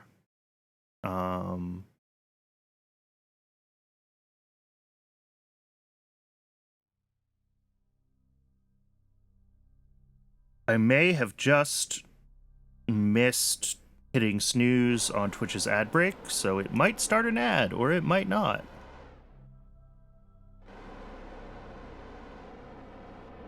All right, it says it didn't. I think I hit the snooze button in time.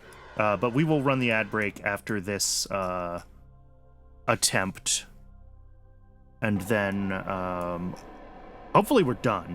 Hopefully we're done testing this darned thing after this, and we can move on to the gravimetric satellite requirements, which should be interesting.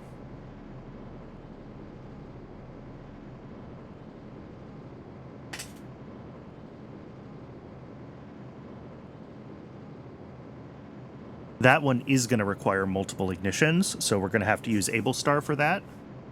Um,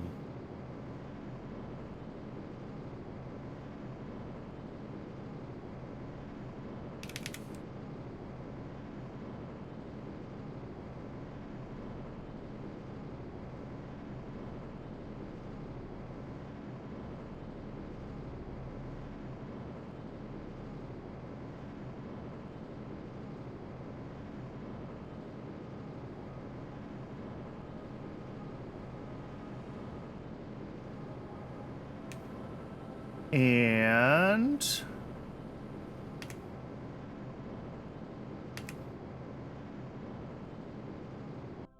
3063, no problem.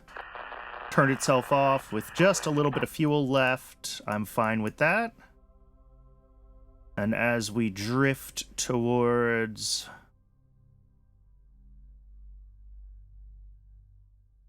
our AP, yeah, we're still doing okay in our overall apoapsis. It did lower again. Interestingly. I'm glad it's consistent, I guess. And this time we should have plenty of fuel to get ourselves aligned. Yeah. Plenty of RCS fuel to get ourselves aligned for this burn.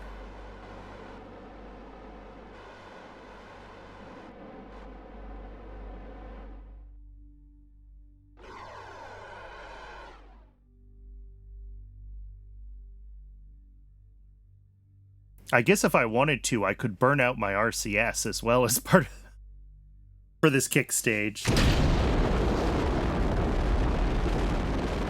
But I don't think that's necessary.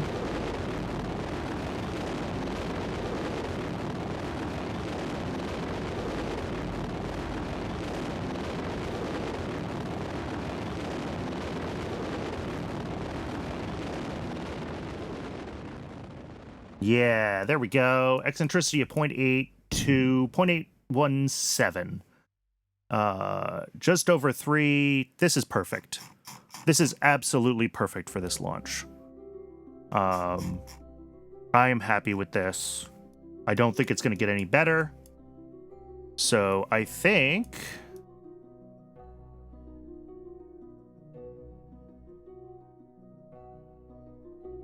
yeah, and magnetic scan is waiting because we're still in LEO. But if I warp us up...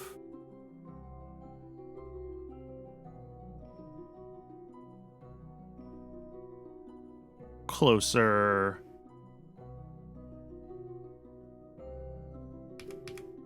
is this high enough? Are we in high orbit now? We are. Yeah, and that takes 30 days to run. This needs to be stable for 45 days. So I think it should be able to do pretty much what it needs to do. What is complete here? Oh, that's old. Okay. All right. So yeah, I'm going to go ahead and let Twitch run its ad.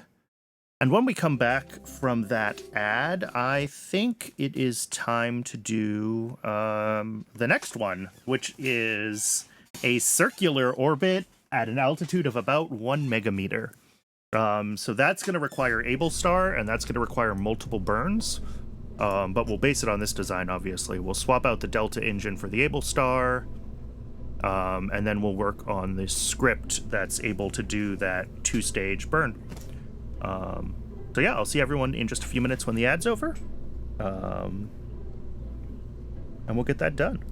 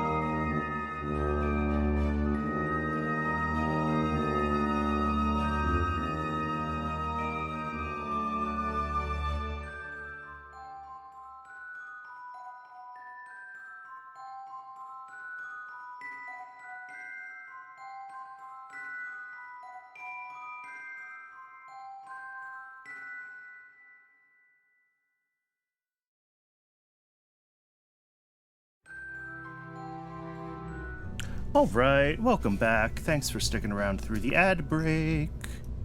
All right, so we need to turn this magnetometry satellite into our gravimetric satellite. So we're going to save that to gravimetric. We're going to overwrite it. What do we need to do first? One, we need to get the orbital perturbation science set up on this instead of the magnetometer. Orbital perturbation, there we go. Enabled. And let's check. We probably also... I don't know if we want to kick stage or not. We might not want to kick stage. I'm going to try to do it without the kick stage. It might not be possible. But let's try it without the kick stage first. So looking at this in here, we have about a 2-hour duration.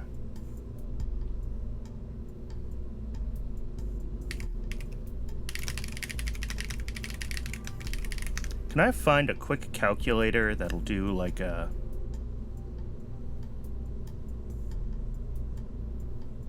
it doesn't matter. The period will be low at 1 megameter, so 2 hours, 46 minutes is more battery than we need. So we can go down probably to like 10 units of battery.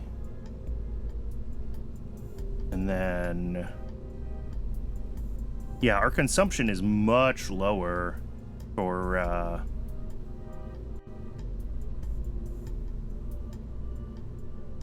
this sensor compared to the magnetometer, which is great because we can make these solar panels even smaller.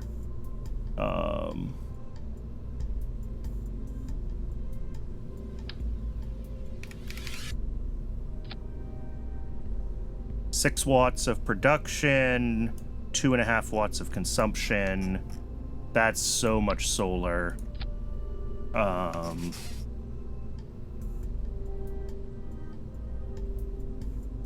Now, let's get this thing on an Able star instead of an Able.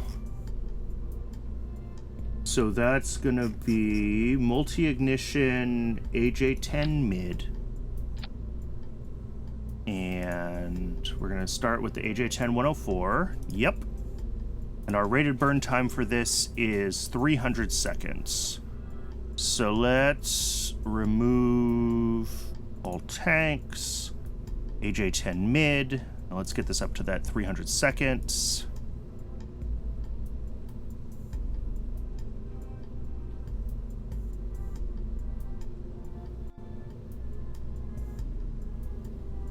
Mm, 2.7. I bet that's real close to some inch number. 2.7 meters is 8.85 feet. What's 9 feet to meters? 2.743. Yeah, let's do exactly 9 feet. There we go. 314 seconds or something. That's fine. We'll keep these same fairings. They're big, but we know they work, so whatever. And we're looking at 9963 meters a second.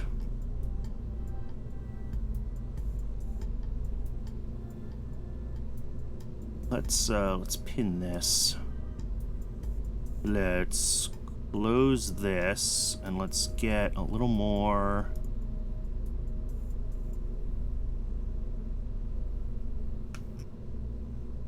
Is that? Oh, that's like perfect. There's just barely a gap in there. I don't know if you can see that on stream, but there's just a gap. It's exactly what we want. And then we can bring the overall height down. And what that should mean is that our tooling is still correct.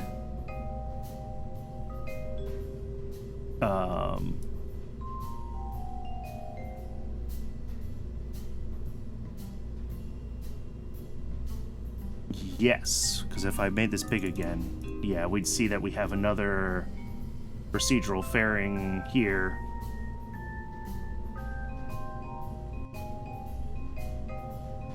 But by bringing that down, we get it into the range of the previous tooling, and we don't have to do anything. Cool. All right, so let's go ahead and figure out our gravimetric satellite script. I'm going to copy it actually from the magnetometry satellite script. Gravimetric. Okay. So we're going to do this able yeet to this 1 megameter. Right, so we're going to get up to wherever we get up to, and we'll burn to 1 megameter. And then my question is, that's going to return. Can I then just call able orbit? And I think I can. I think the way I wrote my code, this is going to work. So I do able yeet and then able orbit. And what it's going to do is it's going to yeet itself to that 1050 kilometers, and then it's going to try to get itself into a circular orbit. And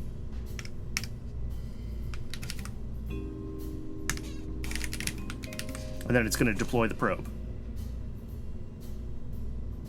And I see no reason why this wouldn't work. Because what it's going to see after the yeet is that AP is way in the future again, right? So it's going to fast forward itself until it's so far away from AP, blah, blah, blah, blah, blah, and set up its burns. And I think it'll just work. I don't know for sure that it's going to work, but we'll try it.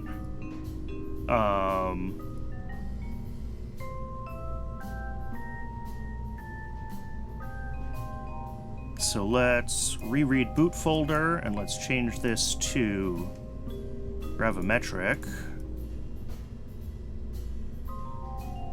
Gravimetric. Save that. And I think we can sim this one as well. Now this one might need us to write a little more code, because it needs a very tight... Sorry, my screen is getting so busy. Let me clear out some of the things that I don't need to be showing right now. It needs eccentricity below 0.003, which is pretty tight. We might need to add some code to bring in our eccentricity with RCS. That might be... The thing that needs doing is like a final pass that like warps around one more time to AP or PE or whatever and fine tunes velocity a little bit with RCS. But we'll see what we can get out of just burning able.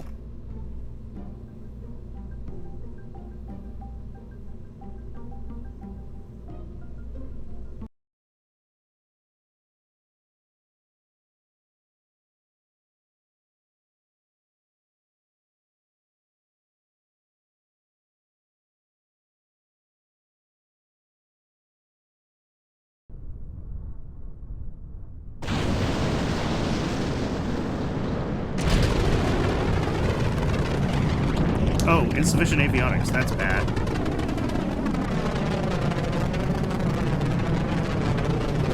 Well, I was trying to avoid having to retool the avionics for the magnetometry satellite, and I did. But we might need bigger Thor for this one, which I hadn't really thought about. But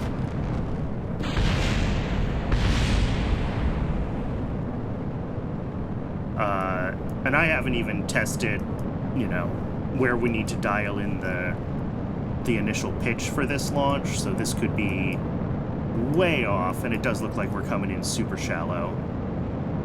We will not go to space today.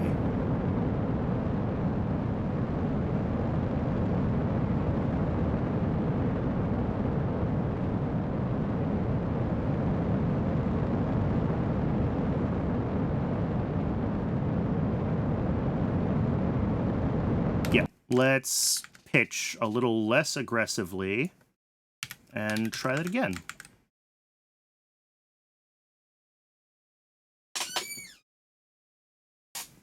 You know, just like with our other missions, we want to be helping out Able as much as possible, or Able Star in this case. Sorry, it's all still the Able program, and it's all still the AJ-10, so like, oh, actually...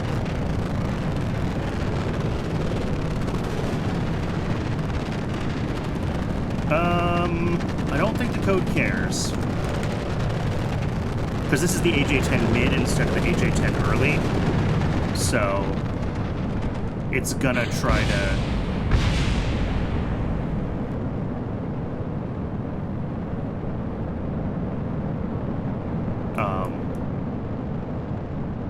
There's one place where it looks for the engine, and that's,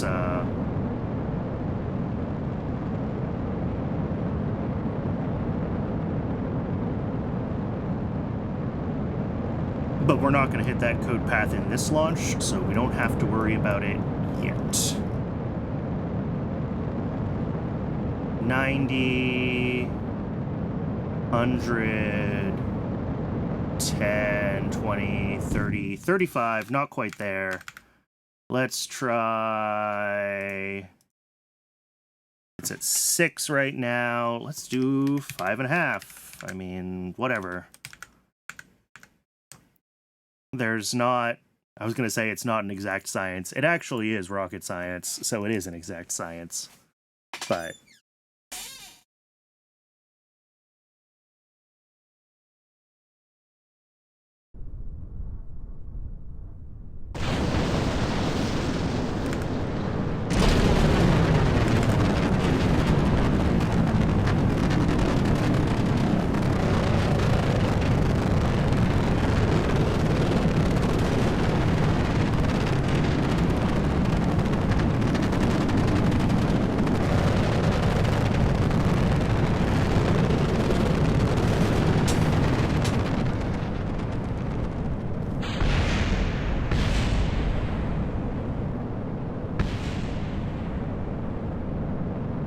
Oh, and I do still need to upgrade this avionics unit because it is insufficient, and we do not have control immediately at launch.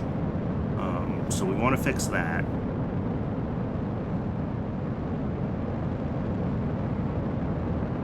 I should probably actually fix that now because it's going to affect our overall, like, pitch trajectories.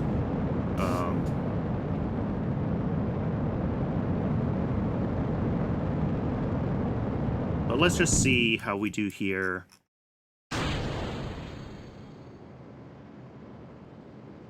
That's hilarious. All of our staging is wrong. All right, let's go back to the VAB.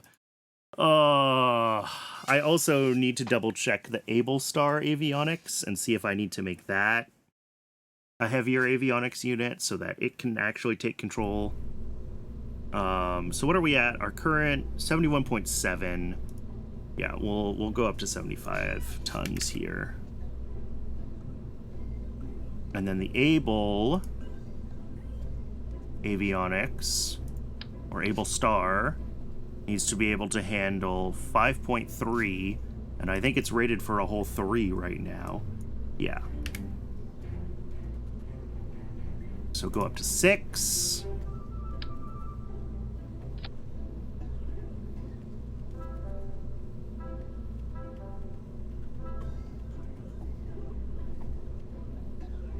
And then make sure that our staging is all right.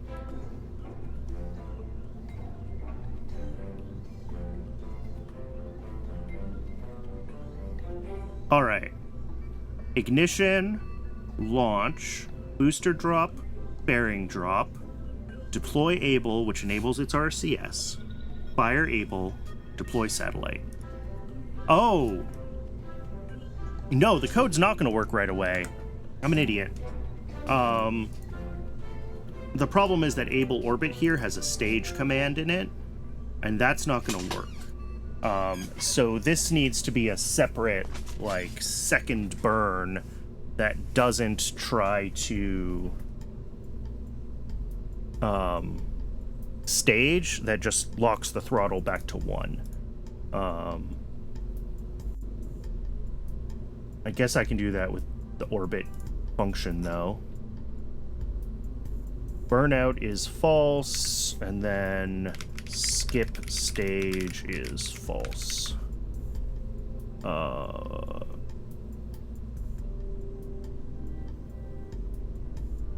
Oh, but there's this whole thing where we lock throttle to 1 because we need to do ullage.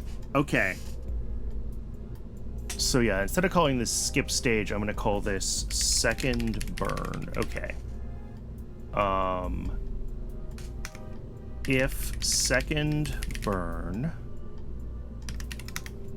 local engine is ship parts dubbed ROE AJ10. I'm gonna just assume it's just AJ10 mid. Name tag AJ10 mid. Yep. And then we should be able to do like engine dot vessels and parts engine. Yeah, engine dot shutdown.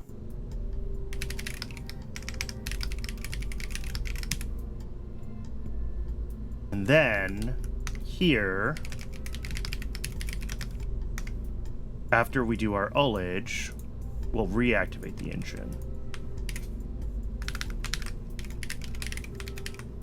If it's not our second burn, then we just stage. Does that seem reasonable? I think so. And then this needs to like know that it might get a mid instead of a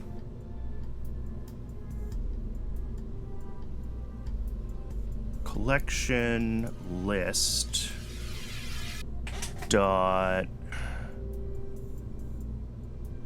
Oh, that's right. I looked at this before. It's not easy to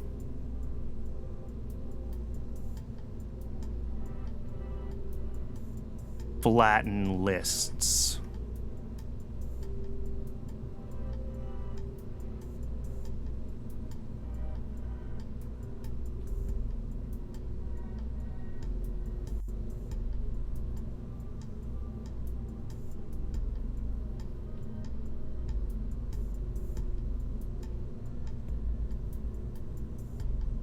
Yeah.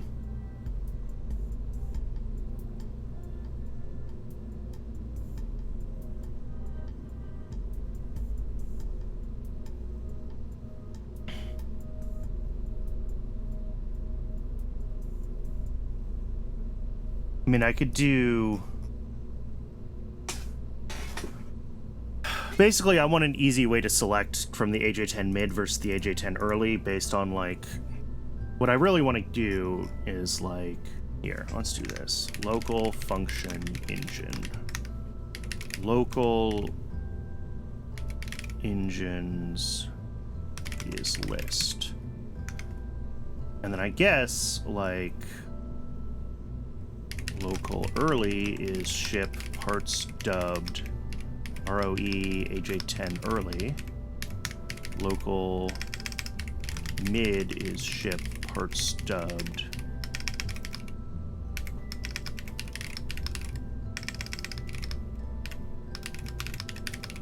mid. And then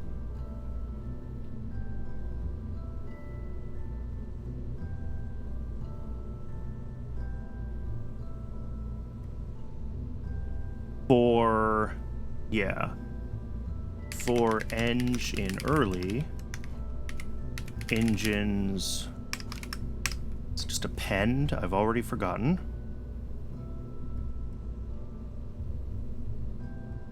Add.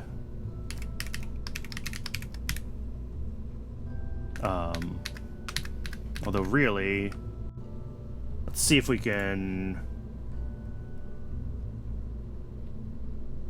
And then we just do engines at 0, right?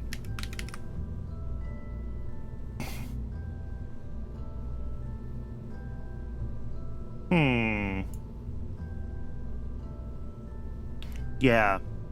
I really wish there was like a list merge or an easy way to do that.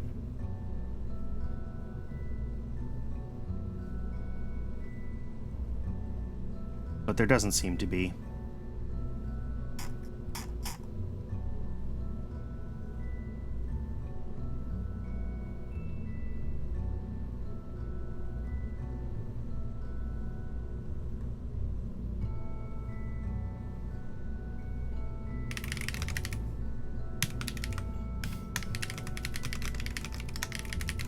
There we go. I don't actually have to construct the list. I could just return whatever first engine we get, right? And that's fine. And then here, we can just do this. Engine shutdown. Engine activate. Wait until engine flameout. That should work. And actually, I bet instead of having to take a parameter... Wait. I'm smarter than this.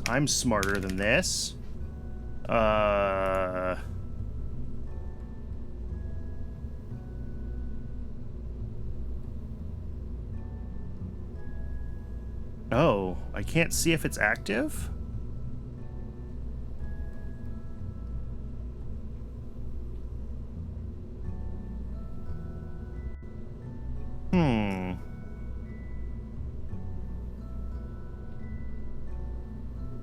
Oh, here we go. There's an ignition boolean.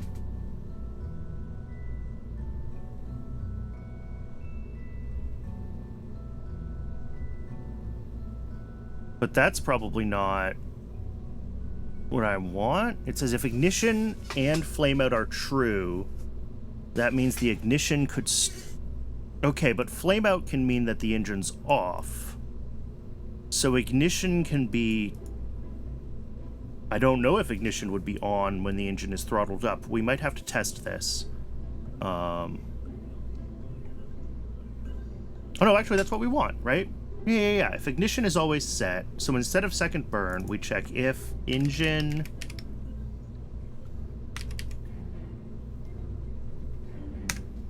local second burn is engine ignition. There we go. And that's not a function. There we go.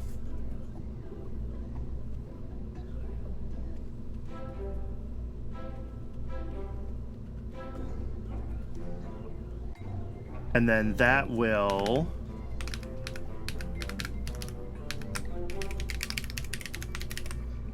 Yeah. So we check if the engine is on. If it is, we shut down before we throttle up for our ullage. Otherwise, we don't have to do that, and we just start the engine by staging. I think this is what I want here. I'm not 100% sure of that, but we'll sim it. We'll see where it breaks. It'll probably bonk, and we'll have to refly it.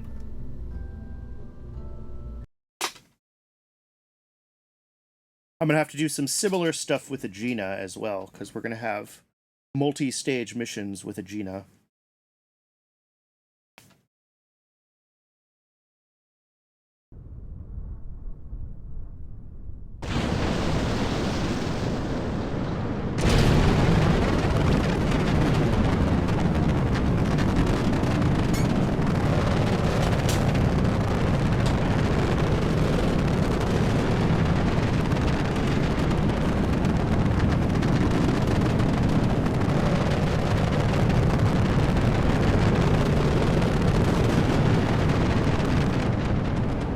That is a long burn to get to that 150 meters a second before it switches to gravity turn. Which means that our overall TWR is not as high as I would like initially.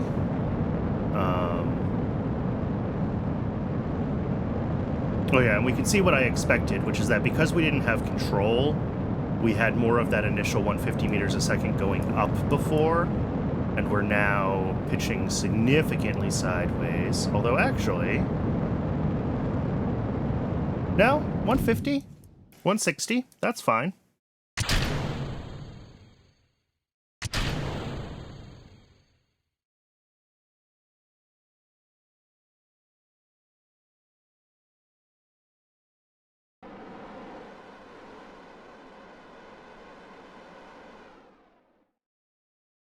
I also didn't adjust the burn times of the Able, but, you know, we should expect to have to burn for, you know, of the 5 minutes here, most of them, to get this initial stage going. So we might have to check some more stuff in the Able stage, or in the Able code, so that it recognizes when it's an Able star, and that this is going to be a much longer burn. Because, yeah, this is only giving itself time for, like, a 2-minute burn, and it's going to be more than that.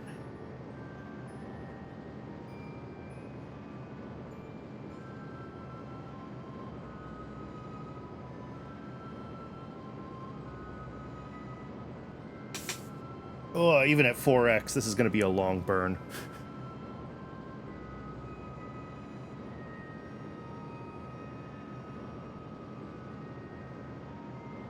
We also might need to loft ourselves a little bit higher, just because this is going to, like, fall back into the atmosphere before it's done with its burn.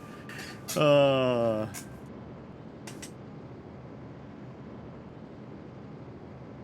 yeah, a little bit of work needs to be done around our burn times for Able Star. I think we need to loft a little bit higher, and I need to adjust the Able script to give, when it detects it's an Able Star, it needs to give itself a little more...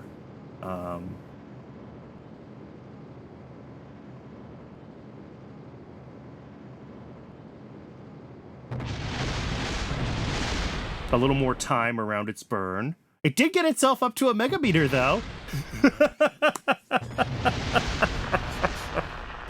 Oh, that's so stupid. Okay.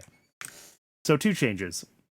1, we're going to pitch over a little less aggressively. We're going to go to a higher AP. 2, enable yeet. Yeah,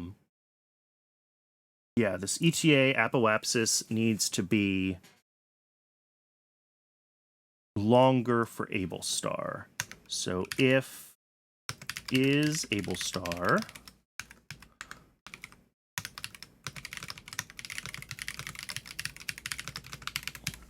this is going to be closer to like a 3 or 4 minute burn. So we'll give it an extra, like, yeah, 50. We'll give it an extra 50 seconds, and we'll see kind of how that floats out. We might have to tweak it.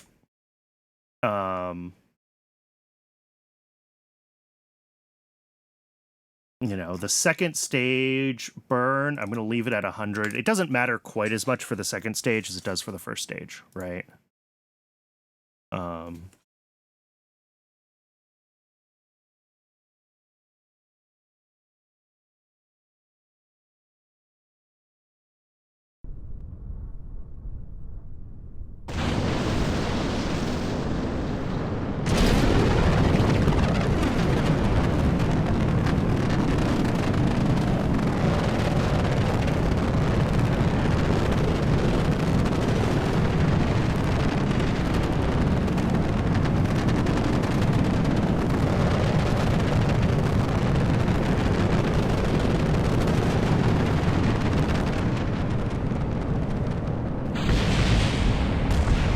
Yeah, I mean, we're ditching the boosters at a TWR. We get a 1.3 TWR. That's reasonable, I think, for having just dropped the boosters.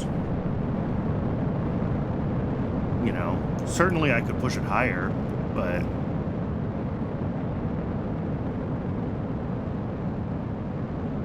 yeah, and this is going to loft itself much higher, and it's going to give itself a little bit more time. It's pushing its time to AP out quite a bit further, which means that the Able Star stage is going to have more time to do what it needs to do.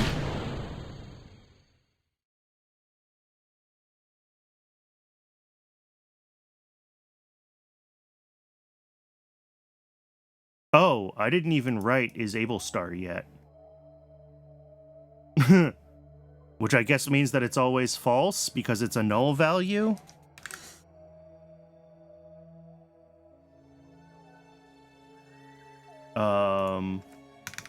Local function is Able Star.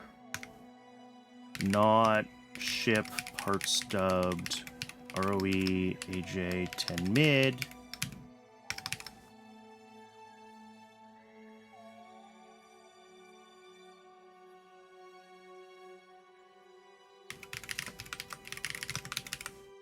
There we go.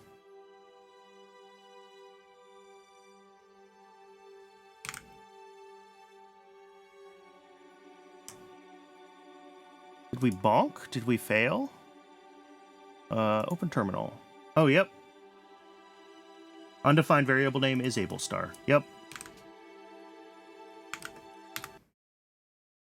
Bird to launch. I just didn't hear the bonk sound.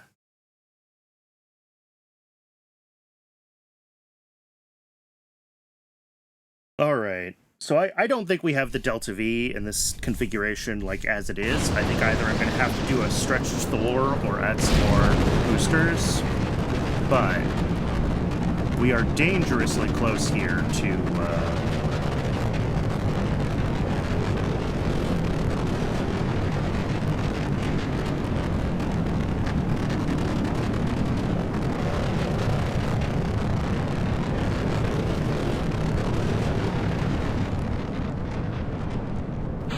to at least having the program working, and like, even if it turns out, you know, getting that,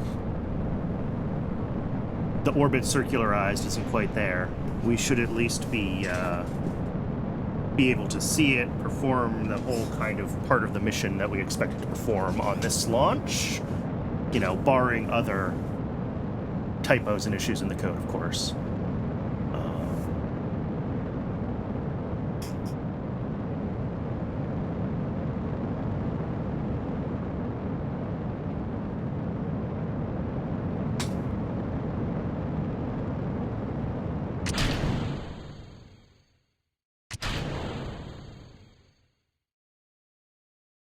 All right.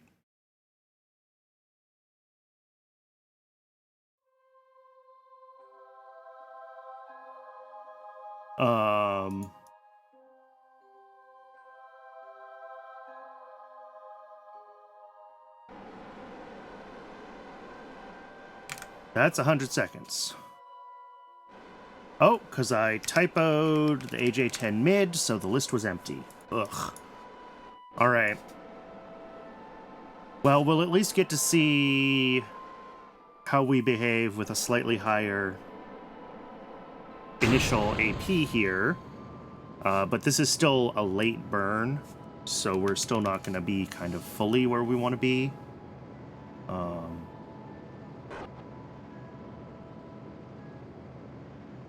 Because a lot more of our burn is going to be after we pass AP than before. And I'd rather be splitting the difference a little more.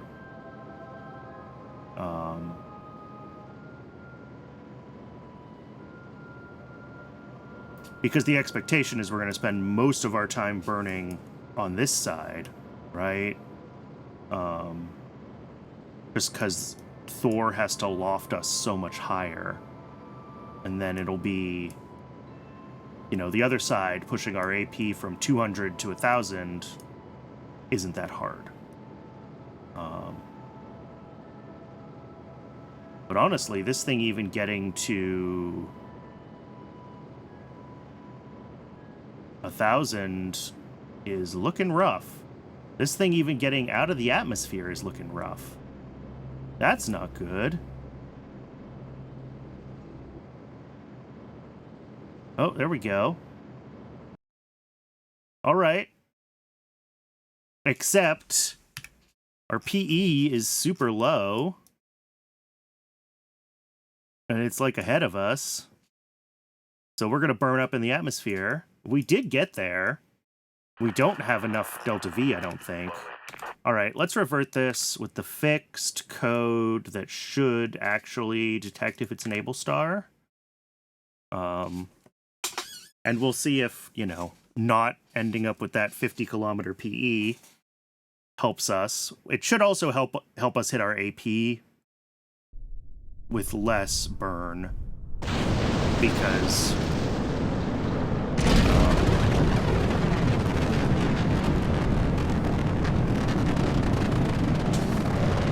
we'll be burning more in line, more closer to our apoapsis, right?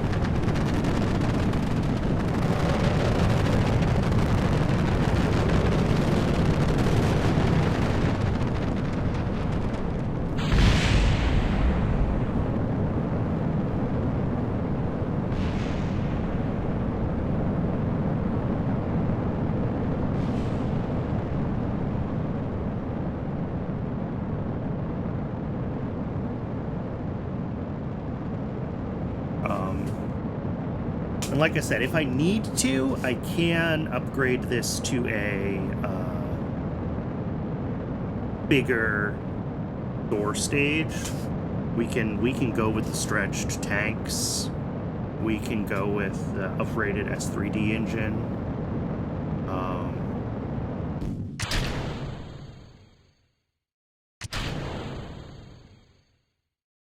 We should see this stop about here now. There we go.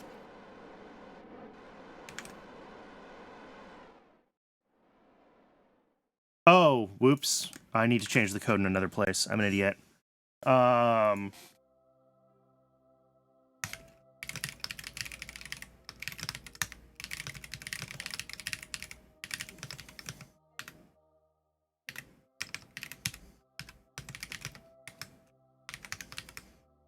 That's the extra 50 seconds here as well that I missed. So one more time.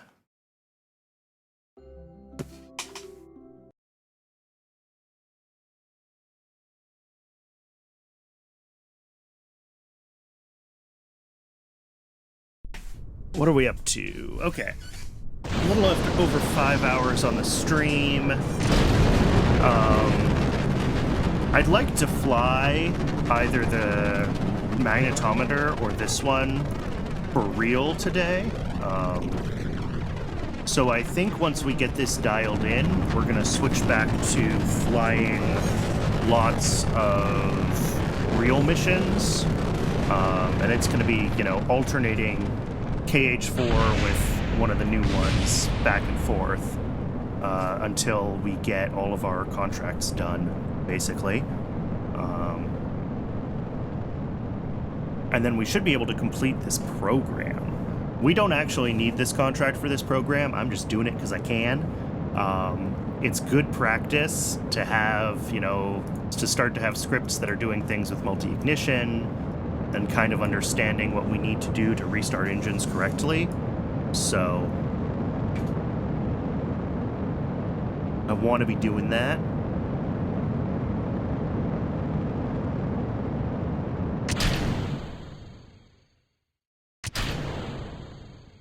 All right, and this only needs to go up to about 2.5. Yep. Detects that it's an able star. And then it should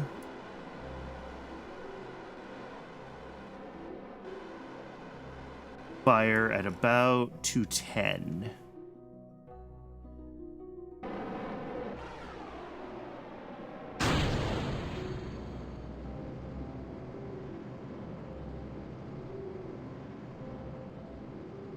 All right, now we can fast forward, because this is going to be a long 2-minute burn. You know, this stage is 5 minutes. I expect 3 to 4 of them to be the first burn, right? Because, like, of how your delta V is always backloaded. So we're going to burn most of this here.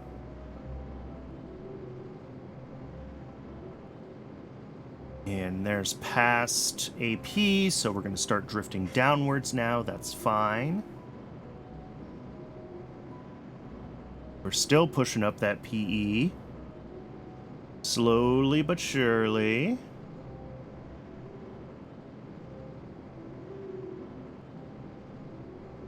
Negative 25. Negative 2 megameters. Negative 1 megameter. Slow down the time warp a little bit. All right, now we're pushing up to 1 megameter.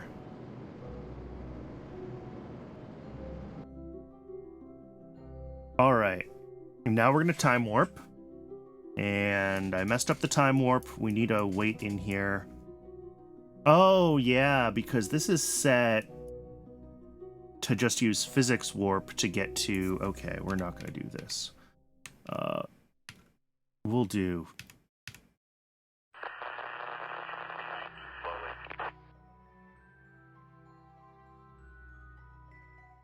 I'm going to do this manually, and I'll have to fix the code to add, like, a proper rails warp.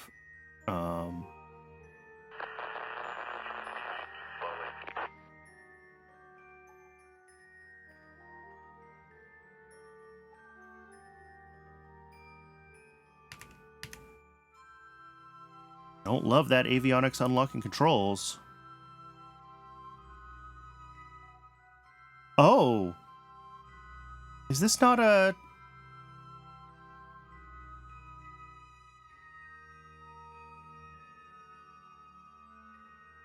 Alright, something went wrong there. It turned on the avionics or something.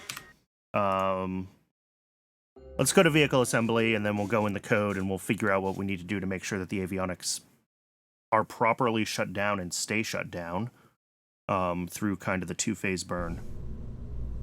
So first, this is deep space, right? This is deep space avionics. Good.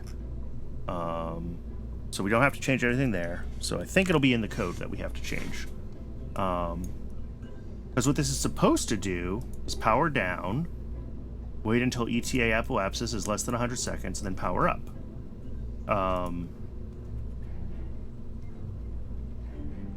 Now,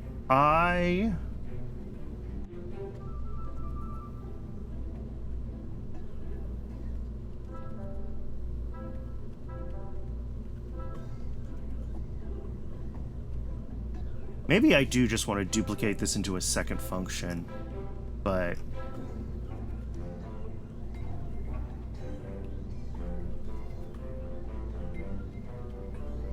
If we go into... Here we go. So here we can do able power down. And actually, we can borrow this from magnetometry, right? Set warp mode to rails, set warp to true, blah, blah, blah, blah, blah, blah, blah, blah, blah. All of this.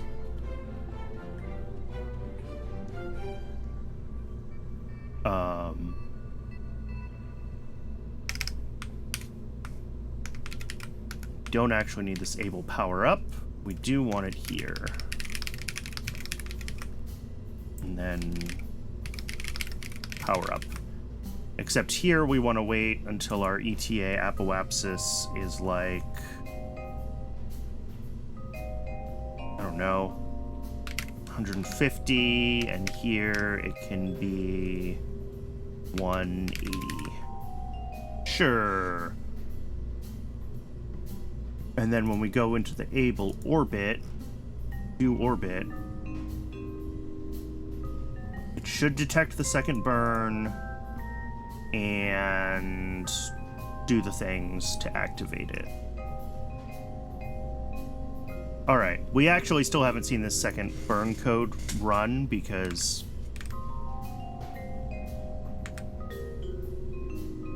we keep finding other issues, but that's okay.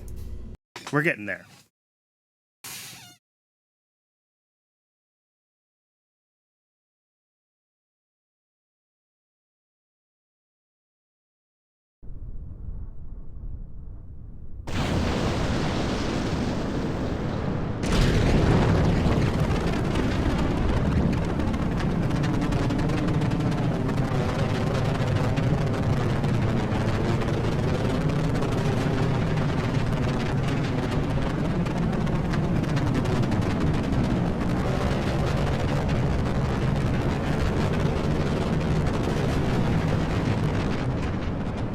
Yeah, this really does seem like it needs a little more oomph off the launch pad, doesn't it? It might need a stretched Thor to make this work, which I'm not thrilled about. I was really proud of myself for avoiding getting the stretched Thor done for the magnetometry satellite on that Thor Delta, so that if it seeming like I might need it here for this Thor Able Star launch is just sad, right?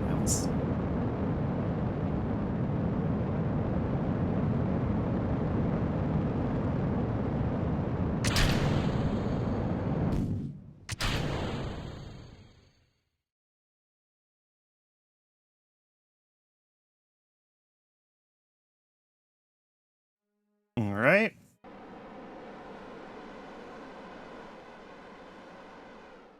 And this is going to burn.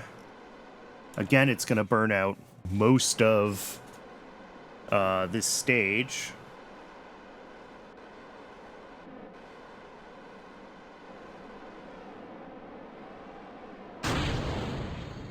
I should open this terminal just so we have it. So we see if any errors do occur. And now we time warp.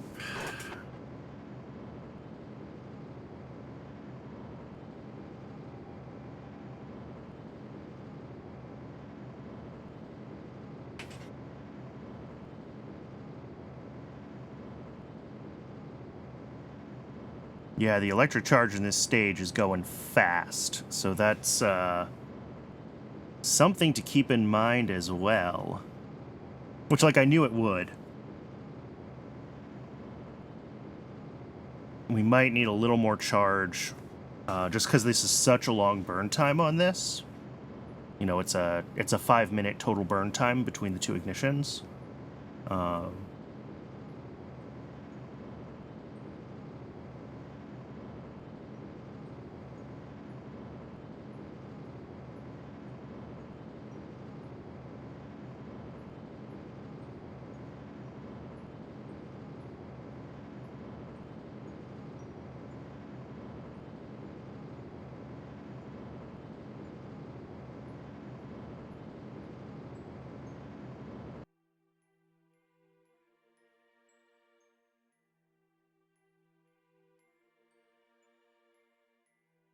And we're not doing anything. We didn't bonk, but we're also not time warping.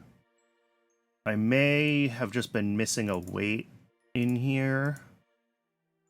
No, power down, weight 1, set warp mode to rails, warp 2. You're powered down, right? Yep. Well, we're gonna warp 2. Oh, look at that. Power, we're out. That's it. Okay. So that's part of the problem, is even...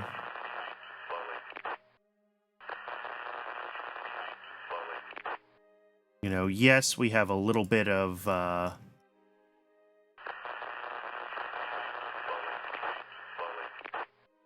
juice, maybe. No, these solar panels can't bring this avionics back to life when it's in sleep mode. Okay. So yeah, we're going to need a lot more electricity on this stage. That's gonna stink.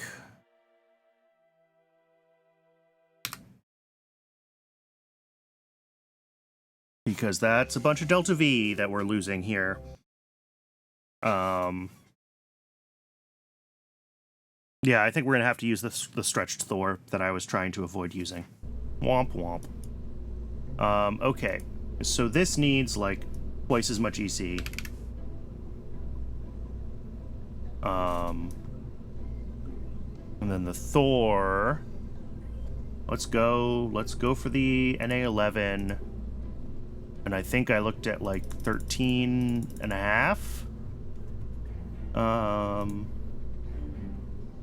When I looked at this before, yeah, that's close to 190 seconds. Yeah.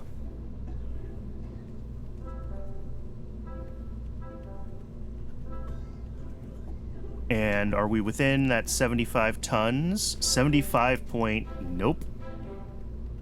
So this needs to be closer to like 80. But we do have 10 kilometers a second of delta V now. Okay. So this is a significant boost, at least with this design, going to this bigger first stage. We didn't see as much boost with the 3-stage Thor Delta Agena Altair. Sorry, Thor Delta Altair.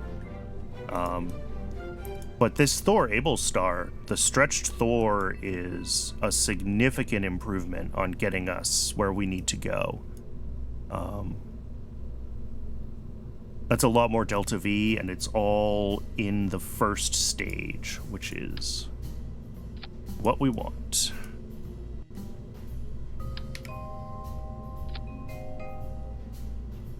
Make sure our decals look good. They do. That's the most important thing.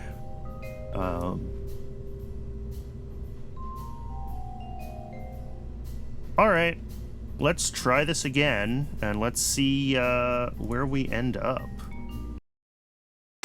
I'm especially curious how we look kind of heaving ourselves off the launch pad.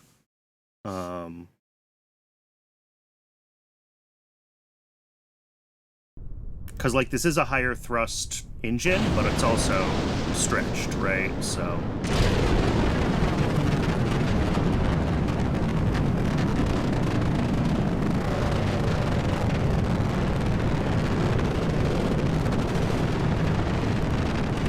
it is slower off the launch pad, but it does mean it's going to have more thrust as it gets up to higher altitudes, which is, you know, arguably where it matters. With the higher thrust, we're probably going to have to tweak our gravity turn. I'm expecting us to end up probably pretty significantly overlofted, although for this mission profile, I'm not sure if that matters.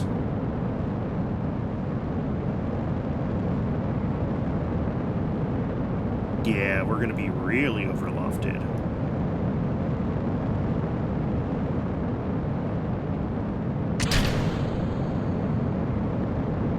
Well, 300. Closer to 400. All right. It is a pretty high AP. Our PE is okay. Not great. We've got about 20 seconds real time of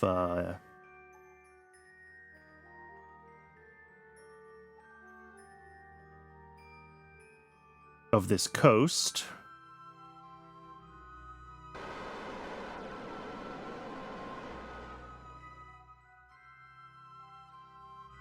We'll see if this can actually get itself aligned before it turns itself on.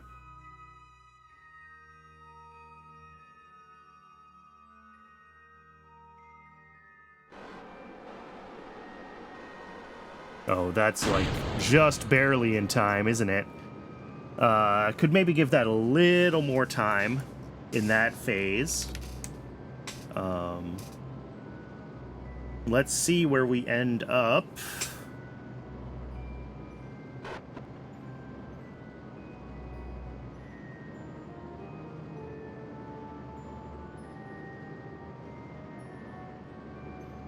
Because this has a lot more EC now, right? So, like, we're gonna...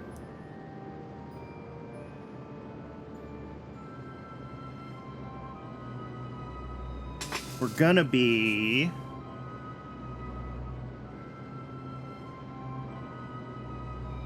We're gonna have less Delta V in this stage, for sure. So we might need to get more of it out of the Thor stage. You know, again, a shallower launch profile. But...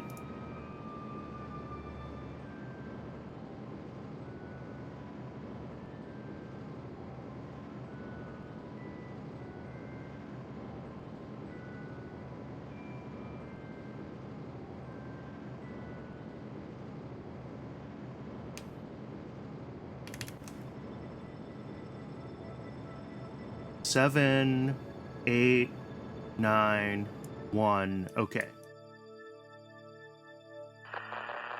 And then this is going to drift around until AP, which is going to take about a minute. Ooh, and we're going through a lot of juice.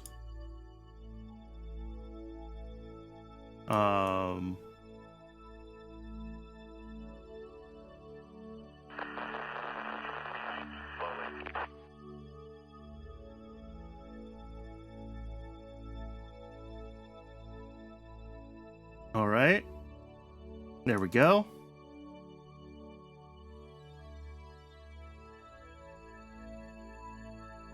So we're in physics warp because we've been taken back over by the orbit program, which is gonna try now to reignite the engine. If I've done this right.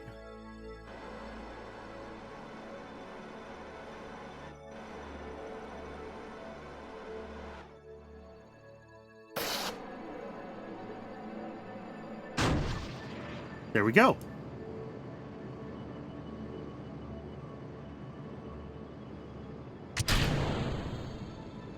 Well, all right. We didn't properly throttle down the engine somehow, but we did stage. We made it to orbit. We made it to our 1 megameter orbit. All right. Why did we not able orbit heading?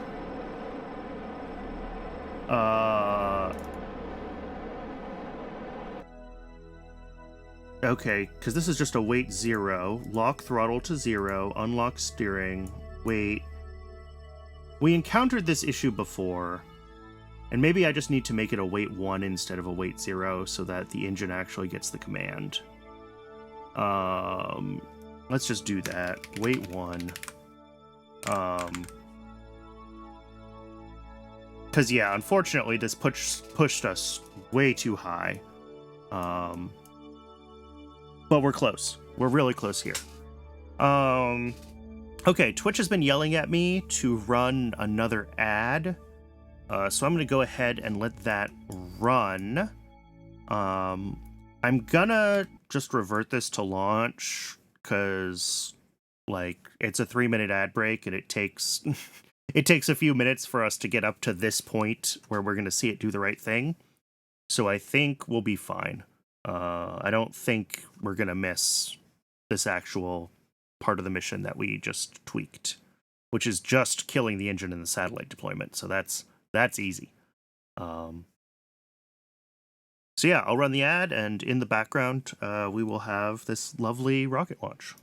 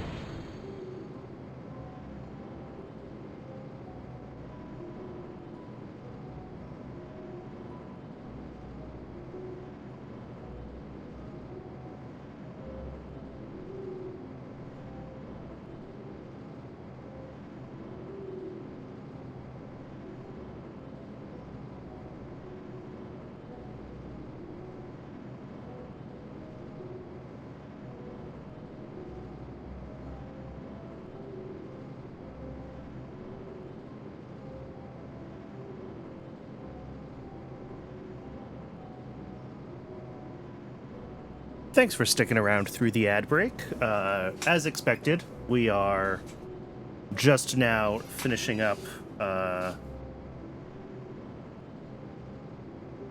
well, closer to about halfway through the first burn of the Able Star, so just getting our initial AP up to that 1 megameter.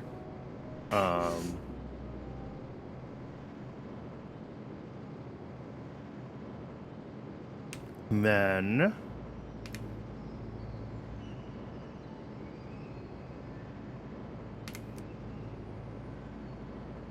7, 8, 9, 1.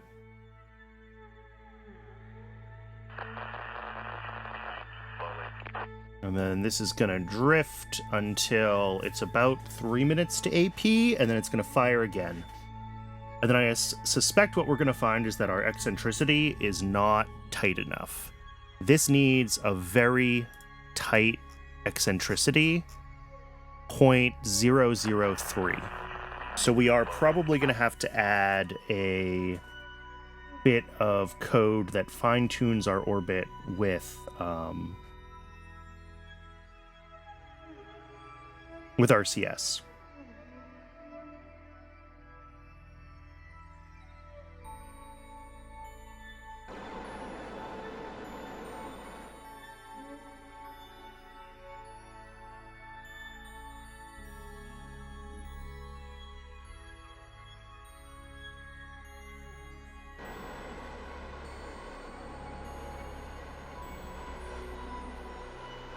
I also probably need to do some stuff with, like, second ignitions to make sure that they...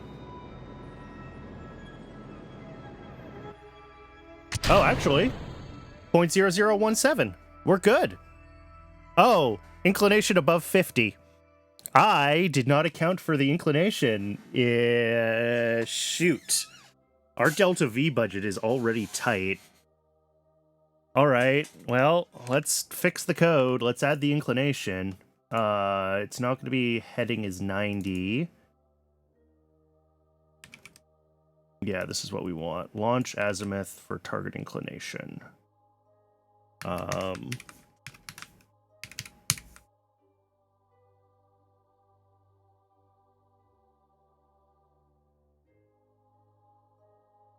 Although here, we don't actually want that, do we? We want it to be, like, just circular. Yeah, I'm worried that this is going to be wrong. But although it seems to have been close for every other part, whatever. We'll see what it does.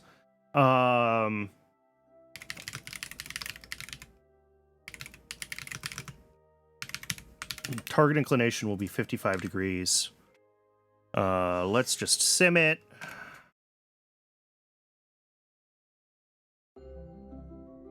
Yeah, I could probably get some efficiencies out of slightly different. I can't believe I missed the requirement that this is an inclined orbit. But we're hitting bonk. Oh, because I don't have a target altitude, of course. Local target alt is 1 megameter. Actually, we'll do our 1050, and we'll do target alt here. Does Thor actually do anything with the target altitude anymore? I don't think it does. No, it doesn't. It doesn't actually care. It's just there for API compatibility. Okay. But still, it's good to put it all in correctly. So yeah. Our target alt is 1050, and everything else should be fine. And I just reverted to vehicle assembly! The streamer brain is kicking in. We're at almost 6 hours here. I really wanted to see this done, but if we don't get it done, then I still want to fly the other one. Or at least get closer to flying the other one, because we have several launches to do still in this program.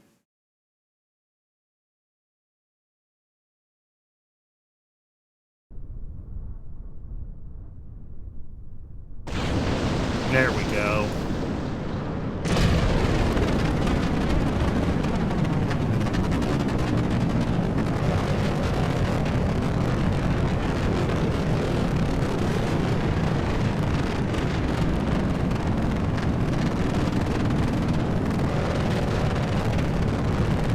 Oh, of course, yeah, we don't have the boosters correctly really clocked for a 55-degree inclination, but that's okay.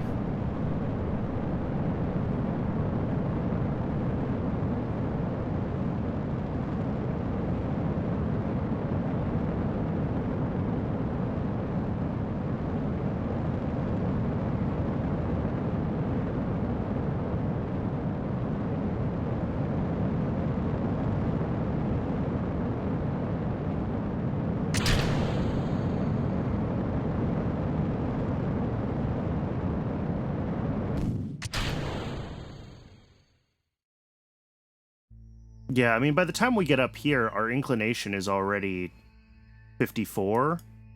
So maybe I need a parameter for the second burn code. Or, again, maybe I need to not parameterize it and make it a separate function because it's different in about 3 different ways now. So that it just points prograde instead of the heading.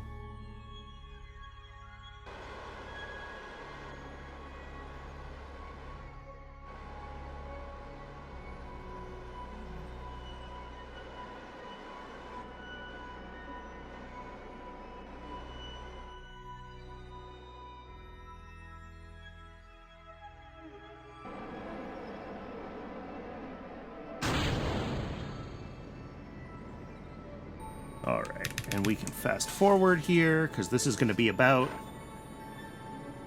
4 minutes of our 5-minute burn time, right, is just here. Which I do think actually means that I could pull back the time a little bit, although I don't love doing that, because we are...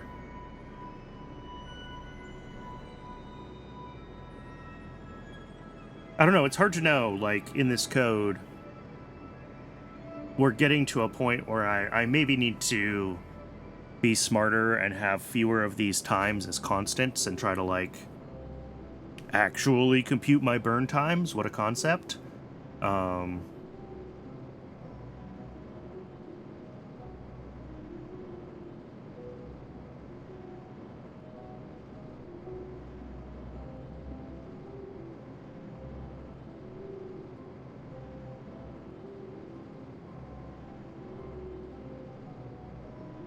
All right.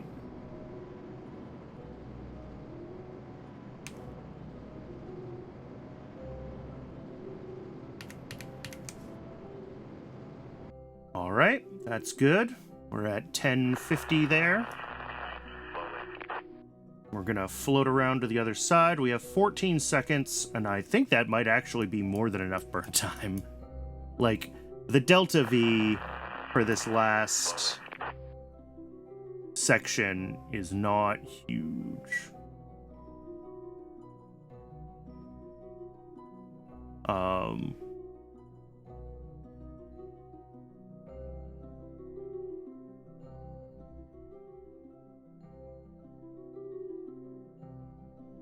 All right, 4x time warp.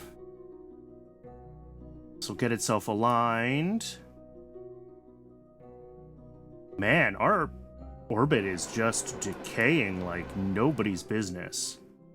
That's wild to see it drifting that low that quickly. And, you know, I'm sure it has something to do with the position of the moon and or Jupiter or something like that, but... Oh yeah, we're way off of prograde here with a 55-degree inclination calculation. Yeah, and we're out of fuel. Okay. So yeah, for the second burn, it definitely should just be prograde. And honestly, maybe it should just be prograde for this whole thing. Like, what if we just ship orbit prograde? What if we just do this for the whole freaking thing?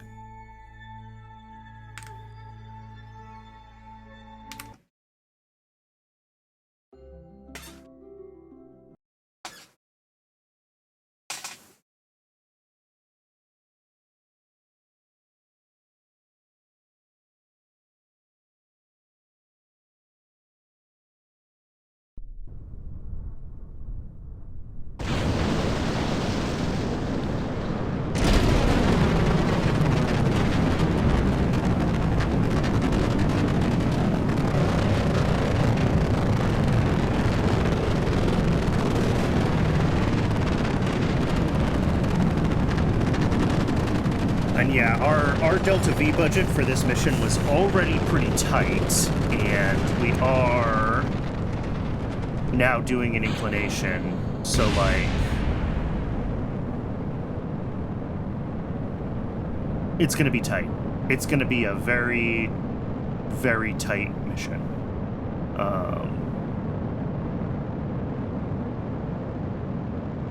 As long as we can consistently hit that 1050 with a little bit of fuel left over, I'm happy though, so. And like, our eccentricity target is fine. I was really worried about that, but I guess with an orbit that big, the energies involved are big enough that like you can keep the eccentricity pretty low without needing too much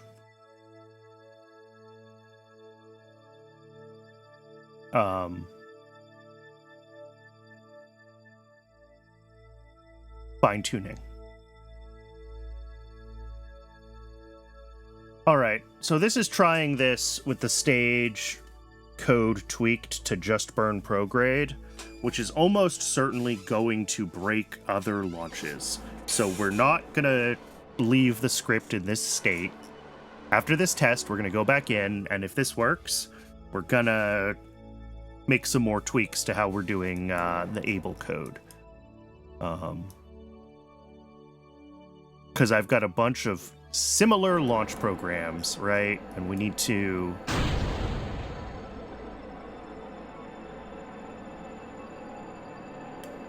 What just happened? Propellant's floating.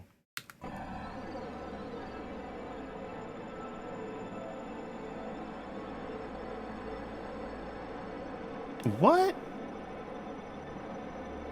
This has not been a problem with any other launch. How is it still very risky? Has this always been very risky? And I just never noticed? That would be unfortunate if it is the case. I'm reverting as if I'm hoping something will be different, but...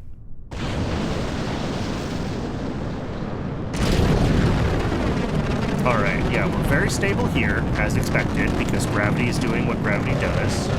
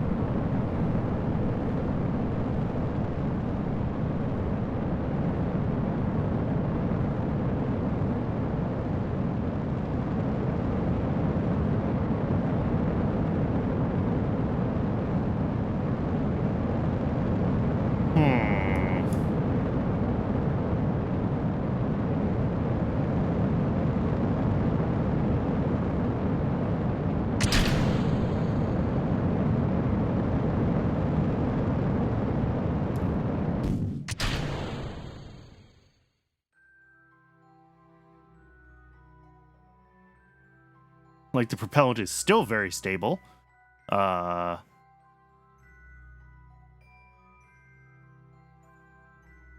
Still very stable.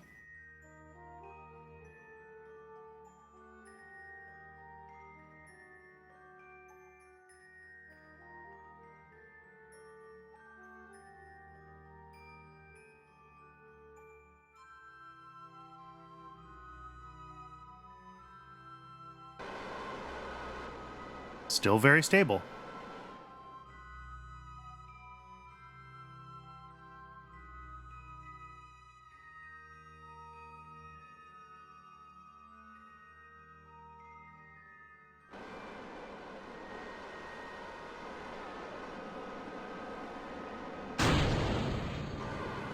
Interesting.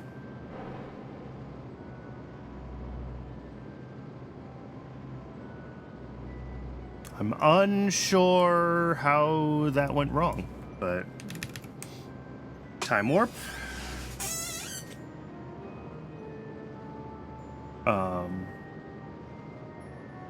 Yeah, this version, this part of the script is fine, still being slightly offset from prograde, because this is still sort of the main part of the launch. It'll just be the second burn that I want to change so that it's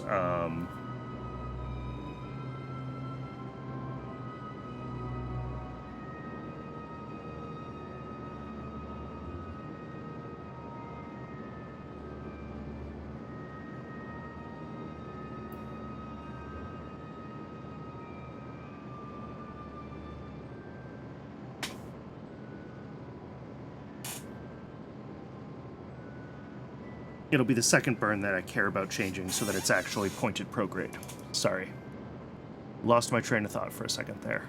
Like I said, it's been 6 hours. The streamer brain is real. All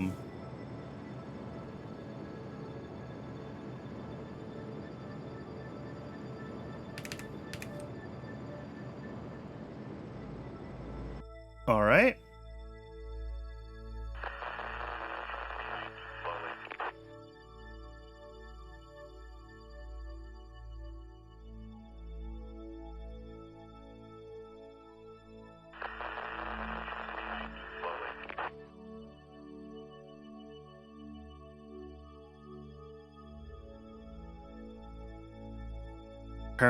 Propellant is very unstable right now, which is what we expect as we kind of drift around to this side of the planet.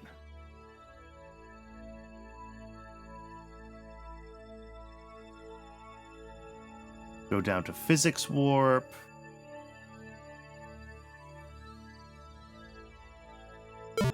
Oh, and we bonked. Of course we did.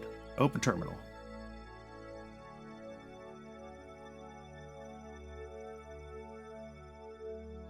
There is no such... Orbit info has... what? What did I do wrong?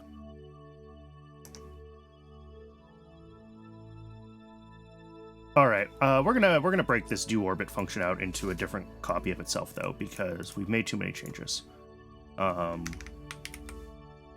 we're gonna call this one circularize orbit. I think I already have a circularize one. Oh, I don't. Okay, yeah, we're just gonna call this circularize then. Okay. So, yeah, we lock steering to what I thought was the right thing.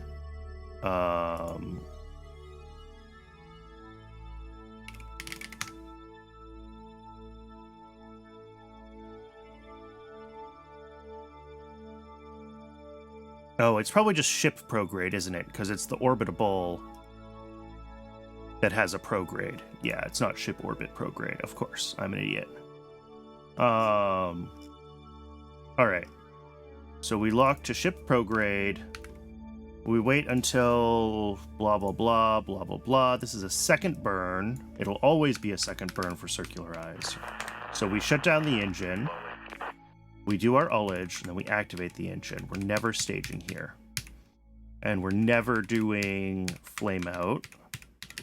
And then, yeah, potentially fine-tune orbital speed with RCS 4 aft. But not yet. Okay. And then circularize doesn't care about...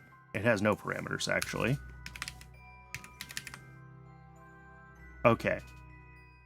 Now I can get rid of the second burn stuff here, and I can take this one back to the code it was before.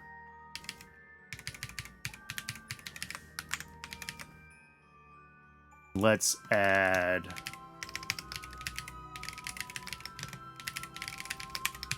circularize, and then gravimetric. It's not going to be able... There we go. Circularize. All right. It's probably going to bonk again, but let's see what it does.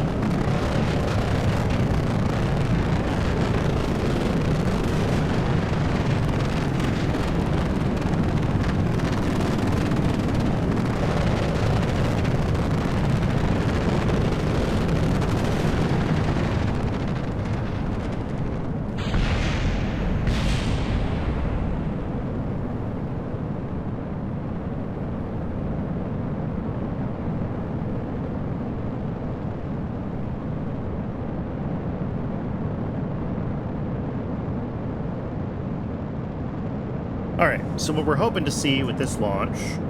Whoa! Hello, frame rate. We're hoping to see that we don't crash, for one thing.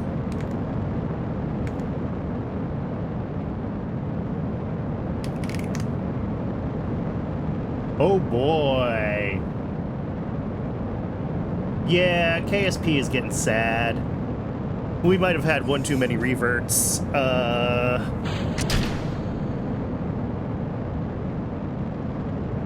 We might need to restart the game if we're going to keep running, unfortunately.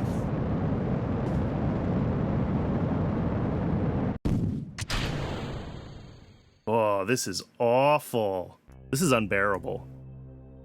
I'm sure it's worse on stream, too. Like, I don't know if you can see the lag between like my cursor moving and the camera following it, but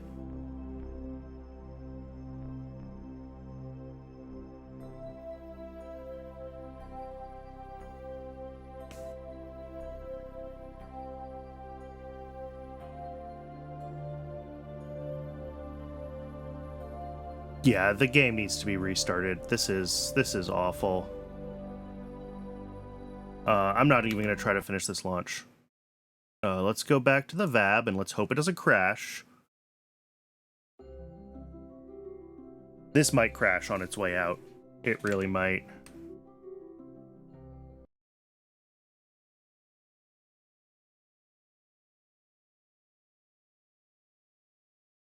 And what's interesting is that it's a lot of threads in KSP that are running. And I don't know if that's something to do with the mono garbage collector or if that is Principia or what. But, like, it's shocking to see, you know, so many threads from KSP because it's not a multi-threaded program. So it's either something in Principia or it's something in the garbage collector. Either way, I think it's crashed. Oh, no, we made it out.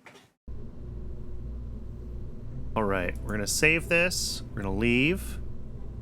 I'm going to try to get my game to save cleanly, because I get nervous every time we have a crash that I'm going to, like, lose the whole session's worth of progress, right?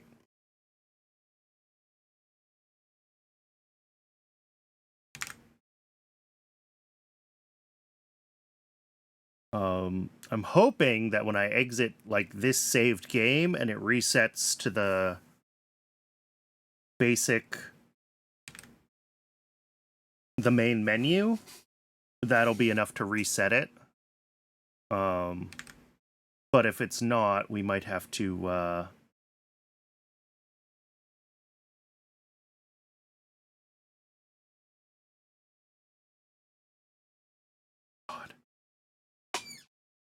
KSP is currently using 17 gigs of memory. It's going up, too, which doesn't seem good. So yeah, something's got a memory leak somewhere. And after enough reverts, like, I think this is the inevitable heat death of RP-1, right? When you're simming something over and over. Maybe it's Principia related. Maybe. But... Alright. Quit to main menu. Oh, my poor computer.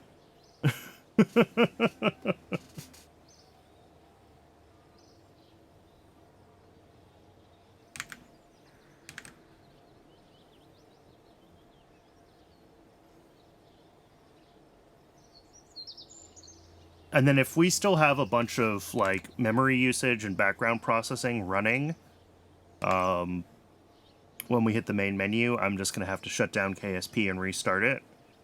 And if that happens, I mean, we're only about halfway until the next ad break. They're about an hour apart, and it's only been about half an hour. But I'll just run an ad while KSP restarts, and that way we'll have a whole hour if we need it. Alright. Yeah, KSP still has dozens of threads, and they are still using up all of my CPU. So, this needs to be shut down completely.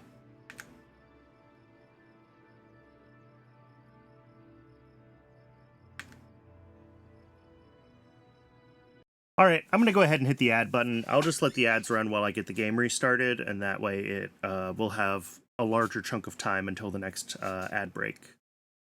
So I'll see everyone once the game is fixed.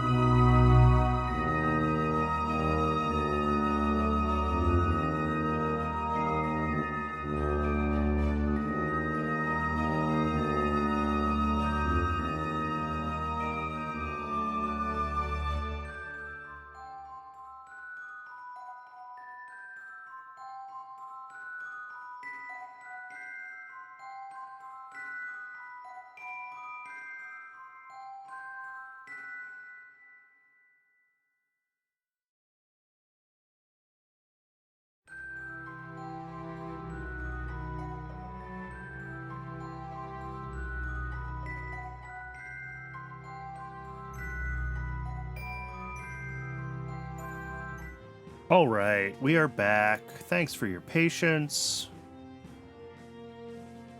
And if I check, I'm just curious.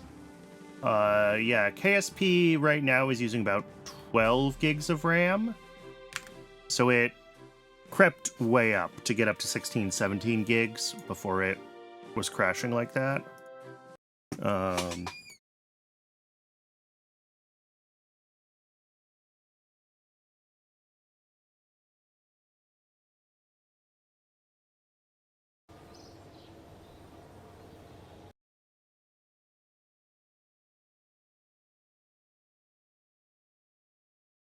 So, what we are hoping to see, if I grab gravimetric here, is we are hoping to see this thing hit its,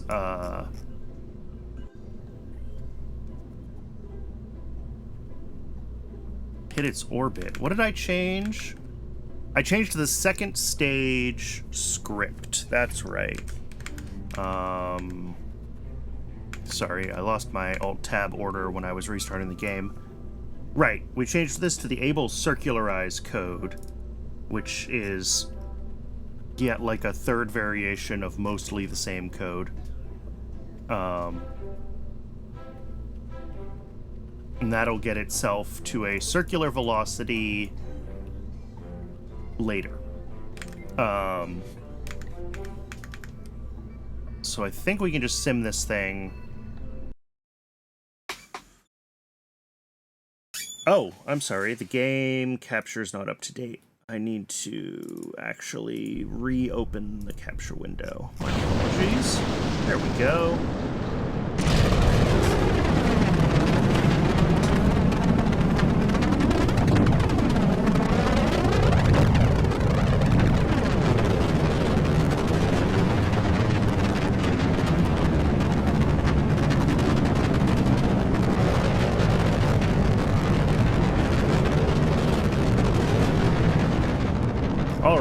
Time warp is on. Let's see how we do in this launch.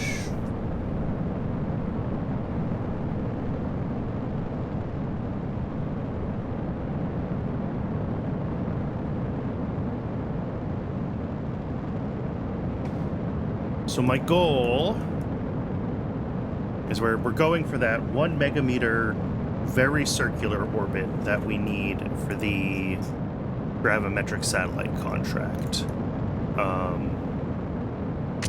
We can certainly still keep pushing Thor a little further if Able Star needs a little more help.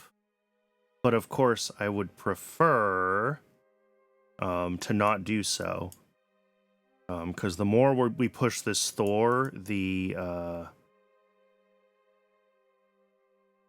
less and less reliable it's going to be. And I don't want to build this thing just as a ticking time bomb, right?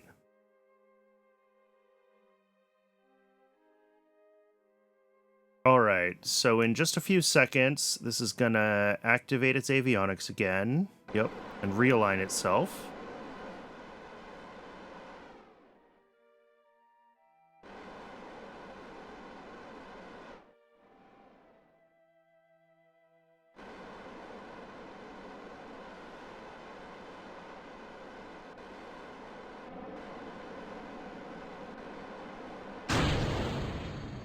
There we go. And that's going to push up to a 1 megameter AP.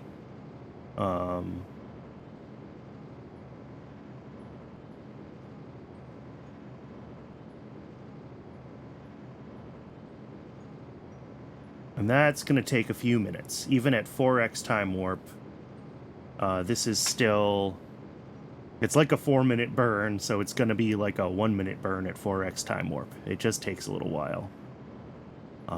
Able Star is not a very high thrust stage in this configuration. And we're only using it because it has multiple ignitions, basically.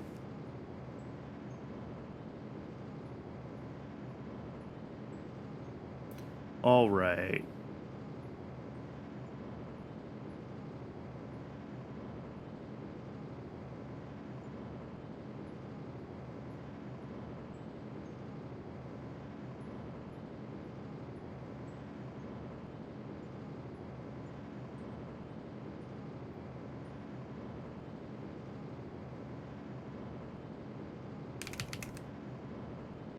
There we go. That is our 1 megameter. We only have like 13 seconds of burn time when we get to the other side, which might not quite be enough. We might need to have Thor give us a little more of a push.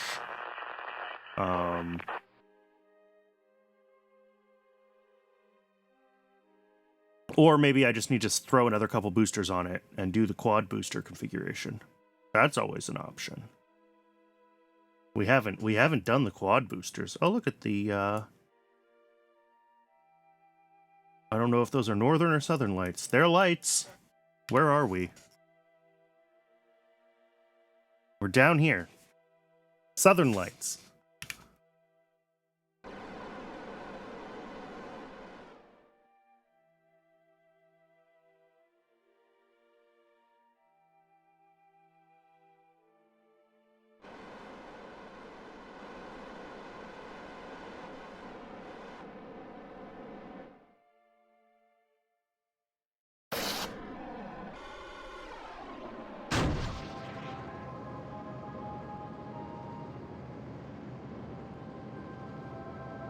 I mean, there we go.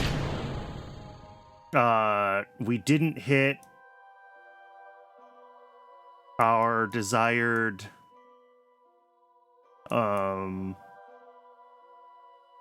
eccentricity. So we need to work on the precision of our orbital insertion. And that's probably... I mean, we can do that. I have code for that left over from the old code. So let me grab that.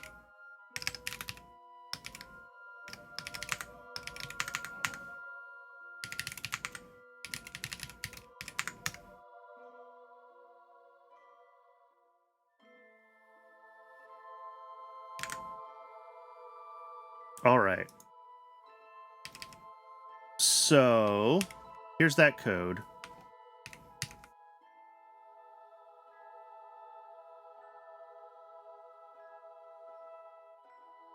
And I think if I just do this lock throttle to 0 here, and then let this do its thing, I can tweak the threshold here.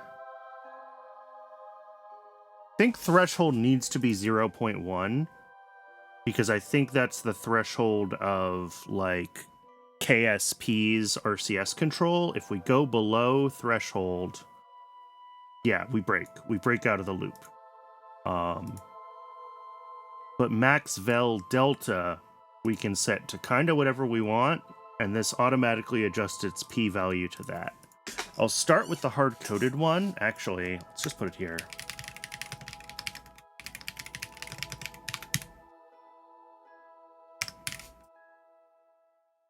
We'll take max velocity delta, and we won't do it here. That way, if we need to tweak it, we can tweak it from the, for a given mission, what is our orbital tightness constraint? And this will just sit here with RCS doing what it needs to do. The issue is that this doesn't have RCS in both directions. So we're going to have to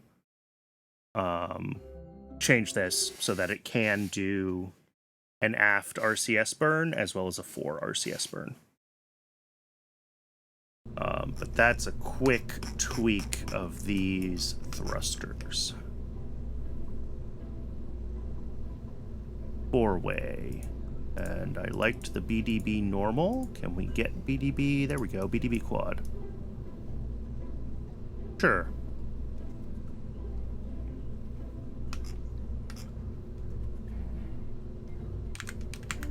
And then,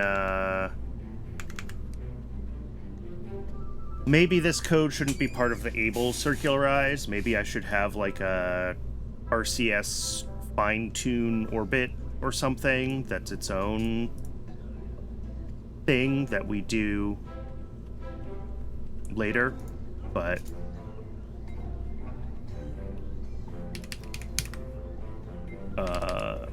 unlock steering,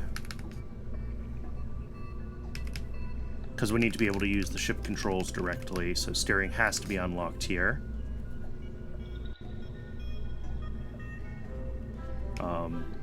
And this also kind of assumes that it can get itself within its velocity factor, you know, relatively quickly. Otherwise, we drift away from AP, and, you know, moving fore and aft isn't going to do what we want at that point. But as long as we're still pointed vaguely prograde, this will do what it needs to do. I mean, can I actually... I mean, what if I do leave the steering locked? What's it gonna do?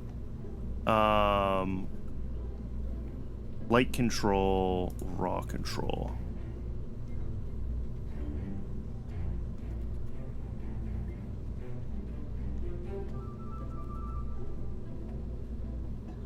Yeah.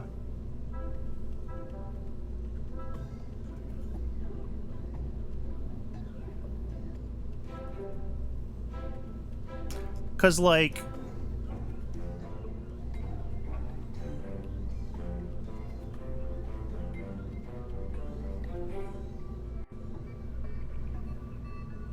the steering manager is never going to set fore and aft, right? It's only going to set other parts of the control.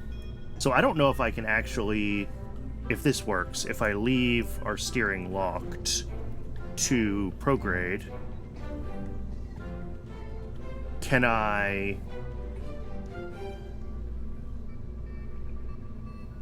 still control fore and aft? I don't know. Let's find out. Because that's what I want, right? That way it'll actually track as we're drifting. It'll keep fine-tuning until it thinks that it's locked in.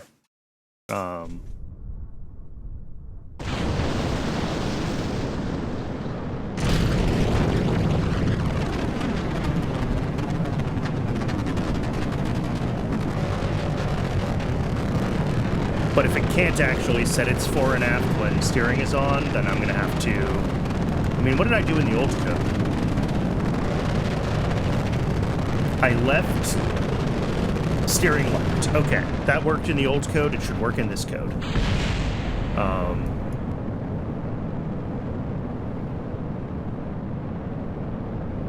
So I think...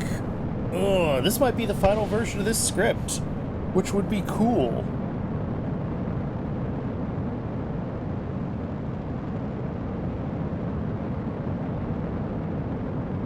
And then this also is like a 45-day...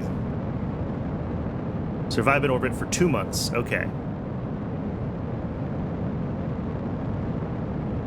So yeah, we've got a bunch of these science flights that need to be in orbit for like 45 days, 60 days, whatever.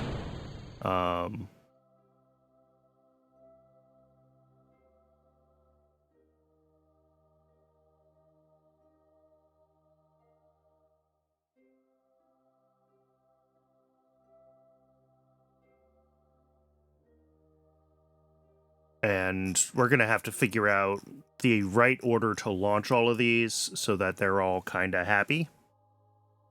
I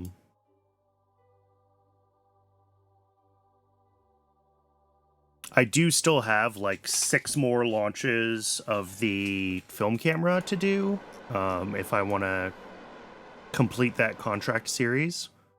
So... that one we can, you know, my plan was to just kind of alternate that with other contracts.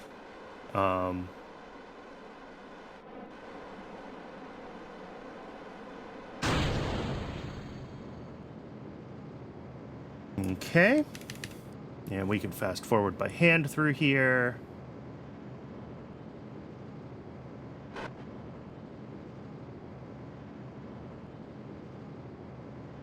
But still, 4-minute burn. Oh, even at 4x time warp. One of the things that was really nice about KSP2 was that you could burn on rails. The system knew how to handle that.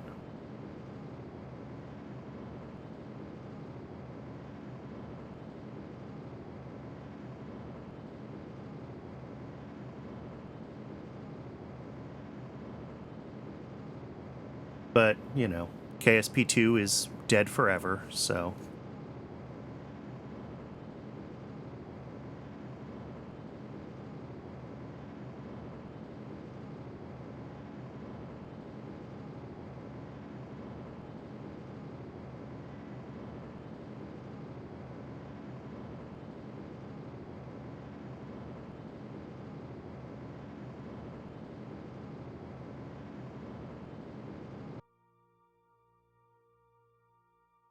All right.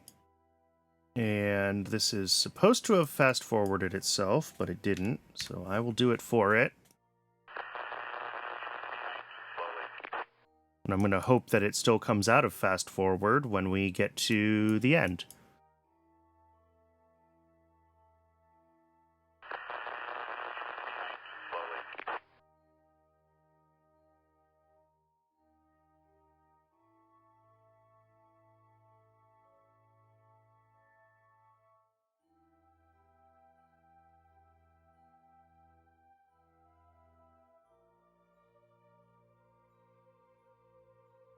Oh, yep, it did bring itself out. Perfect.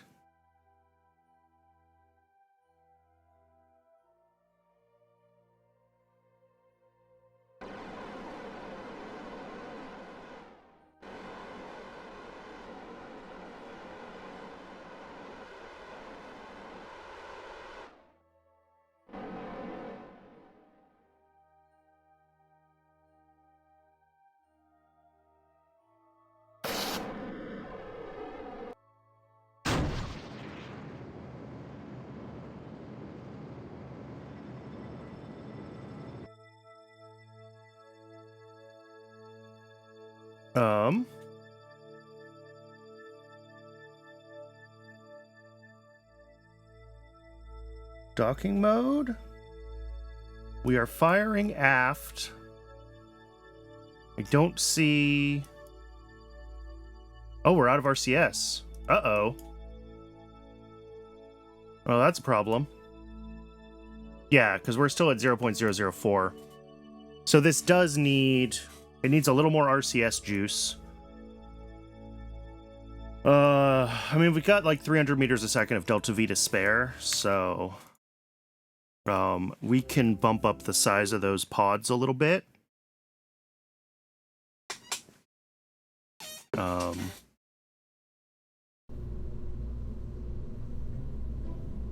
Because these are fairly small right now, right? Yeah, 0.2. Oh, yeah, these do almost nothing, but they get us a huge amount more RCS. 780 versus 2700 for very little loss of delta V. All right, let's do it again. I think most of the mass at that point is tank. I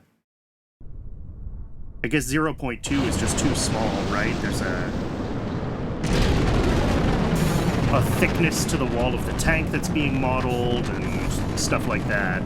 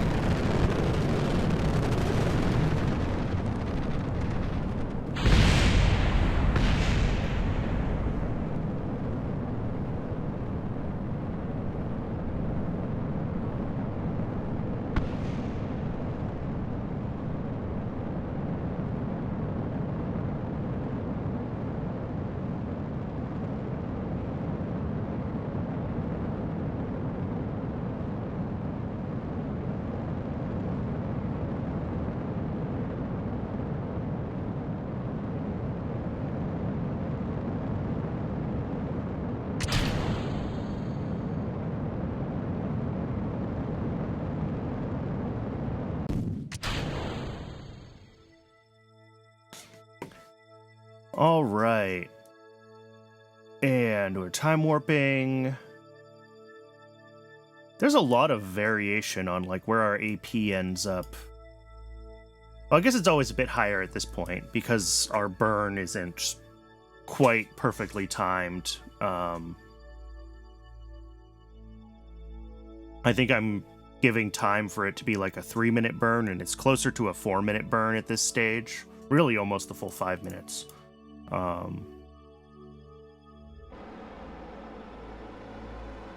So we need to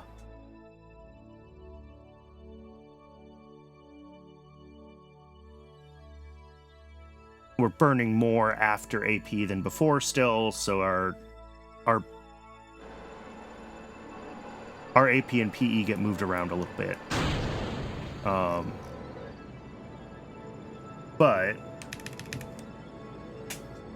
hopeful with this extra RCS that we're gonna have what we need. Yeah, we have lots and lots of it now.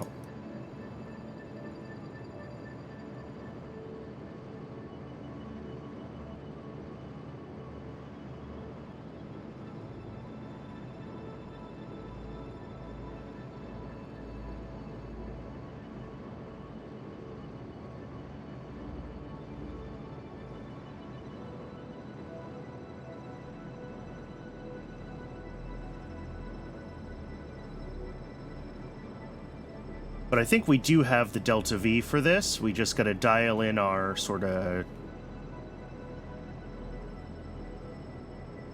I mean, honestly, I think we're pretty well dialed in. You know, we're able to get up to our first burn consistently, right? We're hitting that 1 megameter. And then the second half... We're also hitting the second half pretty consistently, actually. It's really just a matter of...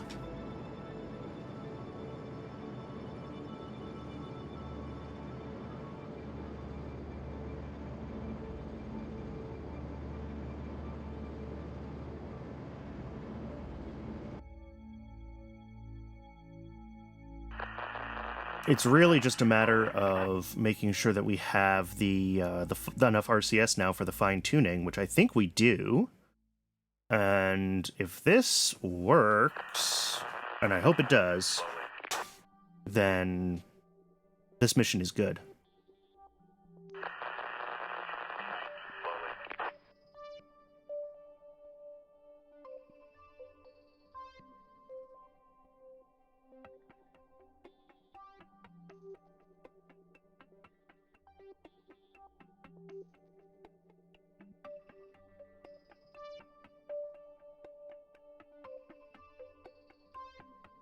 The only thing that might be an issue is if we run out of battery in this stage before we hit our 0.03 threshold for eccentricity, right? That's...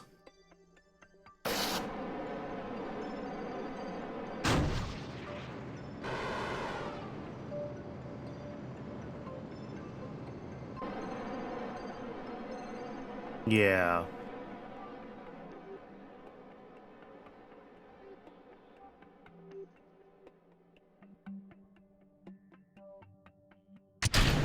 Interesting.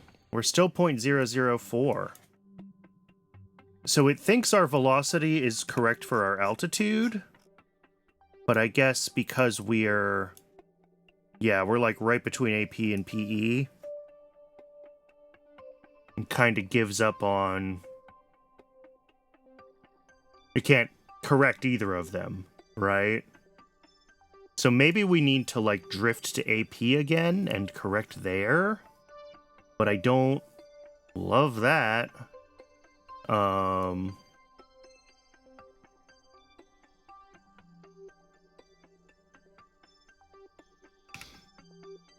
What I could do in the circular eyes is have us cut short by, like, a couple kilometers a second of our circularization velocity, and then fine-tune with RCS from there. I mean, the other option is I could just put this on time warp, and we might see our eccentricity drift. If we get lucky, it'll drift down below 3, and that'll count for the contract. No. It goes back up.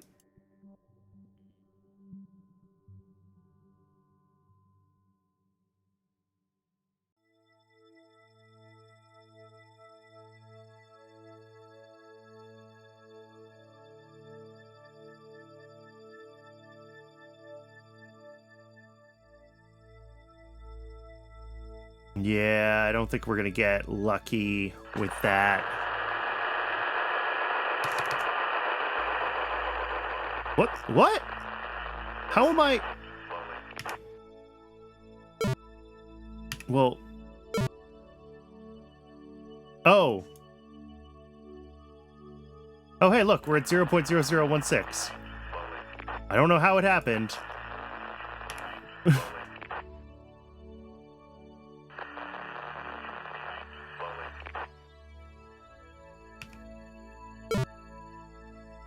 Stop. Yeah, it's gonna bonk every time it loses and regains power.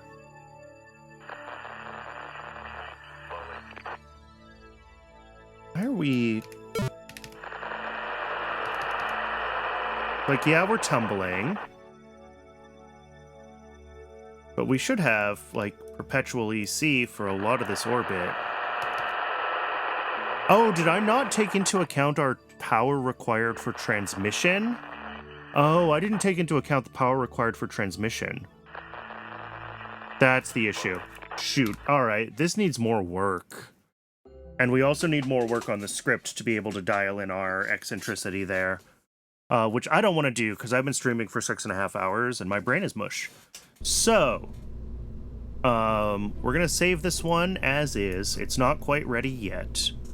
However, the other one we worked on today, not the gravimetric, the magnetometer, I think this one is ready to go.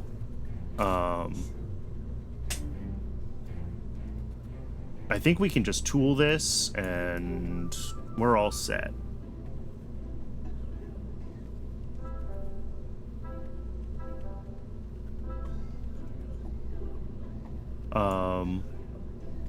Oh, the only thing I'm going to do, actually... Toggle this open. Let's go with those slightly larger RCS tanks, because these tiny ones are too tiny. I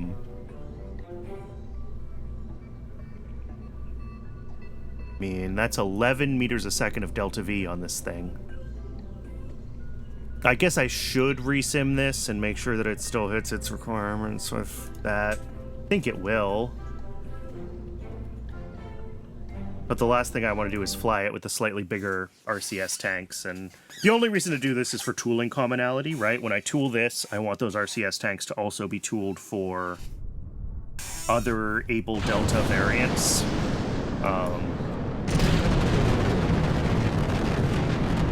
So we're just going to make sure that this all looks good. With that missing 11 meters a second, we'll make sure that we still hit the gravimetric, not gravimetric, magnetometry satellite requirements. Make sure that none of the changes I've been making to the Able script has broken this. I don't think it will have, but it would still be good to verify that this is unbroken by my other changes. And if so, we can tool this and we can get it queued up to fly.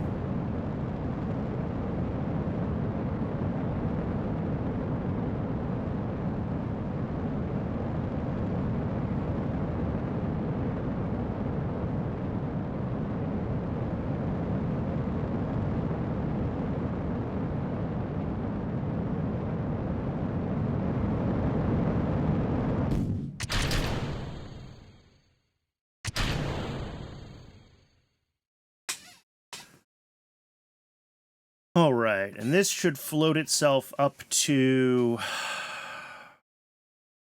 I don't remember. Like a minute before.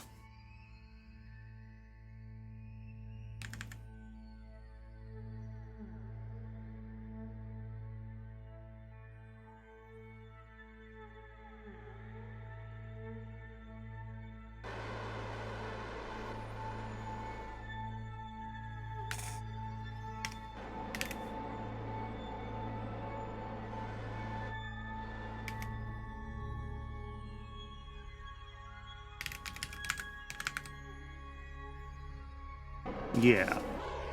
Yep, this is gonna fire.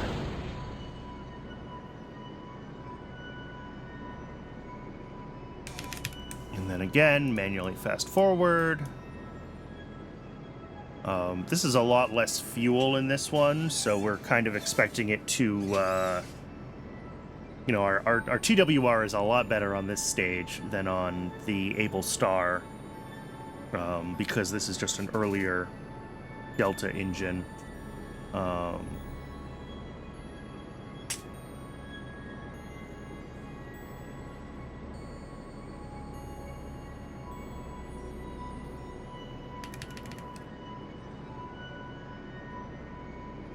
And there we go.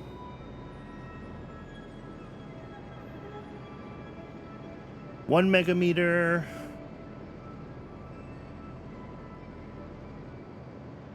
Two megameters.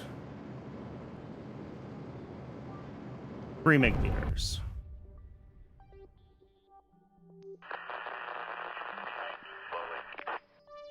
And I saw that use its RCS at the very end there, so that's like right on the edge of good enough, but it is good enough. I think especially with this extra RCS fuel that we added, this should be able to do what it needs to do.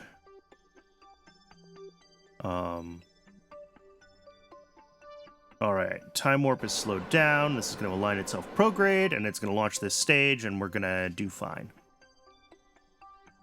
Because this part we've seen before, there's no changes to this stage, there's no changes to this part of this script. So, this is good.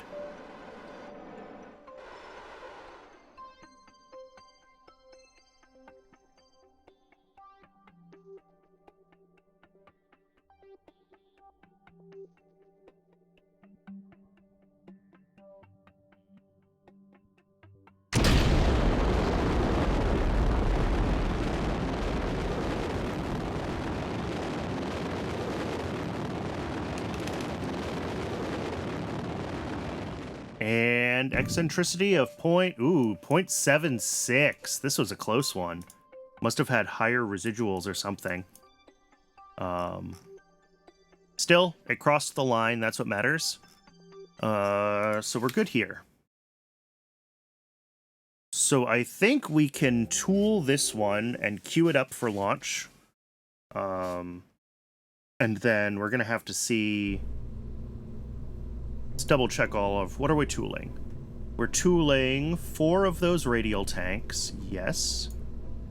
We're tooling a 1.4 by 1.4 meter. That's this. That's the Delta tank. We're tooling this 3-ton, 4.5-foot avionics unit. That's the Delta avionics. And we're tooling, yeah, the new Delta fairings. And this is actually a relatively inexpensive rocket. It's only 4,800 funds. So I think, well, can we launch this? No.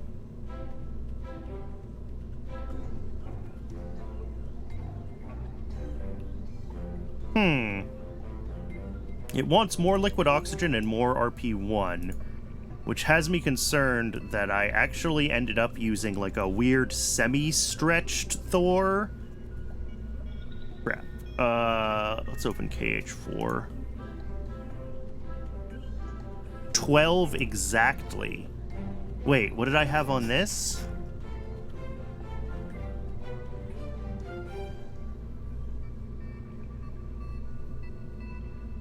12.5. Okay. In that case, I think we uprate this to our full uprated Thor that we're using for the other configuration for the magnetometry satellite. We go to the NA-11, we go to our full 13...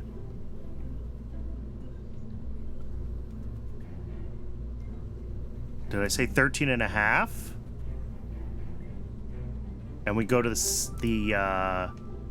80-ton avionics unit. All right. And yeah, if we open the other one, the gravimetric, let's just make sure that I had the same numbers.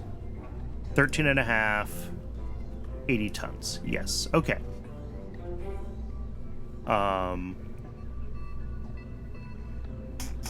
But now we have to refly magnetometry again because I just changed how it works.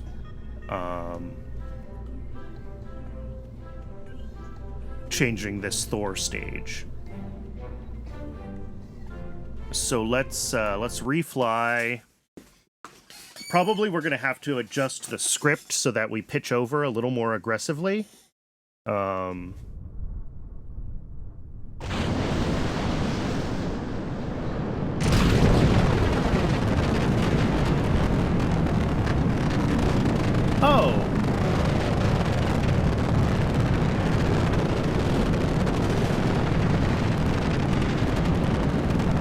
Oh no. Interesting.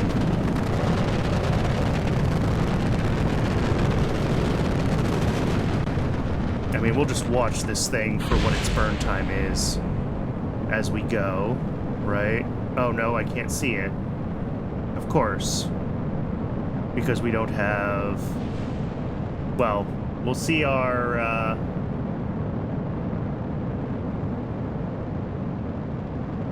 time when we ditch it, but it's gonna be high, right? It'll be over...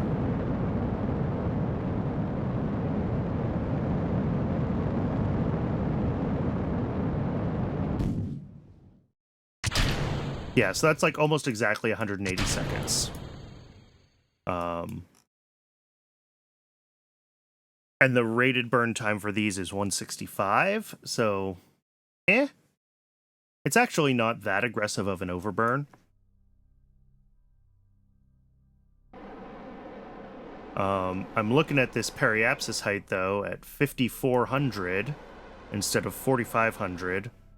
And I'm thinking we're probably not going to hit it without some slight tweaks, but I'm going to let this go anyway.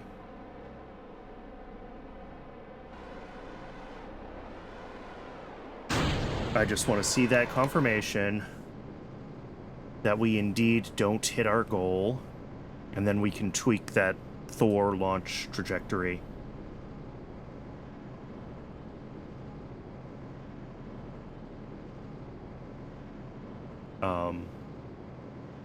Really, I can tweak the burn time of my Thor, you know, as needed, right? I could tool a larger tank and then not run it at full capacity when it doesn't make sense to run at full capacity, right?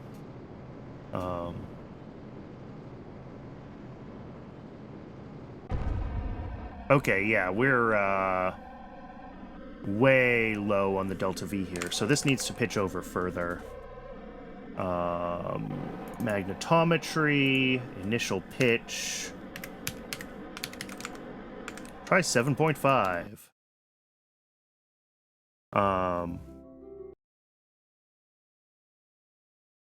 Because yeah, I think we need to see that periapsis height at around 4,500 for the delta to be able to push it up where it needs to go.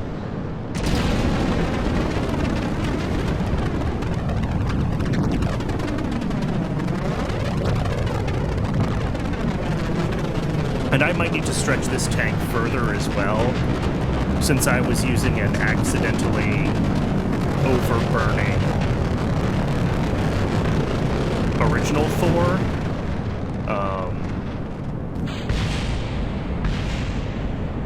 I probably need a little more delta V in this stage. And if I'm going to tool this stage with a little more delta V, then that'll also help the other mission to have a little more leeway in its overall design.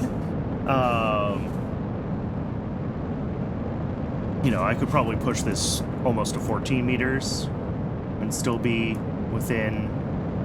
Is this the wrong fuel ratio? Oh, it's probably the fuel mix of the LR whatevers.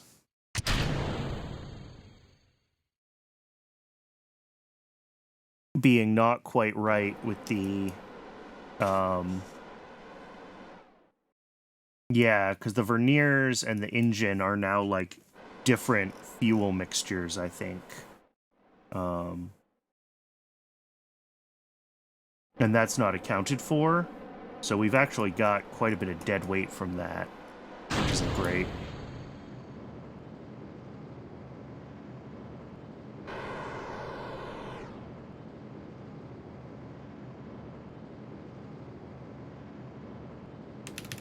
But yeah, this is pretty close to, again, you know, 5,500 kilometers PE, which is not good enough.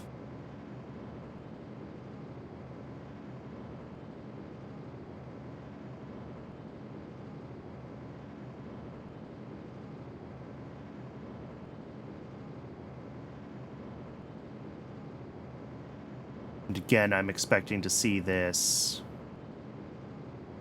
burn out with like negative, yeah, 1,300. Not good enough. Okay, since I know that the mixture ratios are wrong for our engines, one of the things that I can do is just that. And that should improve our delta V by a lot.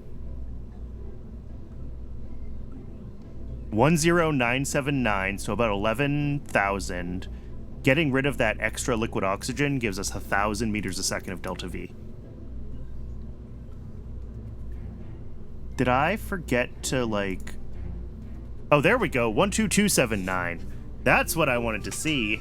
I forgot to redo the tank. All right, that was my bad. Okay. So this should more readily burn to that 3 minutes 10 seconds point instead of exactly 3 minutes. If we look at our like rated burn times, we had 182, 182. These ones go down to 165, 182, and then 260. So basically I'm treating the 165 ones as if their burn time was still 182. Which is iffy, but, you know, should get us the delta V we need. And then this is exactly the same, or should be the same, tooling for the other mission that I'm working on.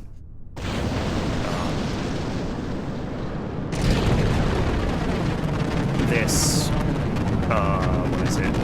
NA11 variant of the LR79 with a 13.5 meter tank.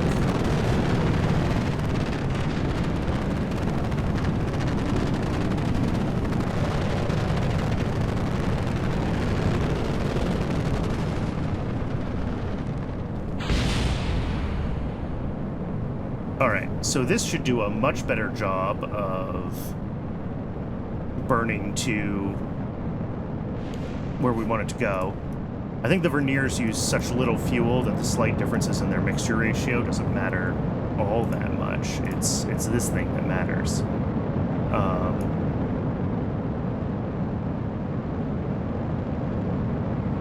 Yeah, and we're pushing our AP up way too high.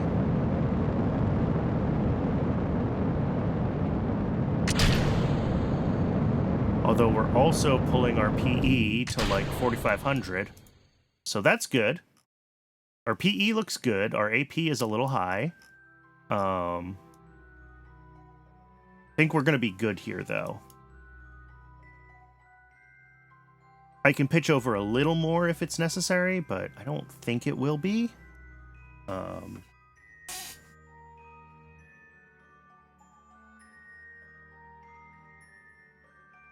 Let us see where we're at. So this is going to drift for another...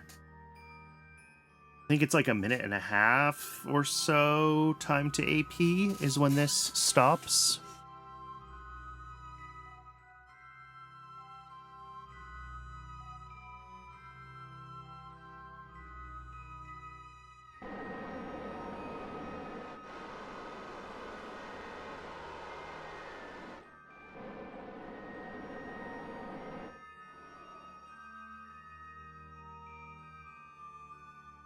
Let's get that cool.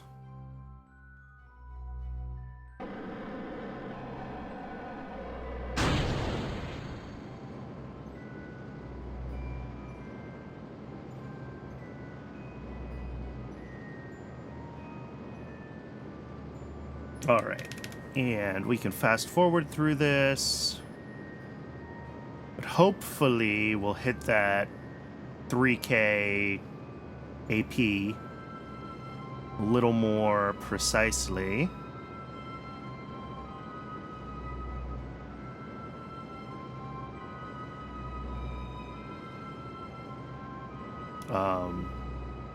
And if not, again, we might need to just pitch over just a little further on the Thor. But I think we're going to be okay.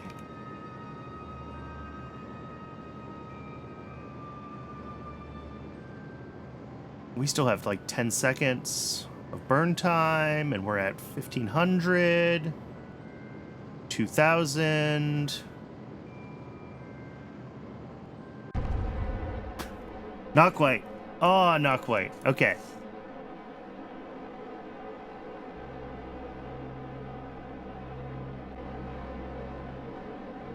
This is more than I want to let this do here. So I'm going to go into the script again, and I'm going to say 7.75 degrees. And we're going to revert to launch. All right. So yeah, these uprated Thors. Hopefully I can get this dialed in with the new booster. God. I can't believe I left this tank at the wrong length, and I was just like, all of my tests of this design were with a made-up in-between booster.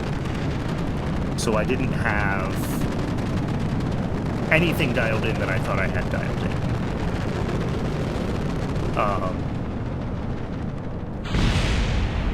Oh yeah, but when we ditch those boosters there, this thing is running... Oh god, are we gonna crash again? We're already... Yeah, everything's red. I haven't even reverted that many times. Yeah, I can hear my computer trying to go to orbit too. Alright, we might get through this launch. No, this is slower than real time. Or very close to it. Yeah, this isn't worth trying to do. Alright, I'm gonna call it here, since the game is being sad with me again. Let's head to our to-do list, and what did we actually figure out? Okay, magnetometry satellite is... I don't even know what's going on with science anymore, so I'm going to get rid of that. So the magnetometry satellite is current state, needs more fine-tuning for use of uprated Thor booster. And the gravimetric satellite needs